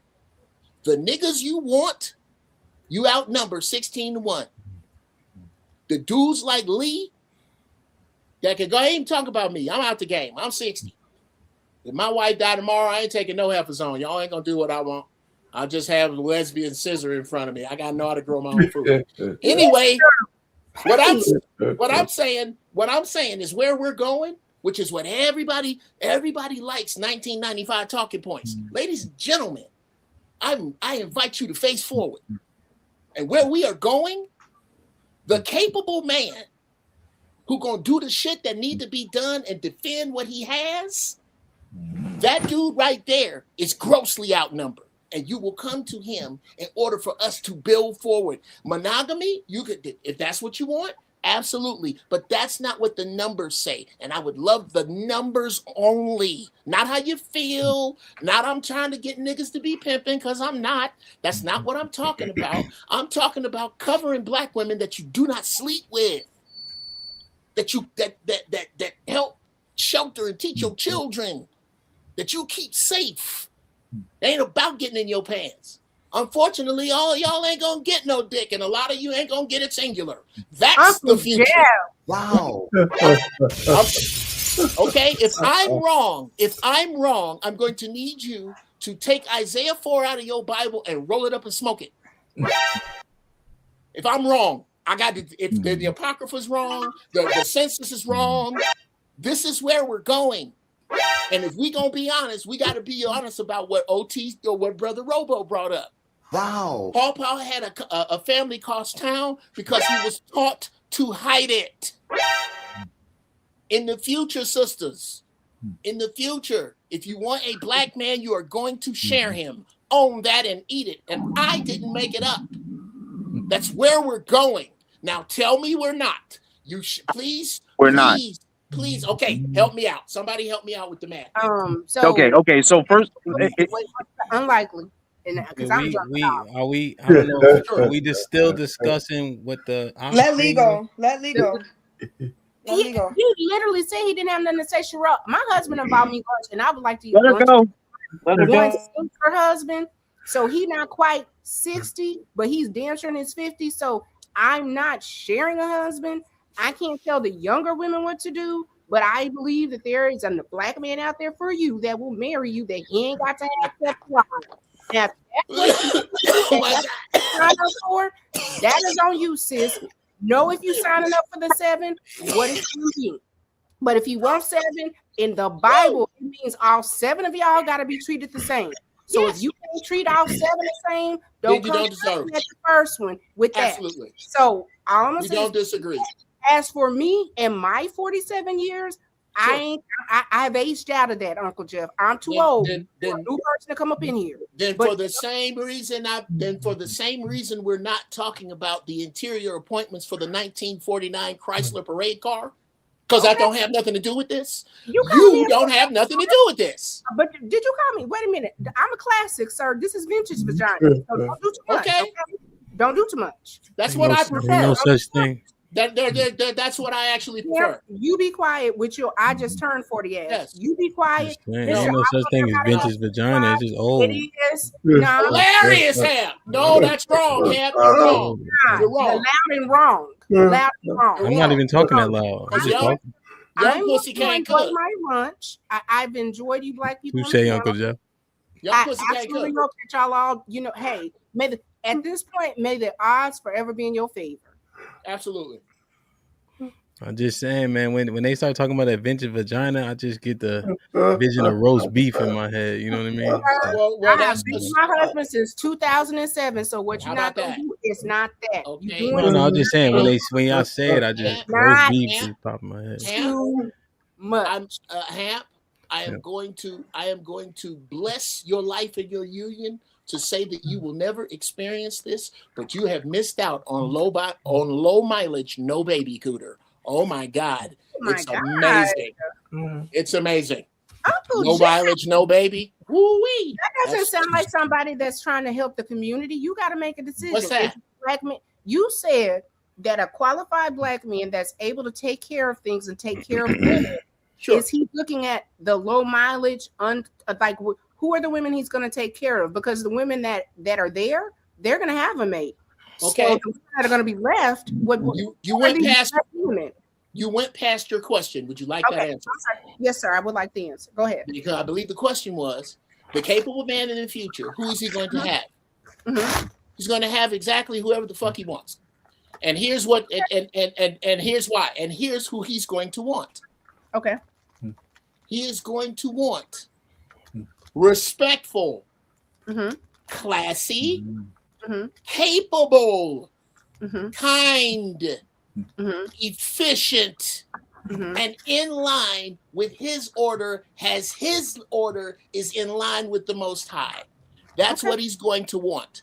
Now, in my travels, I have found that low mileage, no baby cooter also follows a lot of those traits. Okay. Most of the women I know who are older, who do not have children, are agreeable, are classy, are intelligent, are not confrontational. Now, the women I know on the other end of that spectrum, who have children that look like neighbors because they don't have the same fathers, oh my goodness, generally are in another pile. Now, I know I'm going to have this argued because I know all of you know bunches of women with 5 kids by 4 daddies who are just the nicest people you would love to take to a ball. I don't. And what I am telling you, and I'll land it here, is that Hamp has missed out on low mileage, no baby cooter. It's amazing. And I'm not going to step off. So doesn't that bring it back full circle to tradition, the traditional woman against the non-traditional? It sure does, bro. And so that's the whole point, really. I think there's I don't understand where y'all got how y'all went to there from what I said. I think they was responding to what I said. That's why. Well, you sent them off and you sent them from way somewhere else because you didn't respond to nothing I said. Okay, well, put us back. And then y'all let's talk about how far we are off, or you could put us back. The systems that America is built on, traditional oppression, traditional on letting everybody at the top eat while disenfranchising people at the bottom, racism, sexism, all the things that have built this country. The majority of people in this country want those systems to fail, especially black people. Black men did not vote for Trump like that. Why? Because black men are learning that they do not benefit from the way patriarchy is set up in this country. The system of oppression, black men are actually the biggest people who that goes against. They're the ones being over policed. They are the ones suffering from the prison to pipeline. They are the ones being miseducated the most. They don't like the school system. They don't like the government. They don't like the politicians. People are fed up with how this country is ran traditionally. Yes, That's not we. Is That's it not that patriarchy. doesn't live? Thank That's you. not That patriarchy. does not live out what you just said. Yeah, All that's lives not patriarchy. entirely What are you outside talking of about? what we were saying. Because I agree with everything you just said. Exactly. So I don't know what y'all talking about. Then allow me to elaborate. You basically went Allow me off to on a clear it tangent up. because we was Well, it talking was about how. I'd like to clear it up. I can real clear quick, it real up for quick. you. Yeah, you can clear up, Uncle Jeff. Real quick, because when Robo was past the mic, he was saying we have to be honest about traditionalism and saying that those men had more than one woman associated with them, and then Uncle Jeff expounded on the Isaiah 4 point. And you said let Lee go because Lee was saying I disagree with Uncle Jeff for all intents and purposes, and then he expounded further. No, because I thought Lee was gonna bring it back.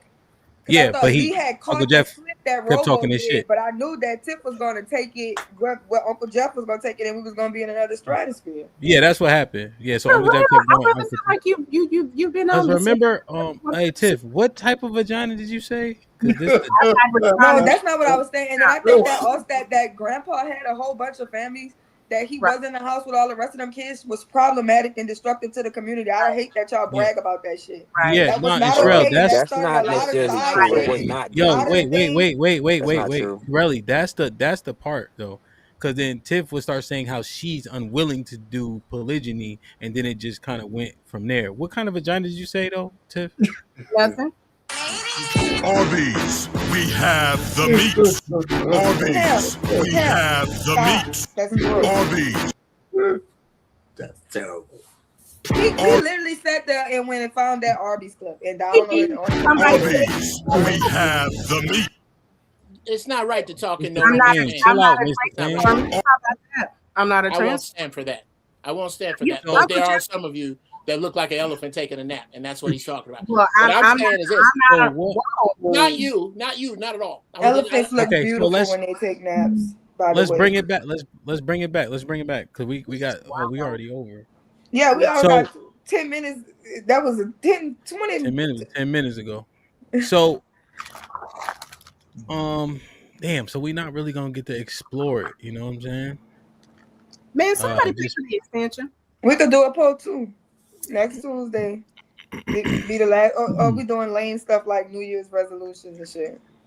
Nah, You don't New Year believe in start till soon. holidays. New Year's not a holiday. Huh? No, I'm Year's saying not. just because at this point, Lee, when you said no, Jeff's premise, what did you? Wait, what'd you say when I said no? Oh, to Jeff? Yes, sir. Oh, yeah. Because I was he was talking about like how the future is going to be a bunch of dudes, a bunch of women with one dude and stuff like that, and it kind of sound like that's not the way it's heading. I feel like I was going to ask him, what does he think about these major corporations creating AI to kind of take most of the jobs, which is kind of on its way happening. I don't think the government cares about us at all. I think the moment they find a solution to make money without our bodies, we're all going to be like spiraling, and it's happening. Like regardless of we having these conversations. These conversations are always great. I'm always happy for them, but they're trying to do that. Like remember back in the day when you go to McDonald's, you had to go to the cashier, and like remember they said that they was going to put them tablets, and then they put them shit. You know what I'm saying? Like they dead put them. Like, and now when you go to the cashier, she look at you like you crazy. Like, what you doing? Like get away from my, you know what I mean? So, yeah, The it I don't it's still the understand. same. Yeah, go ahead. I don't understand. He fell out. Okay. But Lee, I'm just going to say this. I get your point, and I do think that AI and computers will take certain jobs. But I think what's going to end up happening is people that have human skills or soft skills will go to a premium rate. Name So a that human skill. Name one that the AI won't be able to do. I don't think you're not going to trust a robot to give you a haircut and a lineup. You're not going to trust the robot to do raising your kids. You're not going to trust a robot to. Okay, yeah, I can see that part. The Like raising. there's People will. Yeah, there are certain. I think that there are certain professions that are going to be AI proof, and even if AI is dominant, people are going to pay a premium to deal with humans. So there's a way of ratchet up your skill set so that yes, AI can do this, but if you can customize and give a human experience, you're going to be able to charge higher because you're not the robot. I mean, that's optimistic. That's I optimistic. like that. Like, Tiff, how we be when we on the phone with customer service robot? Give me a Give human. me a human. Like people are going to pay for human interaction, and they're going to pay a premium. That's true. That's not Shit, only customer service full of illegals. That's I mean, I not like only- it. Nowadays. I was That's just not only optimistic. That's the only map, brother. What you mean that's the only map? What do you mean The by that? only map. If you have a job, Make it short and sweet, though. Yeah, that's Please, what sorry, if you- respectfully, I'm not being rude. if your title has more than 4 syllables, you're fucked. Okay. That's what she's basically saying. Those people who filled parking lots to just push paper from one side of a building to another for 30 years, they're done. No. You're being optimistic too, but what if they take all the jobs that the lower class need? They've already, bruh. Yeah. So Go to the lead- McDonald's. Yeah, the McDonald's. There's only one cashier as opposed to 6 because they got the machine. Yeah, I said that, but imagine it at 100%. That's where it's on its It's way. not at I need 100. you to Come on, argue what guys. I'm saying. Stop No, the it's not at bull. Guys, it's still people making our burgers. What if it's not at 100? It's not at 100, but it's, Yeah, it's that's what I'm saying. dissipating. So, like for instance, Amazon store. Have y'all been to one of those? So What, you mean like the warehouse? Yeah, go to the Amazon store where there's like a couple people in there, but all the registers, there's nobody there, and Right. you literally put your stuff under. It just scans everything and gives you the price. Right. Like you don't even have to go swipe for swipe for swipe. It's just So let me ask you this, Ham. You saying that to say that it's already here? I think. Well, no. So already hearing how you guys are framing it, no, but we Okay, can see what's up ahead. Right. So that's what I'm saying. Like You will be protected. I You think know we're- how to fix shit. You know how to like the things that you the scooters and stuff reassemble, disassemble, fix the engine. Put like you know how to do those things. a machine could do that. No, but Lee, not at the rate and at the with like how you do it. Because it has to assess it. See, I don't know if the machines have assess. Oh, this part here, this part. So I just see it being something that's valuable still. No, trust me. Ham, I'm not even lying to you, trucks, Ham. too. I promise you, they can do it. They can do it. Bro. Even the They trucking already devised the automation too, because plan I've for been what to running. do when I've AI been seeing the tests takes that the they've been job. running It's on the all automated measurements, trucks. Ham. It's all. Oh, sorry, Sherelle. I'm sorry. No, it's okay. The tests that they're running on the automated trucks, why they crash and things like that. So those trucks will be for people who drive long haul to be able to go to sleep every day. Those trucks will only be able to drive certain zones, and then a real driver will have to pick it up. And those trucks cannot be put out in adverse weather conditions, is what we call it. It will malfunction in the snow. It will malfunction in a storm, and it will cause a pileup. So if you've ever seen an 18-wheeler crash, it can cause 20 more crashes. Yeah, you gotta think. You gotta be intuitive. You have to be like on the go with that type of like you guys. I mentioned this movie before. It's called Sully. Y'all seen that movie? Yeah. Where essentially they're like, "Hey, you should have made it back to the airport." But he's like, "Well, you didn't account for shock. You didn't account for birds coming. You didn't account for But Lee, so I think you're right. If it could analyze it and say this needs to be fixed, to go and fix it, I think is the integral part that holds a lot of weight. Well, the World Economic Forum, Like just physically putting it together. Yeah, because hands. No, you got a point. Because hands could do things like, but if they create a robot that can do what my hands could do, which they're trying to do. Touche. I just don't. I don't know how close we are to that. That's all. But they say they like. Yeah, I don't want to tell y'all. Never mind. Yeah, The white Y'all folks because you're already being devised unfair. the plan and what Y'all they're know gonna what it do is. when AI starts to get implemented. Here's what everybody keeps high hurdling. The technology and the what if you're discussing, you are almost 60 years behind. The technology you know about, Yeah. and we all Yeah, agree it's a fact. that it is infantile. So this, if it's gonna get there, is hilarious. It is gonna get And, there, That's what and I'm it telling does. so They're gonna implement UBI, Universal Basic Income. let's go ahead and agree with you. It's going to get there. Here's what happens when it gets there. Lee, this is any man. This is any man of any measure, anywhere within 5 miles of you. Men who can do what? Step up. This is if you watch Star Wars, you watch any future setup, the dystopians have done this. The dudes that can do shit step up. Hi, my name is Lee. I'm a former member of the United States Army. In there, I learned A, B, C, D, and E. I can also take these things apart and do that. Well, if you can take a motorcycle apart, then guess what? You can build us a sawmill. You can get with this other man who knows how to weld, and this other man who knows how to use what he knows how to use, and we become self-sufficient in that way. And those who don't know how to do shit have to learn how to protect it. And what I'm discussing is the fall of every empire. I'm gonna pretend like I ain't the only one that went to history class here. This shit has happened before, and it's happening again, and it's the same thing. It's a bunch of people in the middle acting like it's 15 years ago. It's not. What you failing to acknowledge though, Uncle Jeff, is that the government already has a plan for the poor people, right? So when they do start implementing the AI and they start taking an overwhelming majority of jobs, what they're going to do is roll out the UBI, which is the Universal Basic Income, right? So then people are going to be getting their payouts from the government. They're not going to have their choice. I see you shaking your head, Lee. You can respond after I'm done because I'm wondering what you shaking your head for.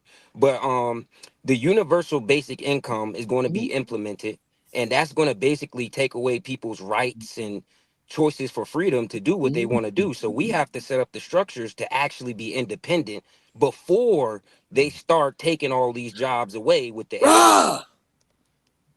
Bruh, look, I'll say this, and I swear to God, I'll even leave. For years, Robo, niggas been calling me Dr. Doom. For years up here, saying what you're saying right now, and all of a sudden it makes sense. Bro, you could go back to 2009. I was telling niggas to prepare for now. And now that what I'm saying is getting pushback, okay, do it your way then. Because there's even more history in my lifetime for me to be right about what you just said, that now is the time. And all this acting like you can vote and nigga, what? No. I don't disagree that's with the voting. optimistic. I think that's optimistic too. And this is why I'll be just so happy because I just know the boat is moving and there's really nothing I can do. And I love to hear your ideas of how you're gonna influence or like go against the grain of what their moves are. But in reality, I think there is no move that outmoves them. Right. So at the end of the day, what's like at a certain point, once they create these robots that's going to take most of the jobs for the people that need, because once they take away the jobs, it's going to be just people roaming around with like nothing to do. And most people have shitty ass attitudes, so and people don't like each other. So I see the chaos, and I was saying this to lead back to I think the government, i.e., religion, is the biggest ops. The biggest threat to Americans is the government. Well, the government and religion is. I don't want to talk about that. Never mind. But right. So, it's tough, Church and man. state was separated a long time ago, so I don't know how that goes together. But Wait, what'd you say? That's easy. What'd you say, brother?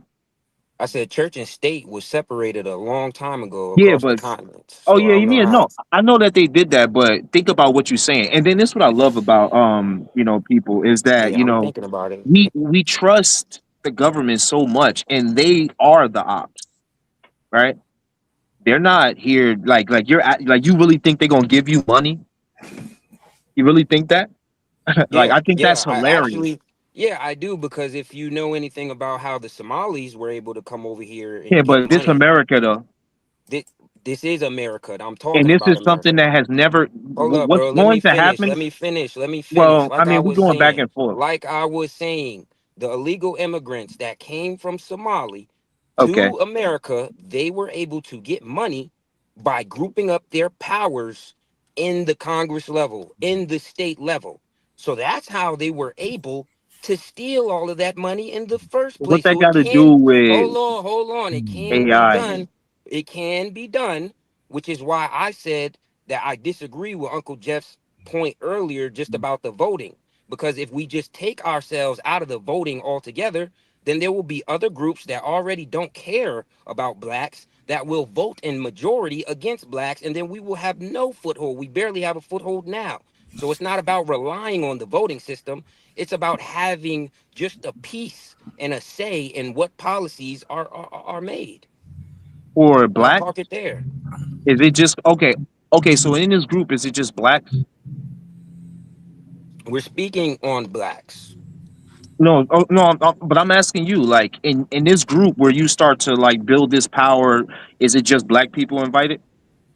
No, Okay. it's whoever is it's based on whoever's willing to help the black community truthfully, Wait, wait, honestly. wait, wait. But So then yes, that just make it one we can accept sided, help though. from other places. Yes, we Wait, can. but see, but you just made it one sided, and now nobody will want to work with you if you're gonna How say did I make it if just one-sided? because of what you just said, brother. You just said that as long as they're willing to help us, like, what does that even mean? I mean, you shouldn't even say that if you know that you're coming together as a group. It should already be known. Well, You get what I first of mean? all, like Tiff has mentioned and Sherelle has mentioned, the black community, we got a lot of issues that we need to take care of before we worry about other people. And as I've said, like we are the powerhouse of a lot of these economies. If you take a black person, a black artist, a black whatever, they go over to other countries and they're Mhm. freaking stars. Right. Everybody there loves them because Court people gestures. all over the Great. world You love black contradicting people. yourself, brother. You Yeah. No. contradicting Look. yourself. Yeah. Great court gestures. Right. Get it. But the like you kind of making my point though. I How? don't know. I don't know if you realize that. Go ahead, Jeff. I think. Go ahead, Jeff. I 'Cause- think you could, what brother Robo, I was with you, and again in agreement, and I love how this is going back and forth. Ain't nobody calling nobody out their name and no dumb shit, so it can happen. People, black men can disagree. Black people, even sister Sherelle, I dig a lot of what she got to say, and sometimes I disagree. I disagree with what you're saying when you say first that we should allow others to help us, and then say we shouldn't worry about other people, but that's only I because you never said don't we shouldn't worry see. about other people. You I never just, I You said think did that. that's say what you that. just said. I You thought I did. heard you say that. I'm sorry. I No, could have you I swore did I say said heard that. you we say that. shouldn't worry about other people. You did say that. You said you referenced Sherelle, We, but you did say it. I don't we know should. exactly how, but you did say that. Here's what I Say heard. Or did we I? don't have time to worry Can I about can, other can I people or just tell something you like what that. I heard? That will help Mhm. us if I could just say what I heard. Mhm. I thought I heard you say, and I agree, that black people should not be worried about other people. We have so much of our own shit to take care of first. Oh That I yes. think Oh the yeah. words that Okay. okay. To me, in my opinion, that it flies in the face of allowing others to help us, because in that help, allowing them to help us, lies the worry. I have to Right. work. I have to heal my own culture, and these three words scare the living shit out of black people. I We, understand. uh, Go ahead. Now go ahead. we are enough. We, this, who's helping when you're discussing the outside help? I don't remember hearing anybody outside helping the Amish or outside helping the Mormons or any Yeah. other the African people you talk of who come here to get aid. They don't have, when they bring up their issues as a group, a committee who says they're going to think about it. America just cuts a check. Those are checks that were not cut to me, you, Hamp, Sherelle, that we are still waiting on a check promise from centuries ago. I don't know why, but so to say that this outside help we need and this government, I don't think black people need shit other than to answer a few simple questions like, if the NFL was 85% Armenian, do you think the Chinese would own it? Don't Now, no niggas want to answer that question. I Because agree with you see what I'm on your saying? concerns, but I'm saying that we know that people out here is trying to be disingenuous about helping the black community. But Yes. what I'm saying is there's also people out here that really do care. And we Yes. shouldn't turn away those people that can offer us resources, knowledge, because they're not black. You see what I'm saying? Now what you're describing and what Lee's describing is the process of actually looking at these people outside the community and what they have to offer. I think we're talking about Jeff, I would agree. No, I agree with what Robo just said, Jeff. But the point really is that for black people, our biggest ops are other black people. Thank you. And And we need to boom. Okay, I'm not saying no to what he's saying. I'm discussing timing. The same way the Honorable Minister Louis Farrakhan says this: we can argue about God's name when we all free. Right now, we got something else to do. We got something else to do other than, but what we need to do is love each other enough to not see anything with the NFL and Shadur Sanders as a victory. This man is ours. All of them brothers is ours. If they stood up and left, we would crash an economy in an afternoon. But until as long as it's so crazy to think that something that is entirely made dope by you should entirely be owned by you, and we ain't got to worry about nobody my age or maybe 30 years younger. That's all crazy to y'all. But it's some black folks coming. And that's who I bet on. This new young people, these are God's people. That's who that I believe are coming. Real talk. Oh, allow with the 20 bosses, if they work on their behavior, truly follow God's covering, that's still a change, big dog. But I understand what you said. I got you. I understand. I just think it's kind of like if you talk to somebody who went through AA, they'll tell you, I'm an alcoholic. I've been sober for 20 years. Right. You see? So, yeah, 100%, but they always make sure they can be very mindful of their vice. Aaron with the $2 says, is Trump making it better for black people or for brother 3 times?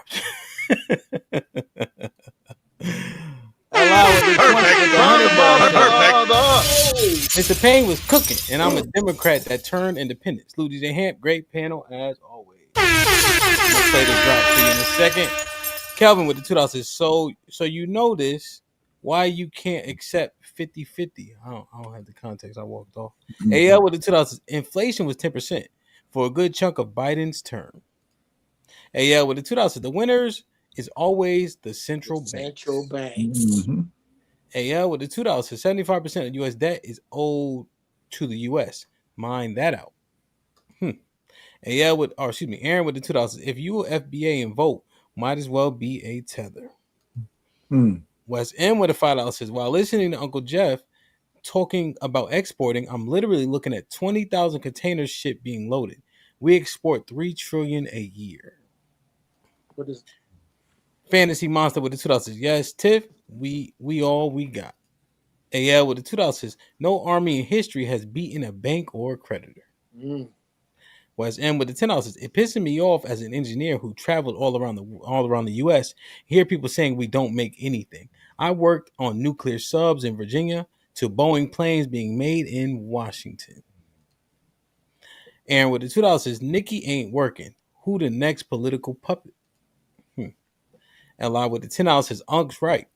And it's the Democrats soft on crime for illegals, that and others for R. You know what that means. Okay. Great. And other crimes. Okay. Callie with the $5 says the news didn't give a fuck about Chicago's crime till Obama ran for office. Ellipsis. They used to always talk about How about South that? Central LA. Overnight, Chicago became the worst. How about that? D with the $2 says prior to Kennedy, blacks were conservative. Can't get right with the $5 says the psychological and spiritual war easiest to divide and conquer. Seems like the psych and the spirit are at war now. Aaron with the $2 says if Unc run for president, I might vote. HAMP VP. No, run for emperor. Emperor. I mean, emperor. I need more power than that. And yes, Unc, and yes, HAMP is on my cabinet. You got a DJ on your cabinet, nigga? What? Ray Midnight with the $2 says vintage snatch box though. And with the $2 says artificial wounds are being worked on as we speak. And with the $2 says transhumanism is the future, but God will step in.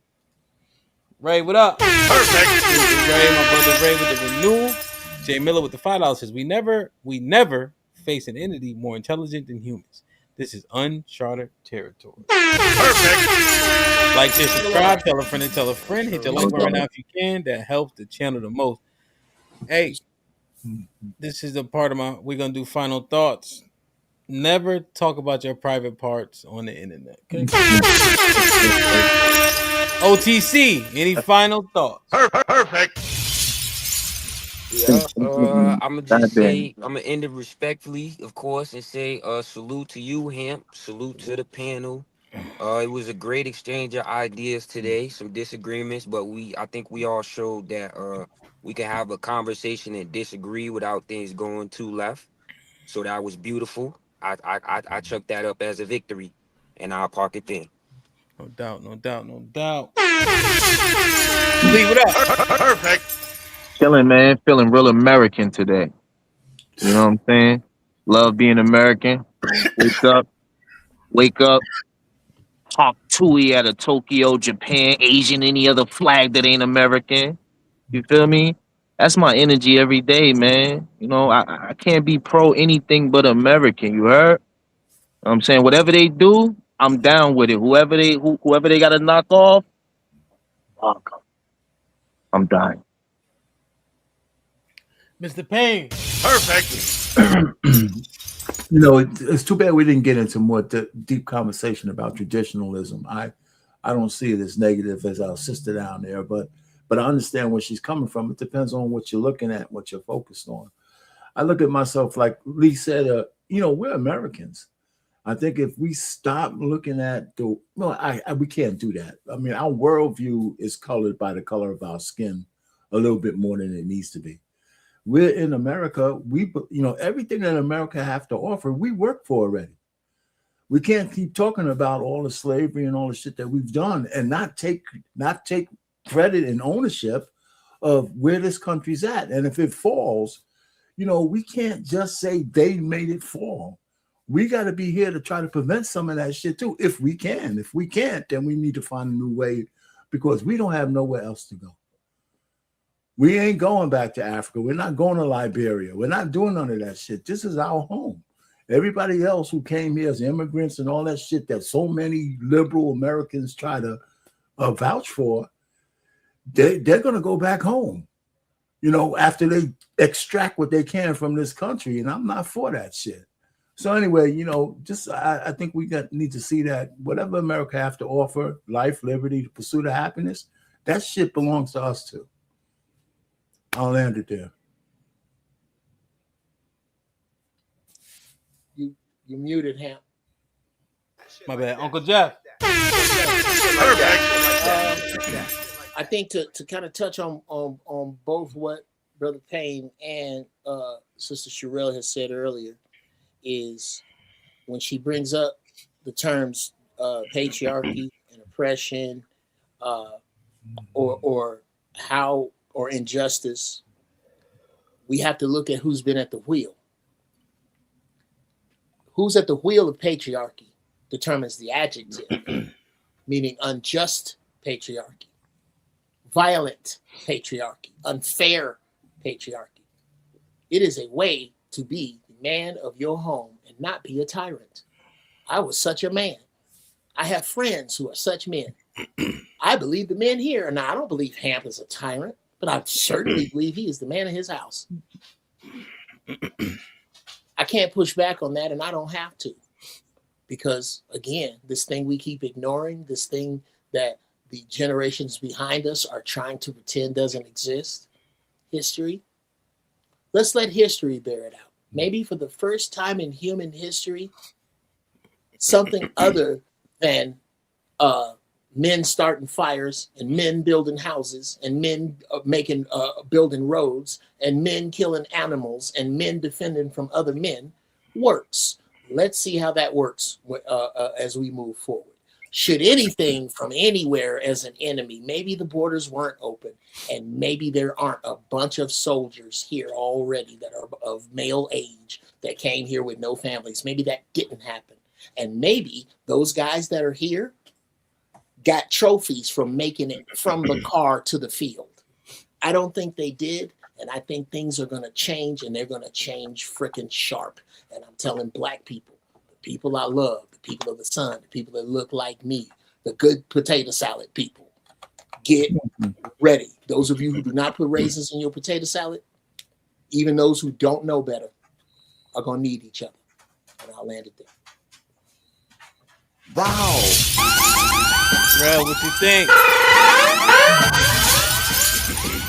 All right, good show. Thanks everybody for joining, subscribing, sharing, and sending super chats. I'm gonna take it from the top with street code. It's bullshit. It's always gonna be bullshit. It was always detrimental. We understand and we've accepted every excuse for the disenfranchisement. Every excuse, but it's over. It's a wrap. You may not think it's a wrap, but even street niggas are moving their kids to the suburbs away from street shit. Y'all can't see the forest for the trees, but it's done. Next 25, 30 years, that should be over, and you should be happy. This is the aftermath of the crack era. Now it's just time for us to clean it up. Because that shit was a nuclear bomb.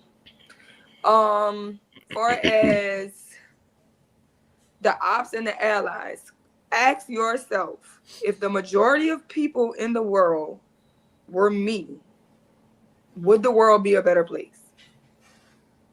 Would my community be a better place if it was full of me's?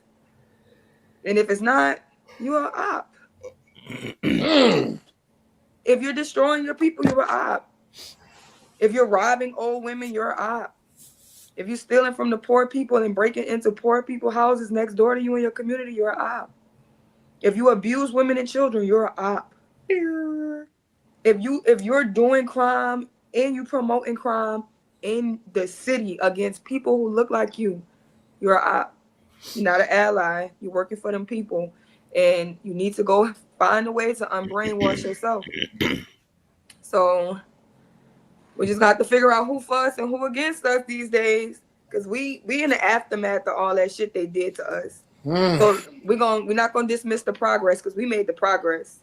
We out here making the waves. You understand what I'm saying? And it's time for us to clean it up. It's cleanup time. And if y'all want to be cancer, we cutting that shit off. Don't get mad when the radiation hit. Switch up now. All praise to the Most High. Hamp, you got the floor. Perfect. Yeah, and so there's several things Relly could have named, right? If you are in opposition to your community based on your behavior, you and I, right? That's what she's saying, plain, I've seen a lot of this, right? Us demonizing a lot of shit just because we don't understand it. And the one thing I saw particularly is black men were in order, and black people speak against it. Right. And it's a thing they don't understand. And I've seen this, and I think this is an issue. When I see my Muslim brothers doing their thing, I look at our people laughing at them, talking shit about it. I'm trying to disparage them and all that, right? When they literally doing the thing in service to people. If you ever get stopped by your car and they got that newspaper, they give it to you even if you don't give them no money, right? But y'all niggas don't even roll down your window, right? When the brothers is on the corner, they say they so militant. Why he can't talk? Because he in order. Because there's a hierarchy here. There's structure here. You know, it's just a whole lot of that. I see black people disparaging black people when they in order, when they functioning appropriately, and they don't even understand their belief system. They just don't like how they present themselves based on their palate. So I see a whole lot of that happening to us. And that's a real reason why we got infiltrated a lot of times. How they get Fred, how they get the Panthers. It's By always pointing out his somebody weaknesses. inside, right, who bends the knee outside, right, and it infiltrates inside. So I just think about this shit, man. The shit we choose to praise. So it's interesting, man. I think y'all had a my bad. I got distracted a few times, but I think y'all had great dialogue. And we got to do more of this. So I just want to, and Rel, maybe we do have to we circle back because the allies versus ops there's so many categories. Yeah. So many categories. So we just got to circle back on it, you know? Yeah, man. I love y'all. I appreciate y'all. Be safe and do the right thing, man. Like, share, subscribe. Tell a friend to tell a friend. We out. You know, every time. Yeah. It's a podcast. It's a podcast. It's a podcast, yeah. Like, share, subscribe, tell a friend to tell a friend. DJ HAMP about to go live again. So hit the likes, my friend, on your way in. First off, salute the chat. And to all new cousins, welcome back. Heard you searching for the real, well, this is where it's at. The latest topics and panels and brother, don't consent to the bathroom. We got all the stats to back the facts in the morning or the afternoon. Tuesday, women's POV, 2 Fridays, dancing, jamming tune. It's a community of real, and we better than the world news. This might be risky, I hope you know.